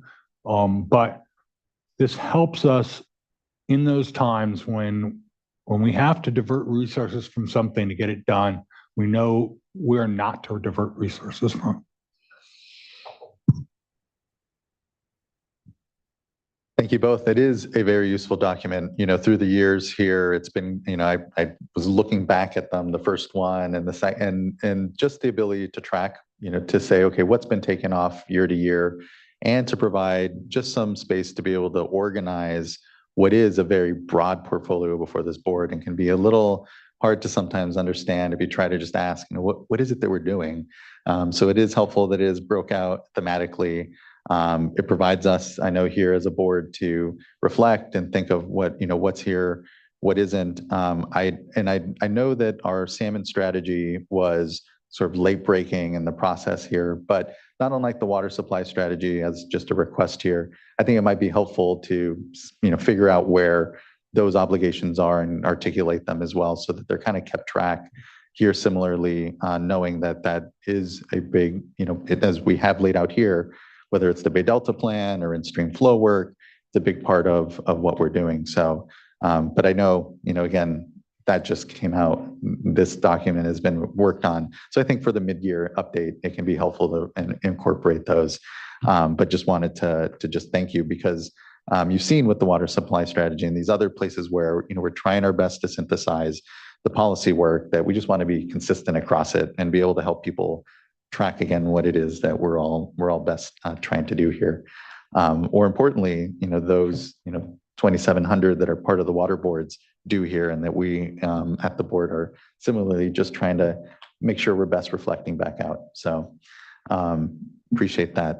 Now, the other thing I was going to add was just what's not necessarily in here, but has been coming to mind, and I just want to throw out, and I don't believe needs to be added outright, but I know we have a climate change resolution that there's been sometimes some thought about, okay, do we revisit? Do we need to think about?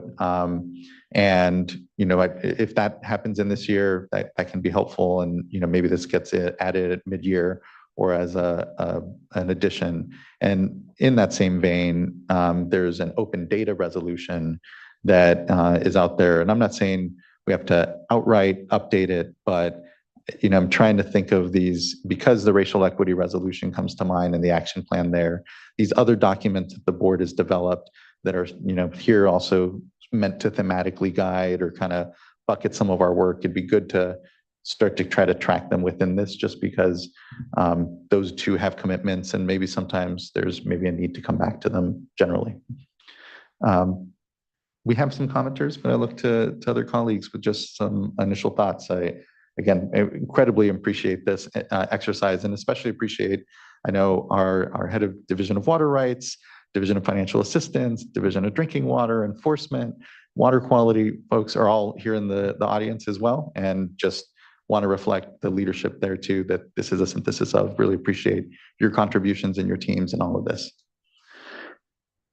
Board Member Firestone.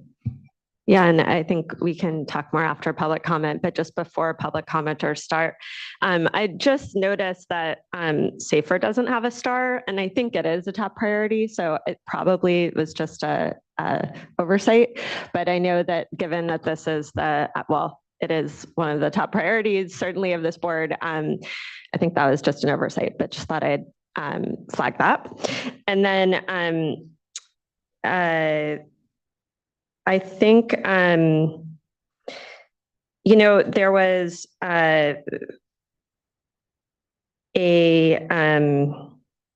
one of the things that has come up a lot recently is a lot of the work to try to understand and respond and process to some of the dry rivers that happened a couple of years ago with Merced and maybe some others as well in the Bay Delta watershed. And so I know that's not called out specifically because we're in the process of figuring out how to understand that and what to do. But I think I just note that it seems to me that it potentially fits in or is, fits into 2.1.1, just because there has been calls from the federal fishery agencies on that. And, again, I don't think we need to call it out here, but I just, because we're still figuring this out, but I wanted to have a nod, especially as we're going into public comment and in this public forum, that is certainly something that's on our minds. I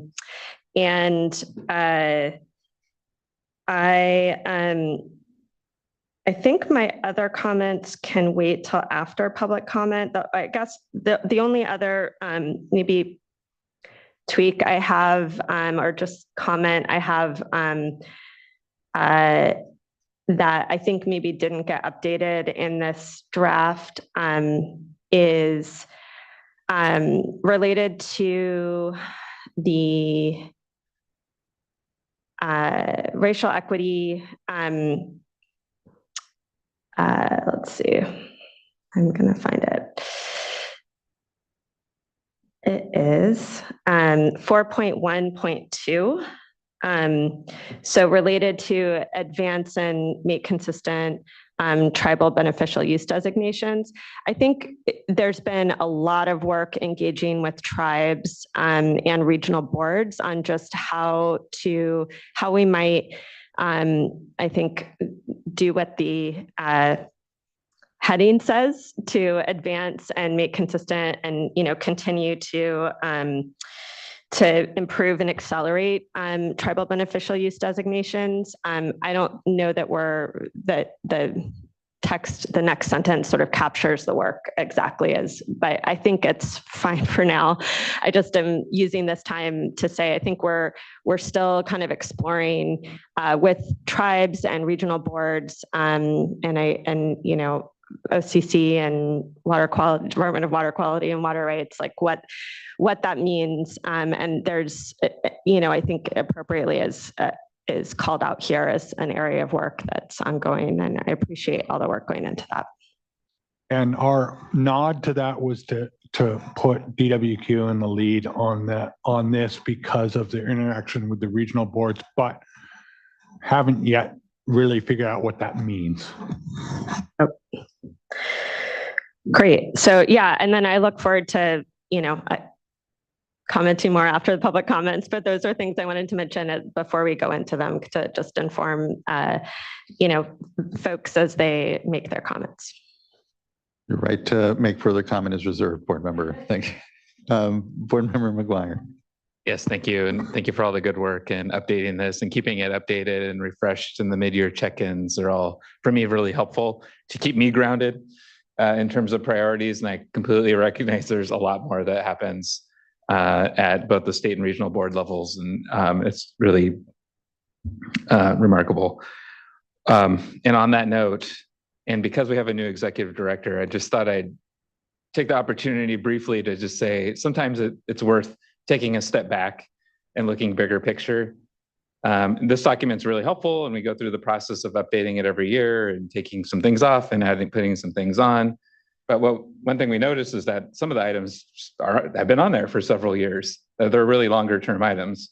Bay Delta, for example, I don't think would ever completely come off that list. There's always going to be activities associated with that issue.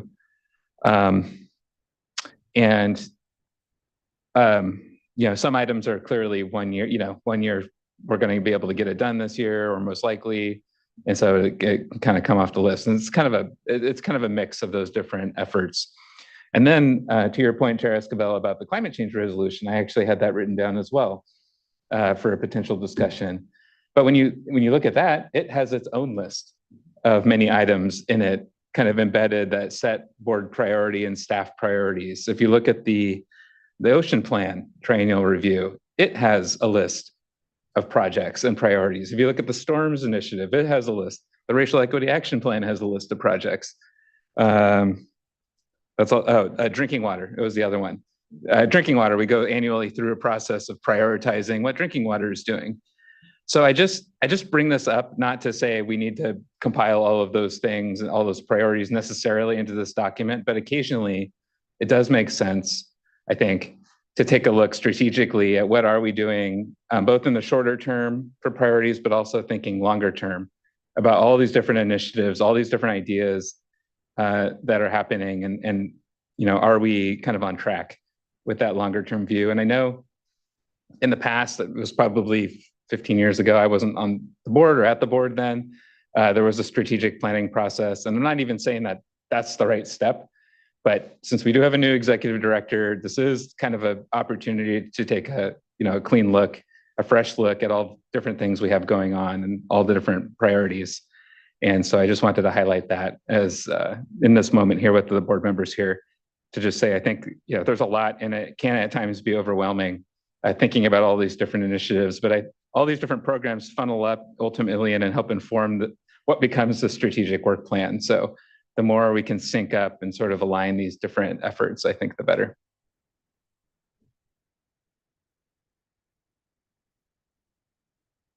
Vice Chair.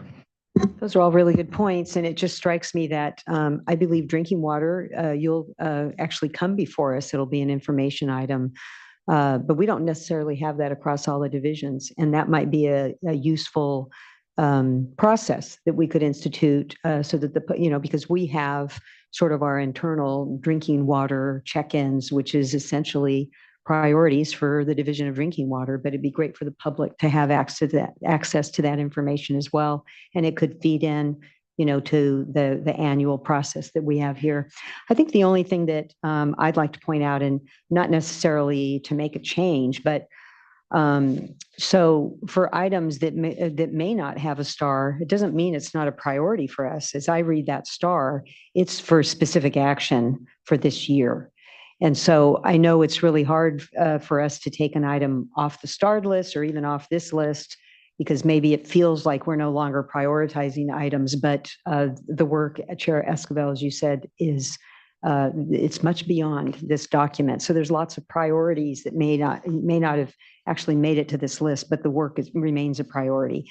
And then just a note on kind of following up on Board Member McGuire's comment on being strategic. This is a strategic work plan, and the whole point of it is for us to be strategic, as you said, Mr. Oppenheimer, with the limited resources that we have.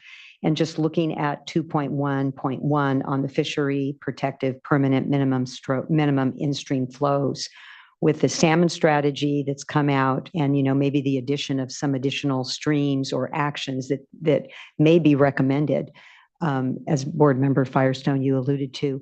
I guess I would just say there's nothing in here that gives me discomfort, but I want to make sure that because there's a document or a letter or an action from another agency, that it may be a priority for us, but we may have a different approach. For example, we've got to get the Bay Delta Plan across the finish line. And there's some really important protections within the Bay Delta Plan that can provide protections for some of these creeks, rivers. Merced, we adopted a Bay Delta Plan.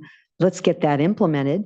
Deer Mill and Antelope, we have, a proposal that's before us. So I'm just sort of flagging this to say that there's different approaches.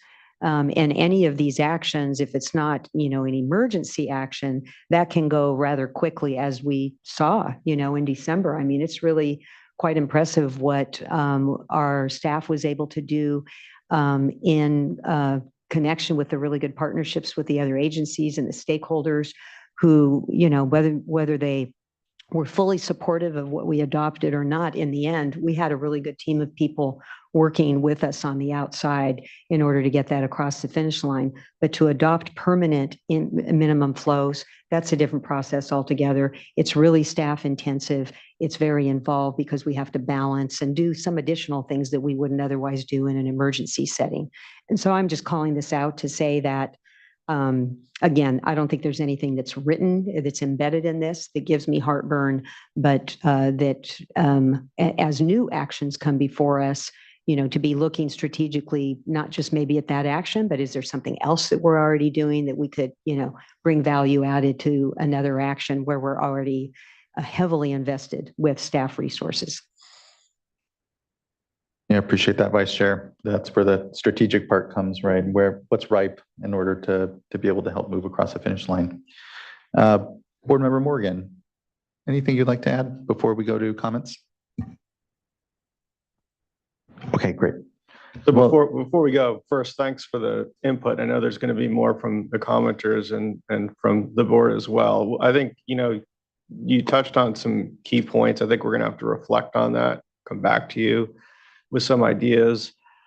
This is not a strategic plan. This is a strategic work plan. To me, it's like a lighter weight version of a actual strategic plan. And I think that's a bigger discussion as to whether, we want to engage in a full-blown strategic planning effort, which is a priority project in and of its own and a pretty big lift. Not saying we shouldn't do it. I think that's something we should consider. But I do think you've given us some ideas that, again, we can reflect on and see if there's a way to better integrate some of that input. Board Member McGuire, you make a good point about all of the sort of subsidiary documents or priority setting activities that are out there. And ideally, this document, from my perspective, should incorporate those, but at a higher level. It can't get into the detail of all of the individual priority settings that are going on. The idea, I think, from Vice Chair Diadamo about bringing in the divisions and the offices as appropriate to provide sort of a mini version of this, but reflecting their individual divisions and their priorities is something we should discuss, and you know, a good concept. And so, good input, appreciate it. We'll have to sort of digest it and think about how to best be responsive to it. Really appreciate that, Mr. Oppenheimer. Let's go to a few comments here. We have first, I believe, up Sharon Green. Afterwards, we have Jared Voskuhl, then Regina Chicazola, and then just a couple more commenters after that. Okay, I think I'm up. My name is Sharon Green. I'm the Legislative and Regulatory Programs Manager at the Los Angeles County Sanitation Districts. I thank you for the opportunity to comment. I will try to be as brief as possible this afternoon. Listening to the presentation and the discussion, I definitely realize all of your work is very important, and there is so much of it. There are so many different areas that the water boards are working on that are extremely important, and I do understand the need to prioritize and really to stretch your limited resources. I just wanted to make a few remarks on a few items and a couple of recommendations of things to potentially add to your workload, but I think there are things that may be able to be worked into the strategic work plan. So those items, I'm going to kind of take them in order that they are in the strategic work plan at this point. So the first one I just briefly want to touch on is PFAS. There are a couple of items, item 1.1.3 and 1.2.3. And really, I just wanted to speak with a kind of big picture perspective.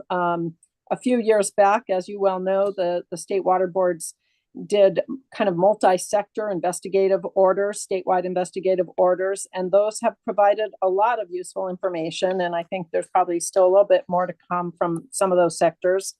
For the wastewater sector, which my agency is part of, I think one of the conclusions that we have been able to draw from the big database is that there's not a lot of obvious industrial sources to POTWs that stand out as big major sources. And what most of the wastewater facilities see is sort of a detectable background level of PFAS coming from residential and commercial sources due to their everyday product usage. So we see these low-level background levels of PFAS that are ubiquitous. So we wanted to just say, in the context of this work plan, because this is the aspect that maybe isn't quite in there, that it's very important to us that the state focus on reducing overall PFAS usage in products and getting PFAS out of products over time in order to achieve our mutual goals of reducing PFAS that gets into the environment ultimately. And I do think that this kind of fits in with a comment I heard earlier today on the integrated assessment from Karen Cowan about the need, when you have sort of a statewide water quality problem, you need a statewide solution. And in this kind of instance, it points towards source control as being the most effective way to get at it, rather than, you know, you could list all these water bodies and do all these TMDLs and have all these different, you know, entities having to do little actions, but really the source is coming from everywhere in society. So we really need to think big picture for things like this and get out ahead of it to the extent we can at this point. So that's kind of my comment on PFAS. Again, not super specific about what you have in the work plan, but more about what we don't quite see and we'd love to have get added into the mix here. Another comment is with respect to item 2.1.4 on ocean acidification and hypoxia.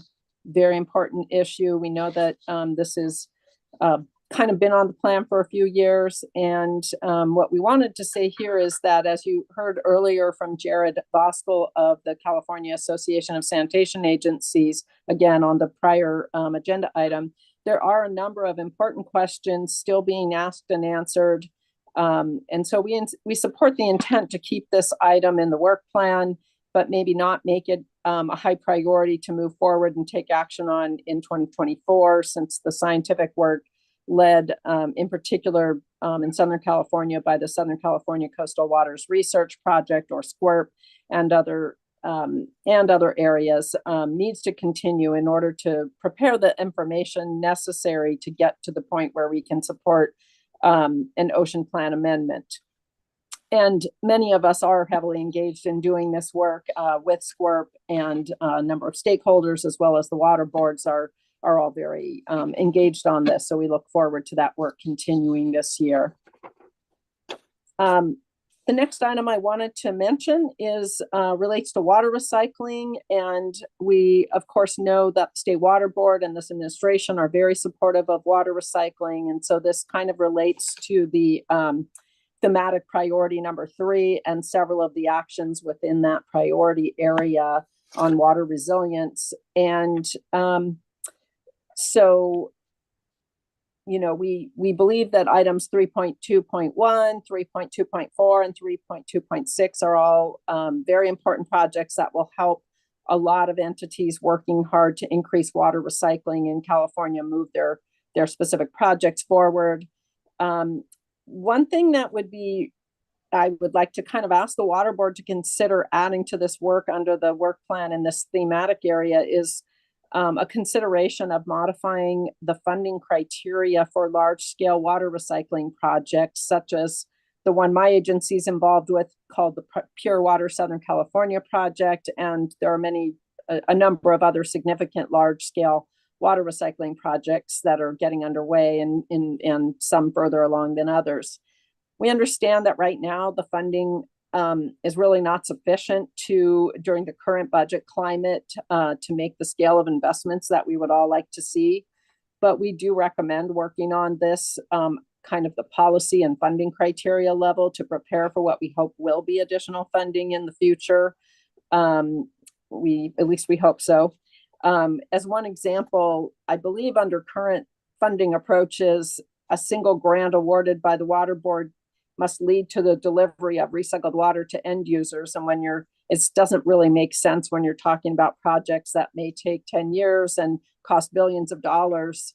And you might get one grant for, you know, some much smaller amount of money. And we need to maybe modify our guidelines and approach so that we can have multiple phases of funding to go with these large projects. And so again, with the eye towards things aren't going to happen quickly and may take a couple years. And in the meantime, we will also be working to get more funding. We wanted to bring that onto your radar.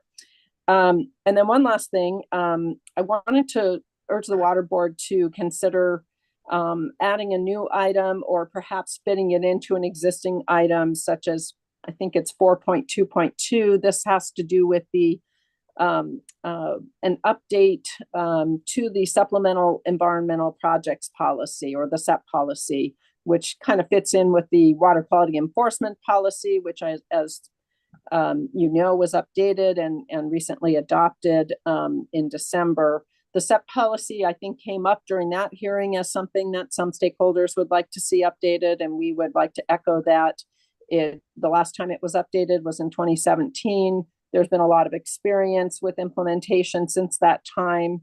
And obviously, I'm not going to get in detail today, but there are some provisions in that policy that are very restrictive and make it challenging to get approval of SEPs at times, and seem to be contributing to it taking longer to settle enforcement actions that might be able to be moved along a little more quickly with a little more flexibility on the SEP side. We understand there'll be a lot of different perspectives and interests on this. So again, something we wouldn't expect to happen, super quickly, but it could be something that we could hopefully add to your consideration in the work plan.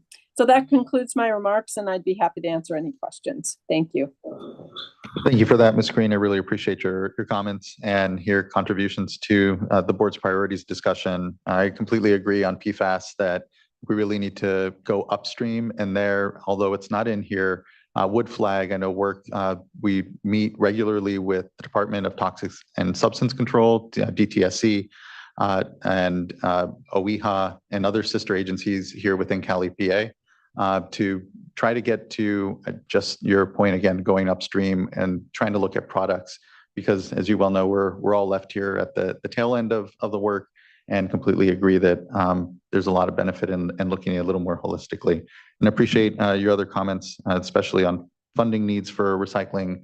I think that's the criteria are important to work on, but I think until we have the funding, it's kind of a little cart before the horse. But I think really do need to still have discussions on how we support projects. So appreciate the thoughts all around, and look forward to what I know is further discussion with you. Thank you. Next, I'd like to call up Regina Chigazola, be followed by Sean Bothwell, and then Jared Voskel. Hello, and thank you for going out of order. My kid does have a doctor's appointment in 10 minutes, so I appreciate it. First of all, I wanted to say I find this to be a great document, and it does really show, like I said earlier, that the board has been listening to the public and really trying to work equity into your plans. And I just wanted to say I really appreciate that.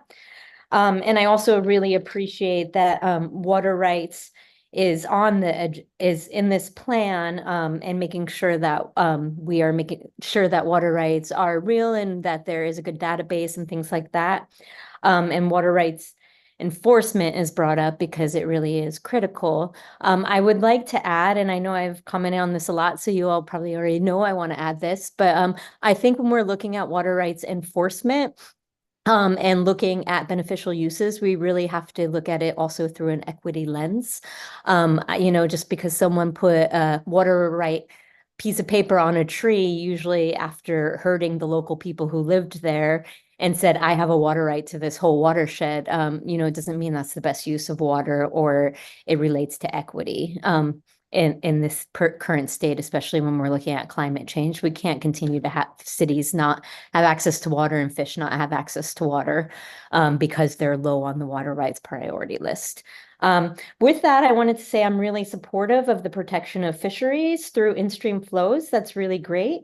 I did want to say, as part of the salmon strategy, as you might have seen, Butte Creek was also brought up, so I'd like to have you all consider that. Also, the Trinity River is not brought up anywhere in here under 90-5 temperature management. The Trinity River should be subject to that. And so I would like to make sure that the Trinity River is brought up. Also, the South Fork Trinity River has been brought up a lot as far as the needs for in-stream flows. It's where the last remaining spring run Chinook salmon, besides the Salmon River and the whole Klamath River watershed is, and it's largely used for marijuana and flood irrigation.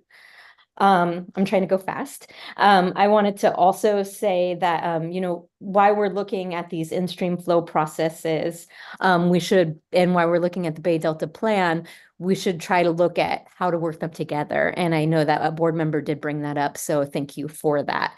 But however we can go fast through these processes, that's great. On the irrigated lands program, I just wanted to make sure that we also look at surface water impacts.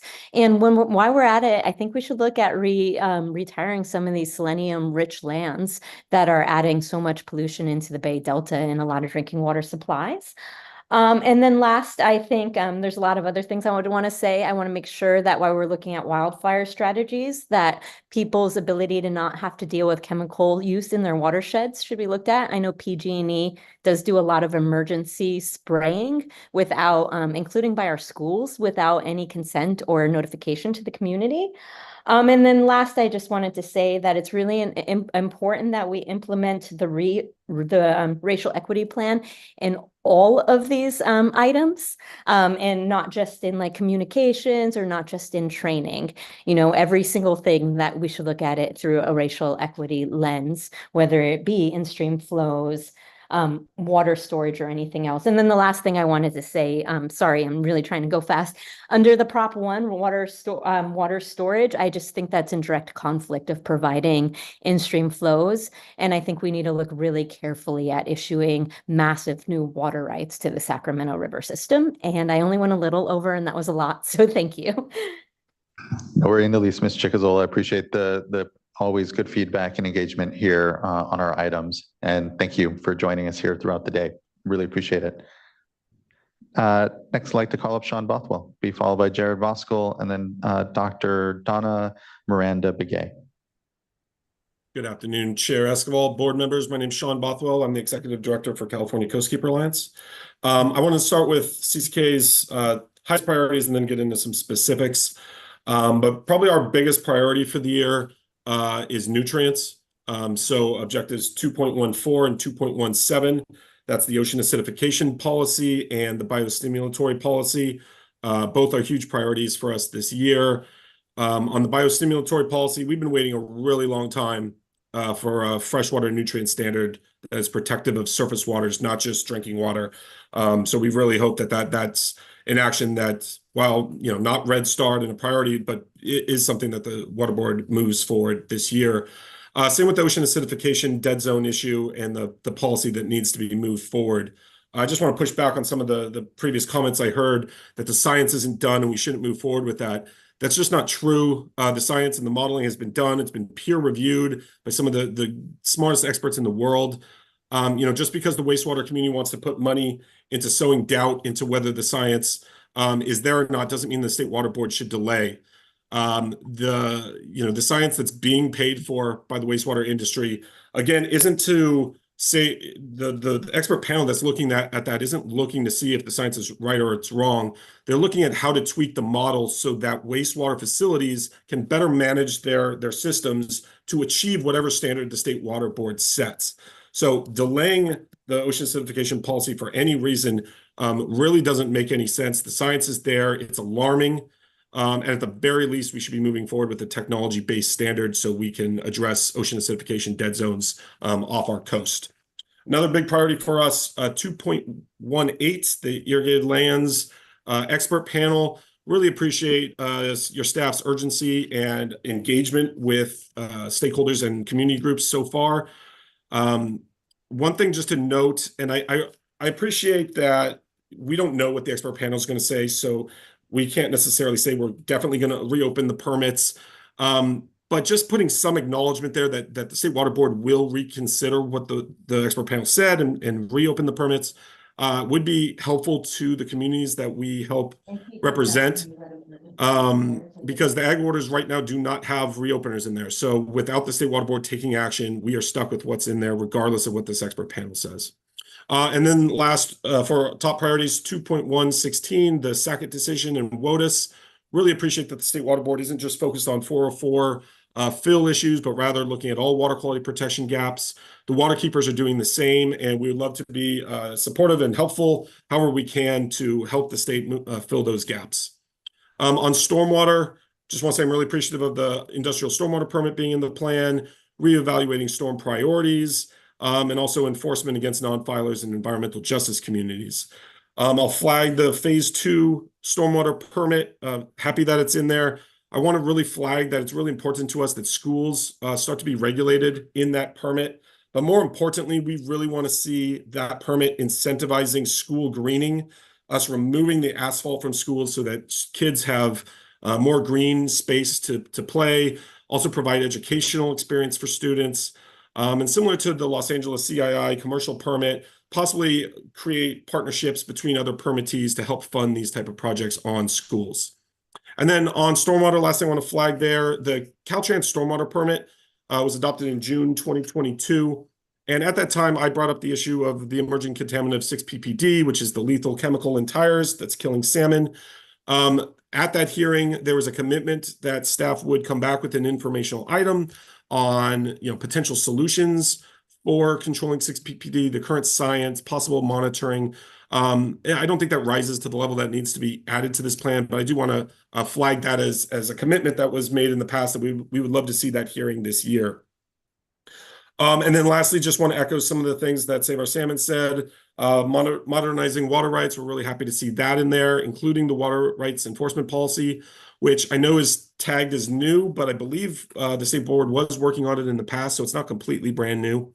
The in-stream flows issues that Regina brought up earlier, we're certainly very supportive of, particularly the Shasta and the Scott. But just want to flag the idea of implementation. These are long-term regs. And so it's not just doing the regulations and walking away, but really looking at the implementation of them. You could say the same thing as an example, the Mono Lake issue that was added. Those standards were set back in 1994, and yet we didn't really focus on the implementation. So that's always important when we're looking at in-stream rights. And then lastly, we're happy to see the work on Sigma, particularly on the interconnected surface waters. That's something we're going to be working on and focusing on more. And we're happy that the board didn't overlook the importance of those.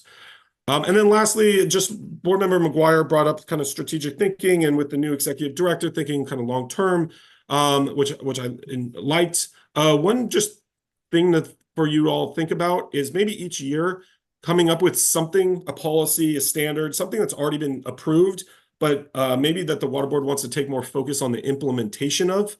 CCK has asked in the past for informational hearings on trash implementation, grazing implementation. I've talked about ASBS implementation in the past. It'd be great if the water board could look at not just adopting new standards and policies, but really evaluating how the implementation is going and whether something needs to be tweaked, or if regional boards need more guidance or more enforcement, whatever it is.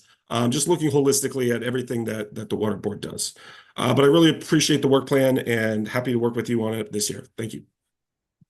Thank you, Mr. Bothwell. Appreciate all of that. Look forward to follow-up discussion, certainly on how we continue to improve just how we do our job the best we can in what is a very broad mission. So thank you. Next, I'd like to call up Jared Voskuil, followed by Dr. Donna Miranda Begay, and I believe our last commenter will be Karen Cowan.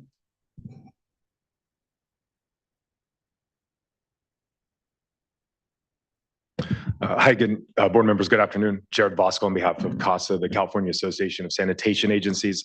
And we represent over 130 wastewater agencies and municipalities that provide the collection of wastewater treatment, recycling, and resource recovery. Wanted to flag a couple items in the work plan that have been discussed today, and then just share a little bit about some of our priorities at CASA in 2024, just so you can see how we're dovetailing with some of your efforts. The first one was just to echo Sharon Green's comment about the supplemental environmental projects, the SEPs, and trying to explore what we could do on that policy to make them more beneficial for local agencies. With regards to 3.2.7, I think with the collection system inspections for the environmental justice communities, our members have a lot of expertise in this. So if there's any way we can provide that to your staff or to the others, just don't hesitate to reach out. Within regards to the ocean acidification, I want to acknowledge that last year's work plan had as the priority on this one, elimination of coastal discharges. And this year's has been updated to change that language, which we think is appropriate because you can't eliminate a coastal discharge. Even when you're removing nutrients or recycling, you're going to have an RO concentrate that could be pretty substantial, like 25 million gallons a day. You're not going to get rid of them. So we think it's great that the work plan reflects that engineering reality. And we also want to commend what the next kind of replacement language was, which was to initiate an investigation of the feasibility of nutrient removal at ocean discharging plants. We think that's the right spot to be at this juncture, so we can have an understanding of what's even available from an engineering point of view. And then that goes to the next step of economic affordability and feasibility. But I have to pause and just remark, hearing the phrase dead zone in like the second or third hearing is not yet, that's conclusory. If you're an attorney, right? You need the analysis to get to that point, but we're not seeing that in our monitoring data. And we're very concerned when we hear that said in a public meeting because the public's listening. We don't see that yet. And if the reference to that dead zone is because of a model's predictions, we still need to suss that out. And to Mr. Bothwell's point about this independent review panel characterizing it as the industry's funding the science, that just sounds like the implication is it's not good pure science. And I should note that for that very reason that we were funding it, we wanted to make sure we could be Teflon to that criticism. And so we intentionally designed a steering committee. We have Karen Mogus from this board, Dave Gibson, the executive officer of Region 9, and Justine Kimball from the OPC serving on it. We have 3 wastewater representatives. Sean Bothwell also serves on the steering committee, along with SWRCB and a technical advisor from UC Irvine. And they are going about the work of evaluating this model. So I think that's important to note in terms of even if we are funding it, we've created an institutional barrier from us being in that role. And then I think to the point of earlier when Sean said, we're not, deciding whether the science is right or wrong, we're tweaking the model. Well, insofar as the model predicts a dead zone, if the model needs to be tweaked, then maybe that will change the outcome of whether there's a dead zone there. And I think that's the issue that we're leaving to the experts to determine whether the model is ready to make that evaluation or what needs to be done and what analyses need to be reperformed to determine what is that situation. So I'm not an environmental scientist, and I don't want to appear dismissive of the environmental concern. And I'm not saying this lightly, but I'm saying it as the representative of a sector that has put this money forward to exactly address this issue, to leave it to the experts to answer those questions, and then we will live with those results and go forward. But I do have to flag that I think it's not appropriate or right for that characterization of this situation. And then lastly, there was talk about PFAS and going upstream. And I want to note that that's, in our view, the right way to go.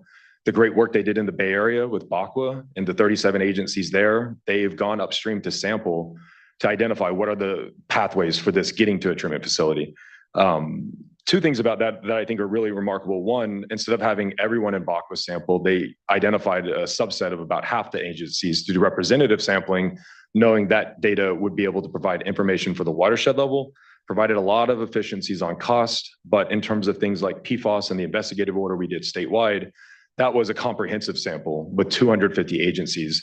And has been a thought for many years within our sector, we could create a smaller group of representative agencies, 35 or 40, that maybe they could do the sampling, but provide that state water, that state perspective with that data. And I think that's notable. But the other part is that because they have been so proactive in the Bay, monitoring and collecting this, they have data going all the way back to 2009, showing that when they phased PFAS out of commerce, PFOA and PFOS, the monitoring data shows drops from 2009 to 2014 to 2018, and it's concurrent. And so that whole approach of upstream source control, true source control, really bears itself out in that monitoring data. And we think that's advantageous as we're contemplating a variety of CECs.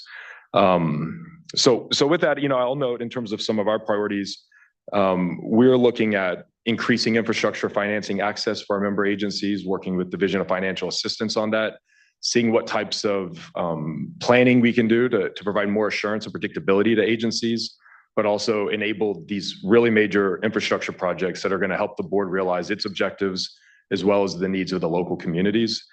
And we are also, working on that, but also working on just broader monitoring. And within the context of the last agenda item with the 303D list, data that's assessed, we are very interested in, some type of statewide consortium that could also provide that perspective. And I know we have the Delta RMP, we have the Bay RMP, we have the BITE monitoring, but there's some watersheds that don't have, they have different levels of monitoring. And so we're thinking as a community, can we create a group that would lend in that tie-in with providing that data, generating that data, then utilizing it appropriately, but for issues that are emerging, perhaps like microplastics in a few years, like we did for PFAS.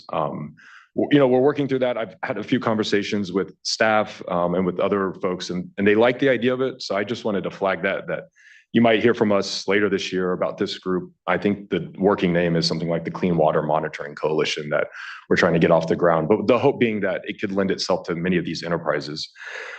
So with that, I'll conclude, and thank you for the time and look forward to the year ahead. Thank you. Appreciate those comments, Mr. Voskuil, and always the engagement. Next, I'd like to call up Dr. Donna Miranda Begay. Good afternoon. Good to see you. Right. Tubaduck, good morning, or good afternoon, actually. Let's see, what do I have? It's good to see everybody. I don't know if you're familiar with me, but I used to work for the Water Board. Good to see you again, Donna. Yeah. All right. Yeah. Good afternoon, honored board members and executives. I'm going to read off my comments here so I stay on track and hopefully on time. My name is Donna Miranda Begay. I'm Tabatalabo Tribal Cultural Practitioner and Researcher. I'm also CEO for California Tribal GIS, working with California Native American tribes with improved GIS mapping and drone knowledge build to help with cultural landscape protection and improve natural resource management of tribal lands. I retired from the Water Board in 2022, and for a couple of years while working for the Water Board, I was on the State Water Resource Control Board's racial equity team.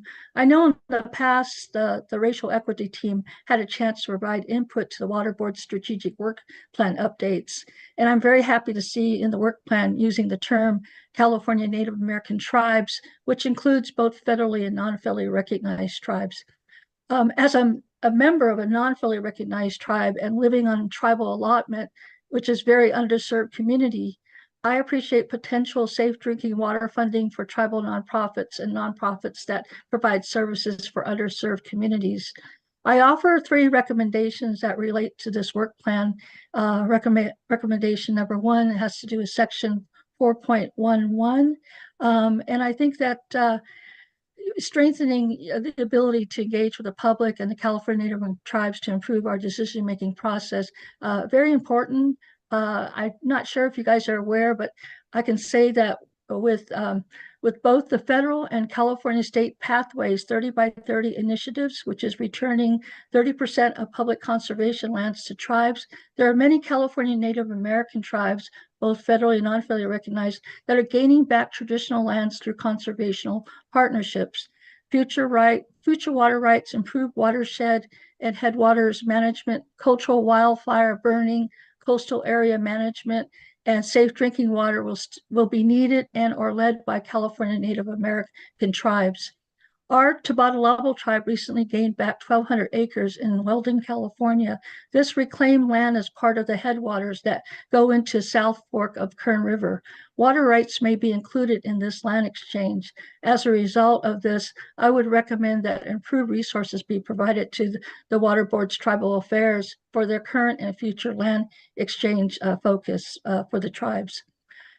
Recommendation 2, as a former CIO for California Conservation Corps and Jackson Rancheria Miwok Tribe, I would recommend that the Water Board strategic work plan have also a departmental information technology strategic plan that aligns with this work plan. This could be maybe added under section 4, if I may be so bold to offer that. Recommendation number 3, I do appreciate section 4.1.2, which talks about tribal beneficial uses. One of the things from an outside perspective is I don't really know where the Water Board stands when it comes to how many tribes have offered their input to beneficial uses. And so one of the things I would recommend is to host another California Tribal Water Rights and Beneficial Uses workshop. The last workshop was held, I believe, in 2018. Provide California Native American tribes with a listing and our map that displays what tribes have submitted as far as for their beneficial uses, similar to what Region 1 has in a regional plan. I want to thank the State Water Board and executives, Tribal Affairs Office, Tribal Liaison Andriana Rotera, and other staff in their continued support for the inclusion of California Native American tribes in their work, and also for helping out on an annual basis with the California Native American Days, which is held annually on the 4th day of September each year, and supporting the past California Tribal Water Summit events. I'm enjoying my retirement and appreciate the opportunity to work for the Water Board Division of Technology for 9 years. And congratulations, Eric, on your appointment to Executive Director. Thank you. Thank you so much, Donna. It's great to see you. Thanks for your continued contributions to the board here and the work, and appreciate your recommendation on DIT being better incorporated or in there. I think it's something I know I've had conversation with the executive director and other board members around. I think it's very obvious. Our systems and our data, as you well know, are just front of line when it comes to our ability to assess, be better decision makers, and do our work. So thanks for being just a huge advocate and being part of the work here. Thank you, Donna. Thank you, guys. Take care. Thank you. Next, I'd like to call up our last commenter, Karen Cowan. Ms. Cowan, thank you. Everybody, again, I'm Karen Cowan with CASQA. Was not planning on commenting. Sharon Green invoked my name, so it's Sharon's fault that I came back up.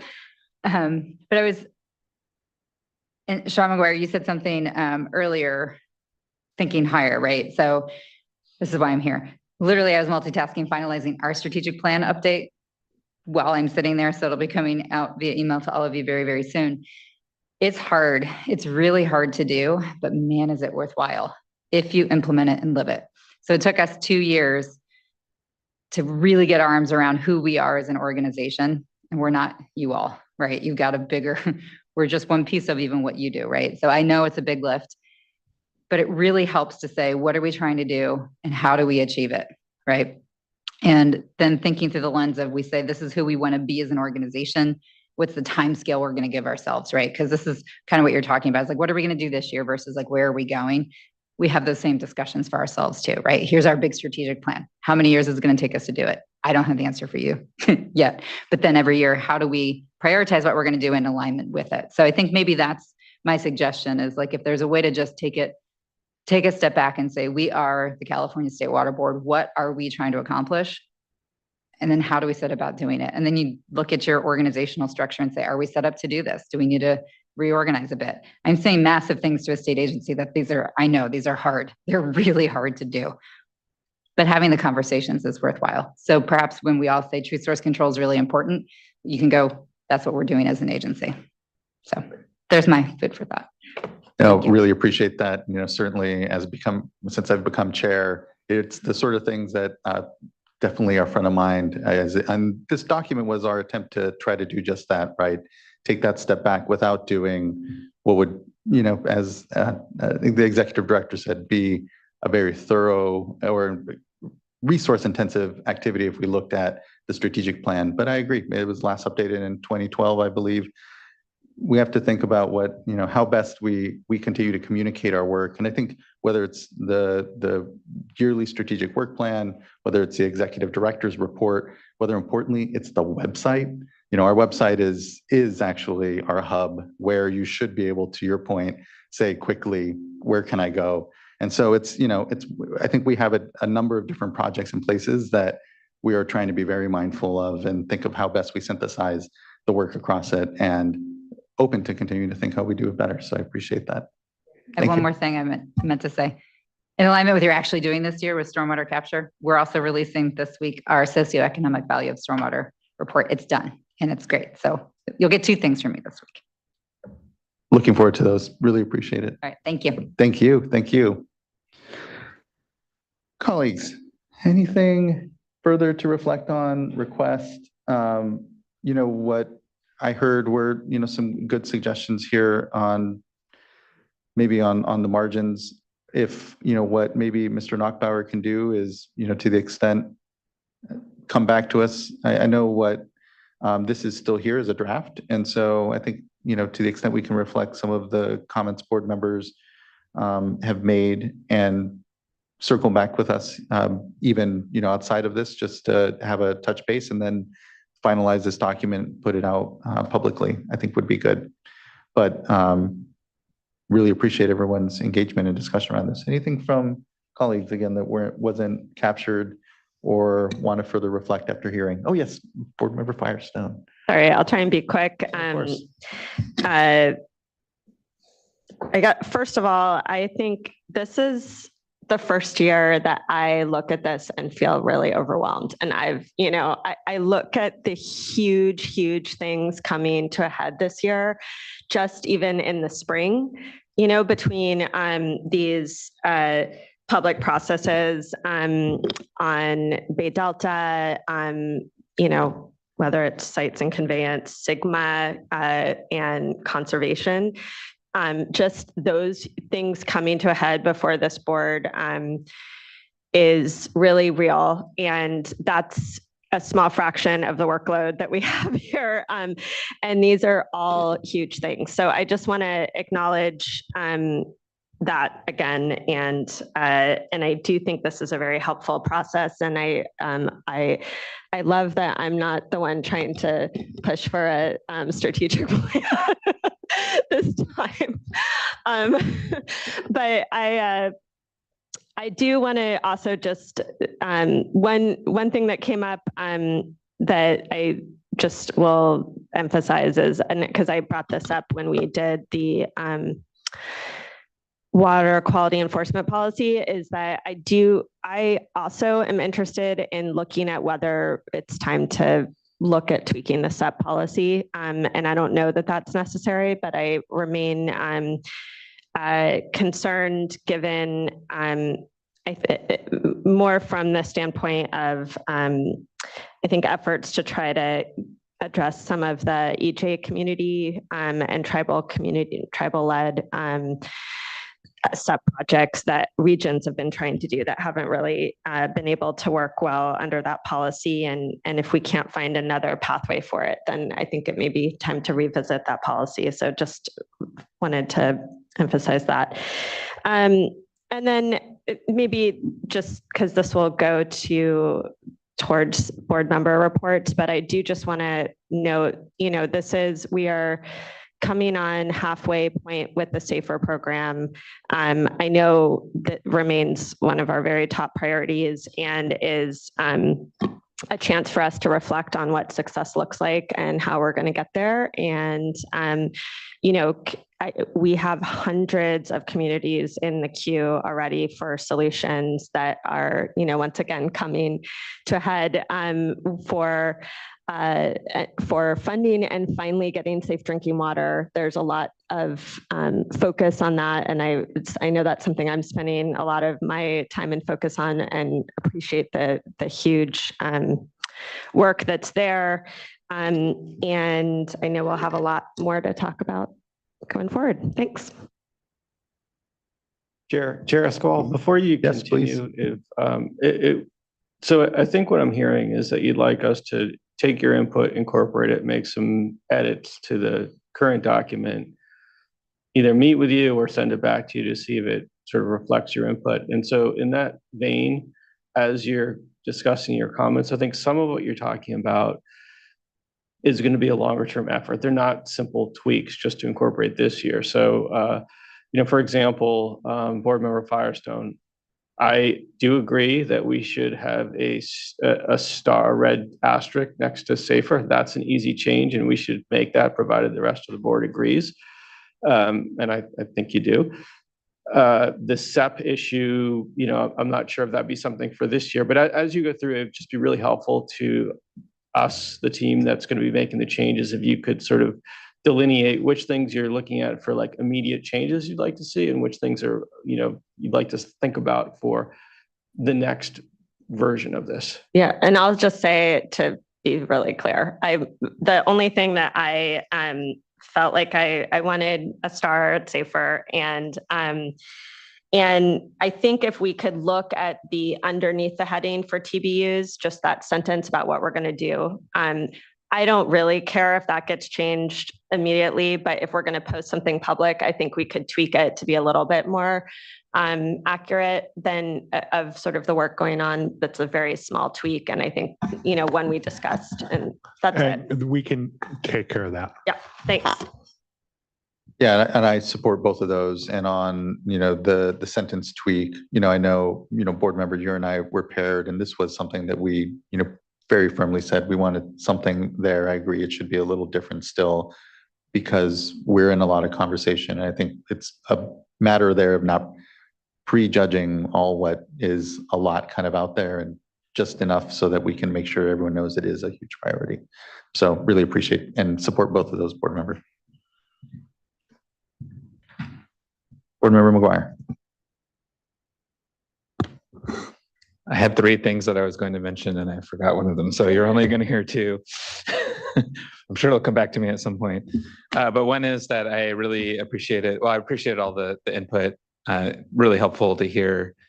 But in particular, Mr. Bothwell's comment about implementation. We have a lot of regulations and policies and permits on the books, and some of them are very good, like the trash amendments. I think that was the example that was brought up.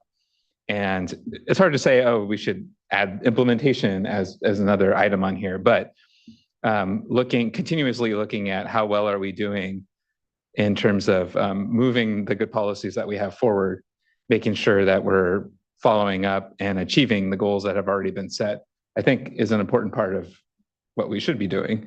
And sometimes it's easy to lose track of that with all these other emerging issues before us and the work looking ahead just seeming overwhelming. We should also take a step back and focus on those other things as well.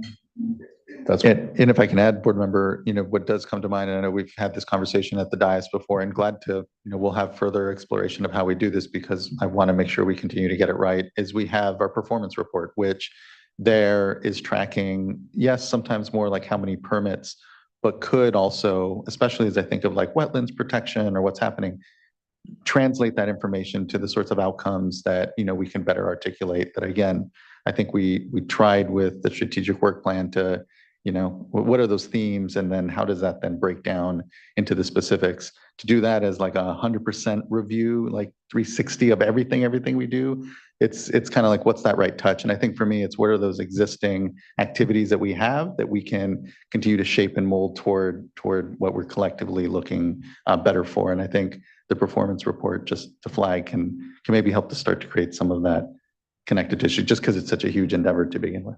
Yeah, I completely agree. I appreciate you brought that up. And I'll just add that when I look at this, I think, well, yes, overwhelming is a good term, but also how do we balance all these resources, right? Where are we making commitments? Is it in a new policy direction, or is it in an existing one?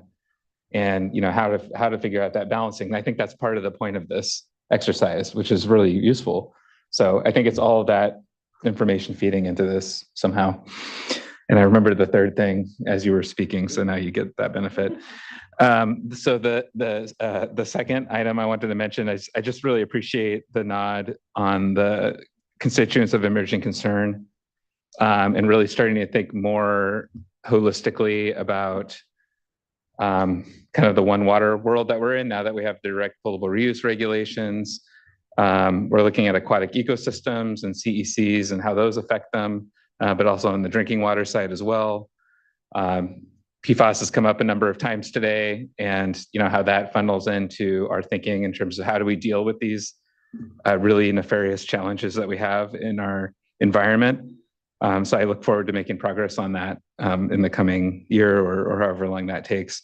And then the third item I want to mention is just on water quality petitions. And I appreciate, and I just want to plus up that that's in there and fully support the petition that's mentioned in moving that forward.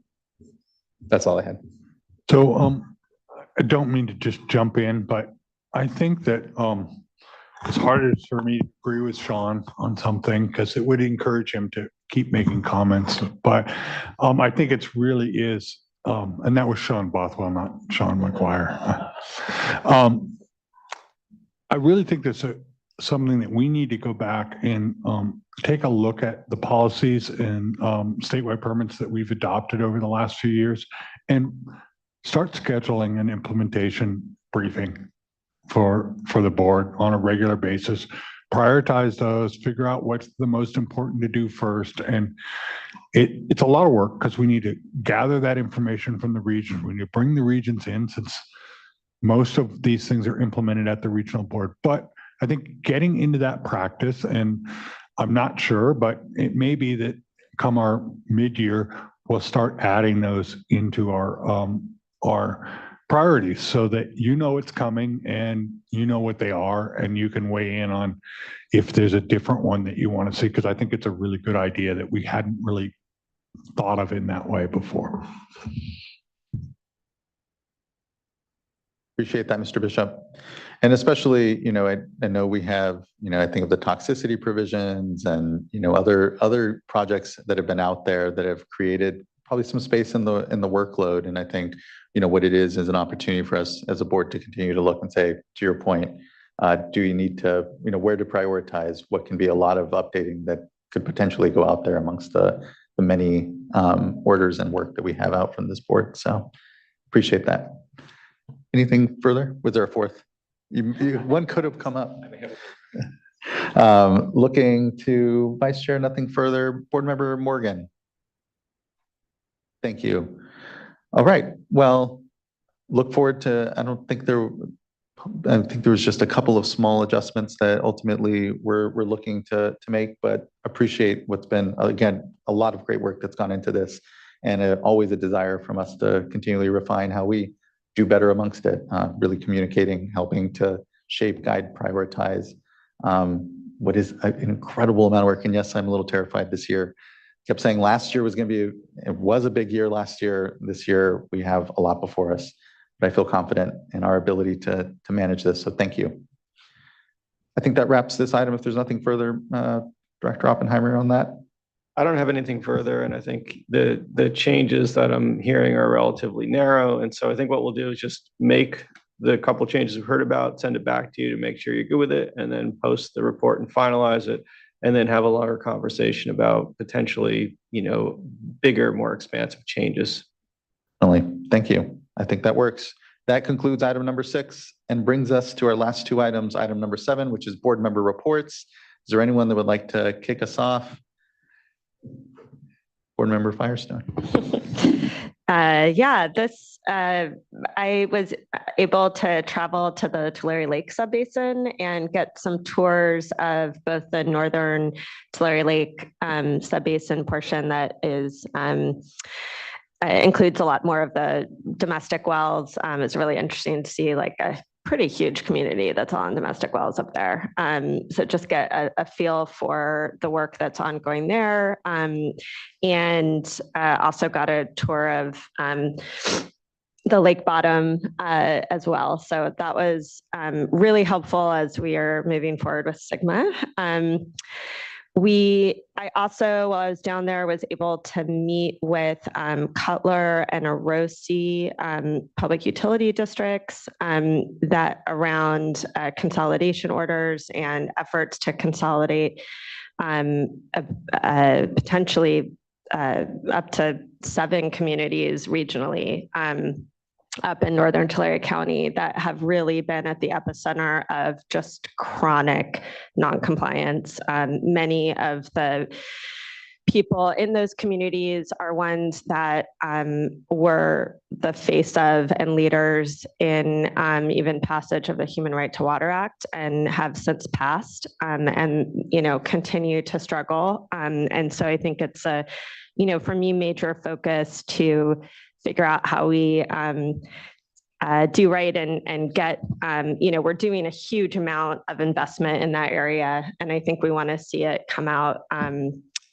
where we are really transitioning these communities into a new reality. So there was a lot of progress, a lot of interest in looking at regionalization, looking at if there's a way to tap into make some progress on accessing surface water rather than the increasingly contaminated groundwater and overdrafted groundwater in that area. So it really brought me a lot of optimism, which is great in that area. So that was a big focus for me. I think those are the main things I wanted to touch on. Thanks. Really appreciate that, board member. And I'll actually transition because I have to apologize. I was supposed to tour with you. I wasn't able to because I was called to the governor's salmon strategy release. Looking forward to still yet getting into the basin, have been there before, but in the context of our SGMA discussion and decision here. So just thank you for going down there. And I know we'll connect on what is going to be a lot of work with SGMA this coming and a lot of intersectional issues, to your point, when it comes to provision of access to drinking water and lowering groundwater and what regionally, which is really what needs to happen for so many of our communities, gets planned so that folks don't get left behind amongst it. So thanks for being always just a good, incredible presence out there in the community for us and all of this. So thank you. Yes, on this past Monday, so the 29th, 29th, I was with the governor up. We were in the Eureka area, rather, on the coast. It is the furthest I had been north on the coast. I'm ashamed to admit the furthest north on the coast I'd been is like Fort Bragg. So it was incredible to go up there to really connect with the community, and importantly, the Yurok tribe, where the leadership was there to really talk about the restoration projects that were going on. It was good to be able to touch on the flow aspects of the board's work amongst all the restoration that is going on. So was glad to be able to make it up there and represent the board's work. And then just the other thing I would flag is prior to that, on the 22nd, I was in Fresno. Congressman Costa brought together Commissioner Tootin from the Bureau of Reclamation, and myself, some other folks from the state agencies, and a lot of the local leadership there, just to talk about the water year, the work that's been going on, went on last year, its continuation of it this year when it comes to groundwater recharge temporary permits. So I was glad to be able to connect there. That's all I have. Board Member McGuire. I have nothing to report this time. Thank you. Same here, nothing to report. Thank you. Looking to Board Member Morgan. I also have nothing to report. Great. Thank you all. That wraps up board member reports and brings us to item number 8. I don't have anything to flag, but do want to acknowledge that last meeting, Board Member Firestone asked about including an update on arrearages. It's not in this report, but we haven't forgotten about it. Appreciate that touchback and look forward to some good numbers there, truly. Okay, well, that wraps up our itemed agenda. We will not have closed session today, so that wraps up this board meeting. And just want to thank everyone for their participation, the great discussion we had today. We will be back in 2 weeks, which brings us to, and I should have had my calendar open, the 20th. And so we look forward to seeing you all then. Thanks. Take care. Be well. This meeting is adjourned.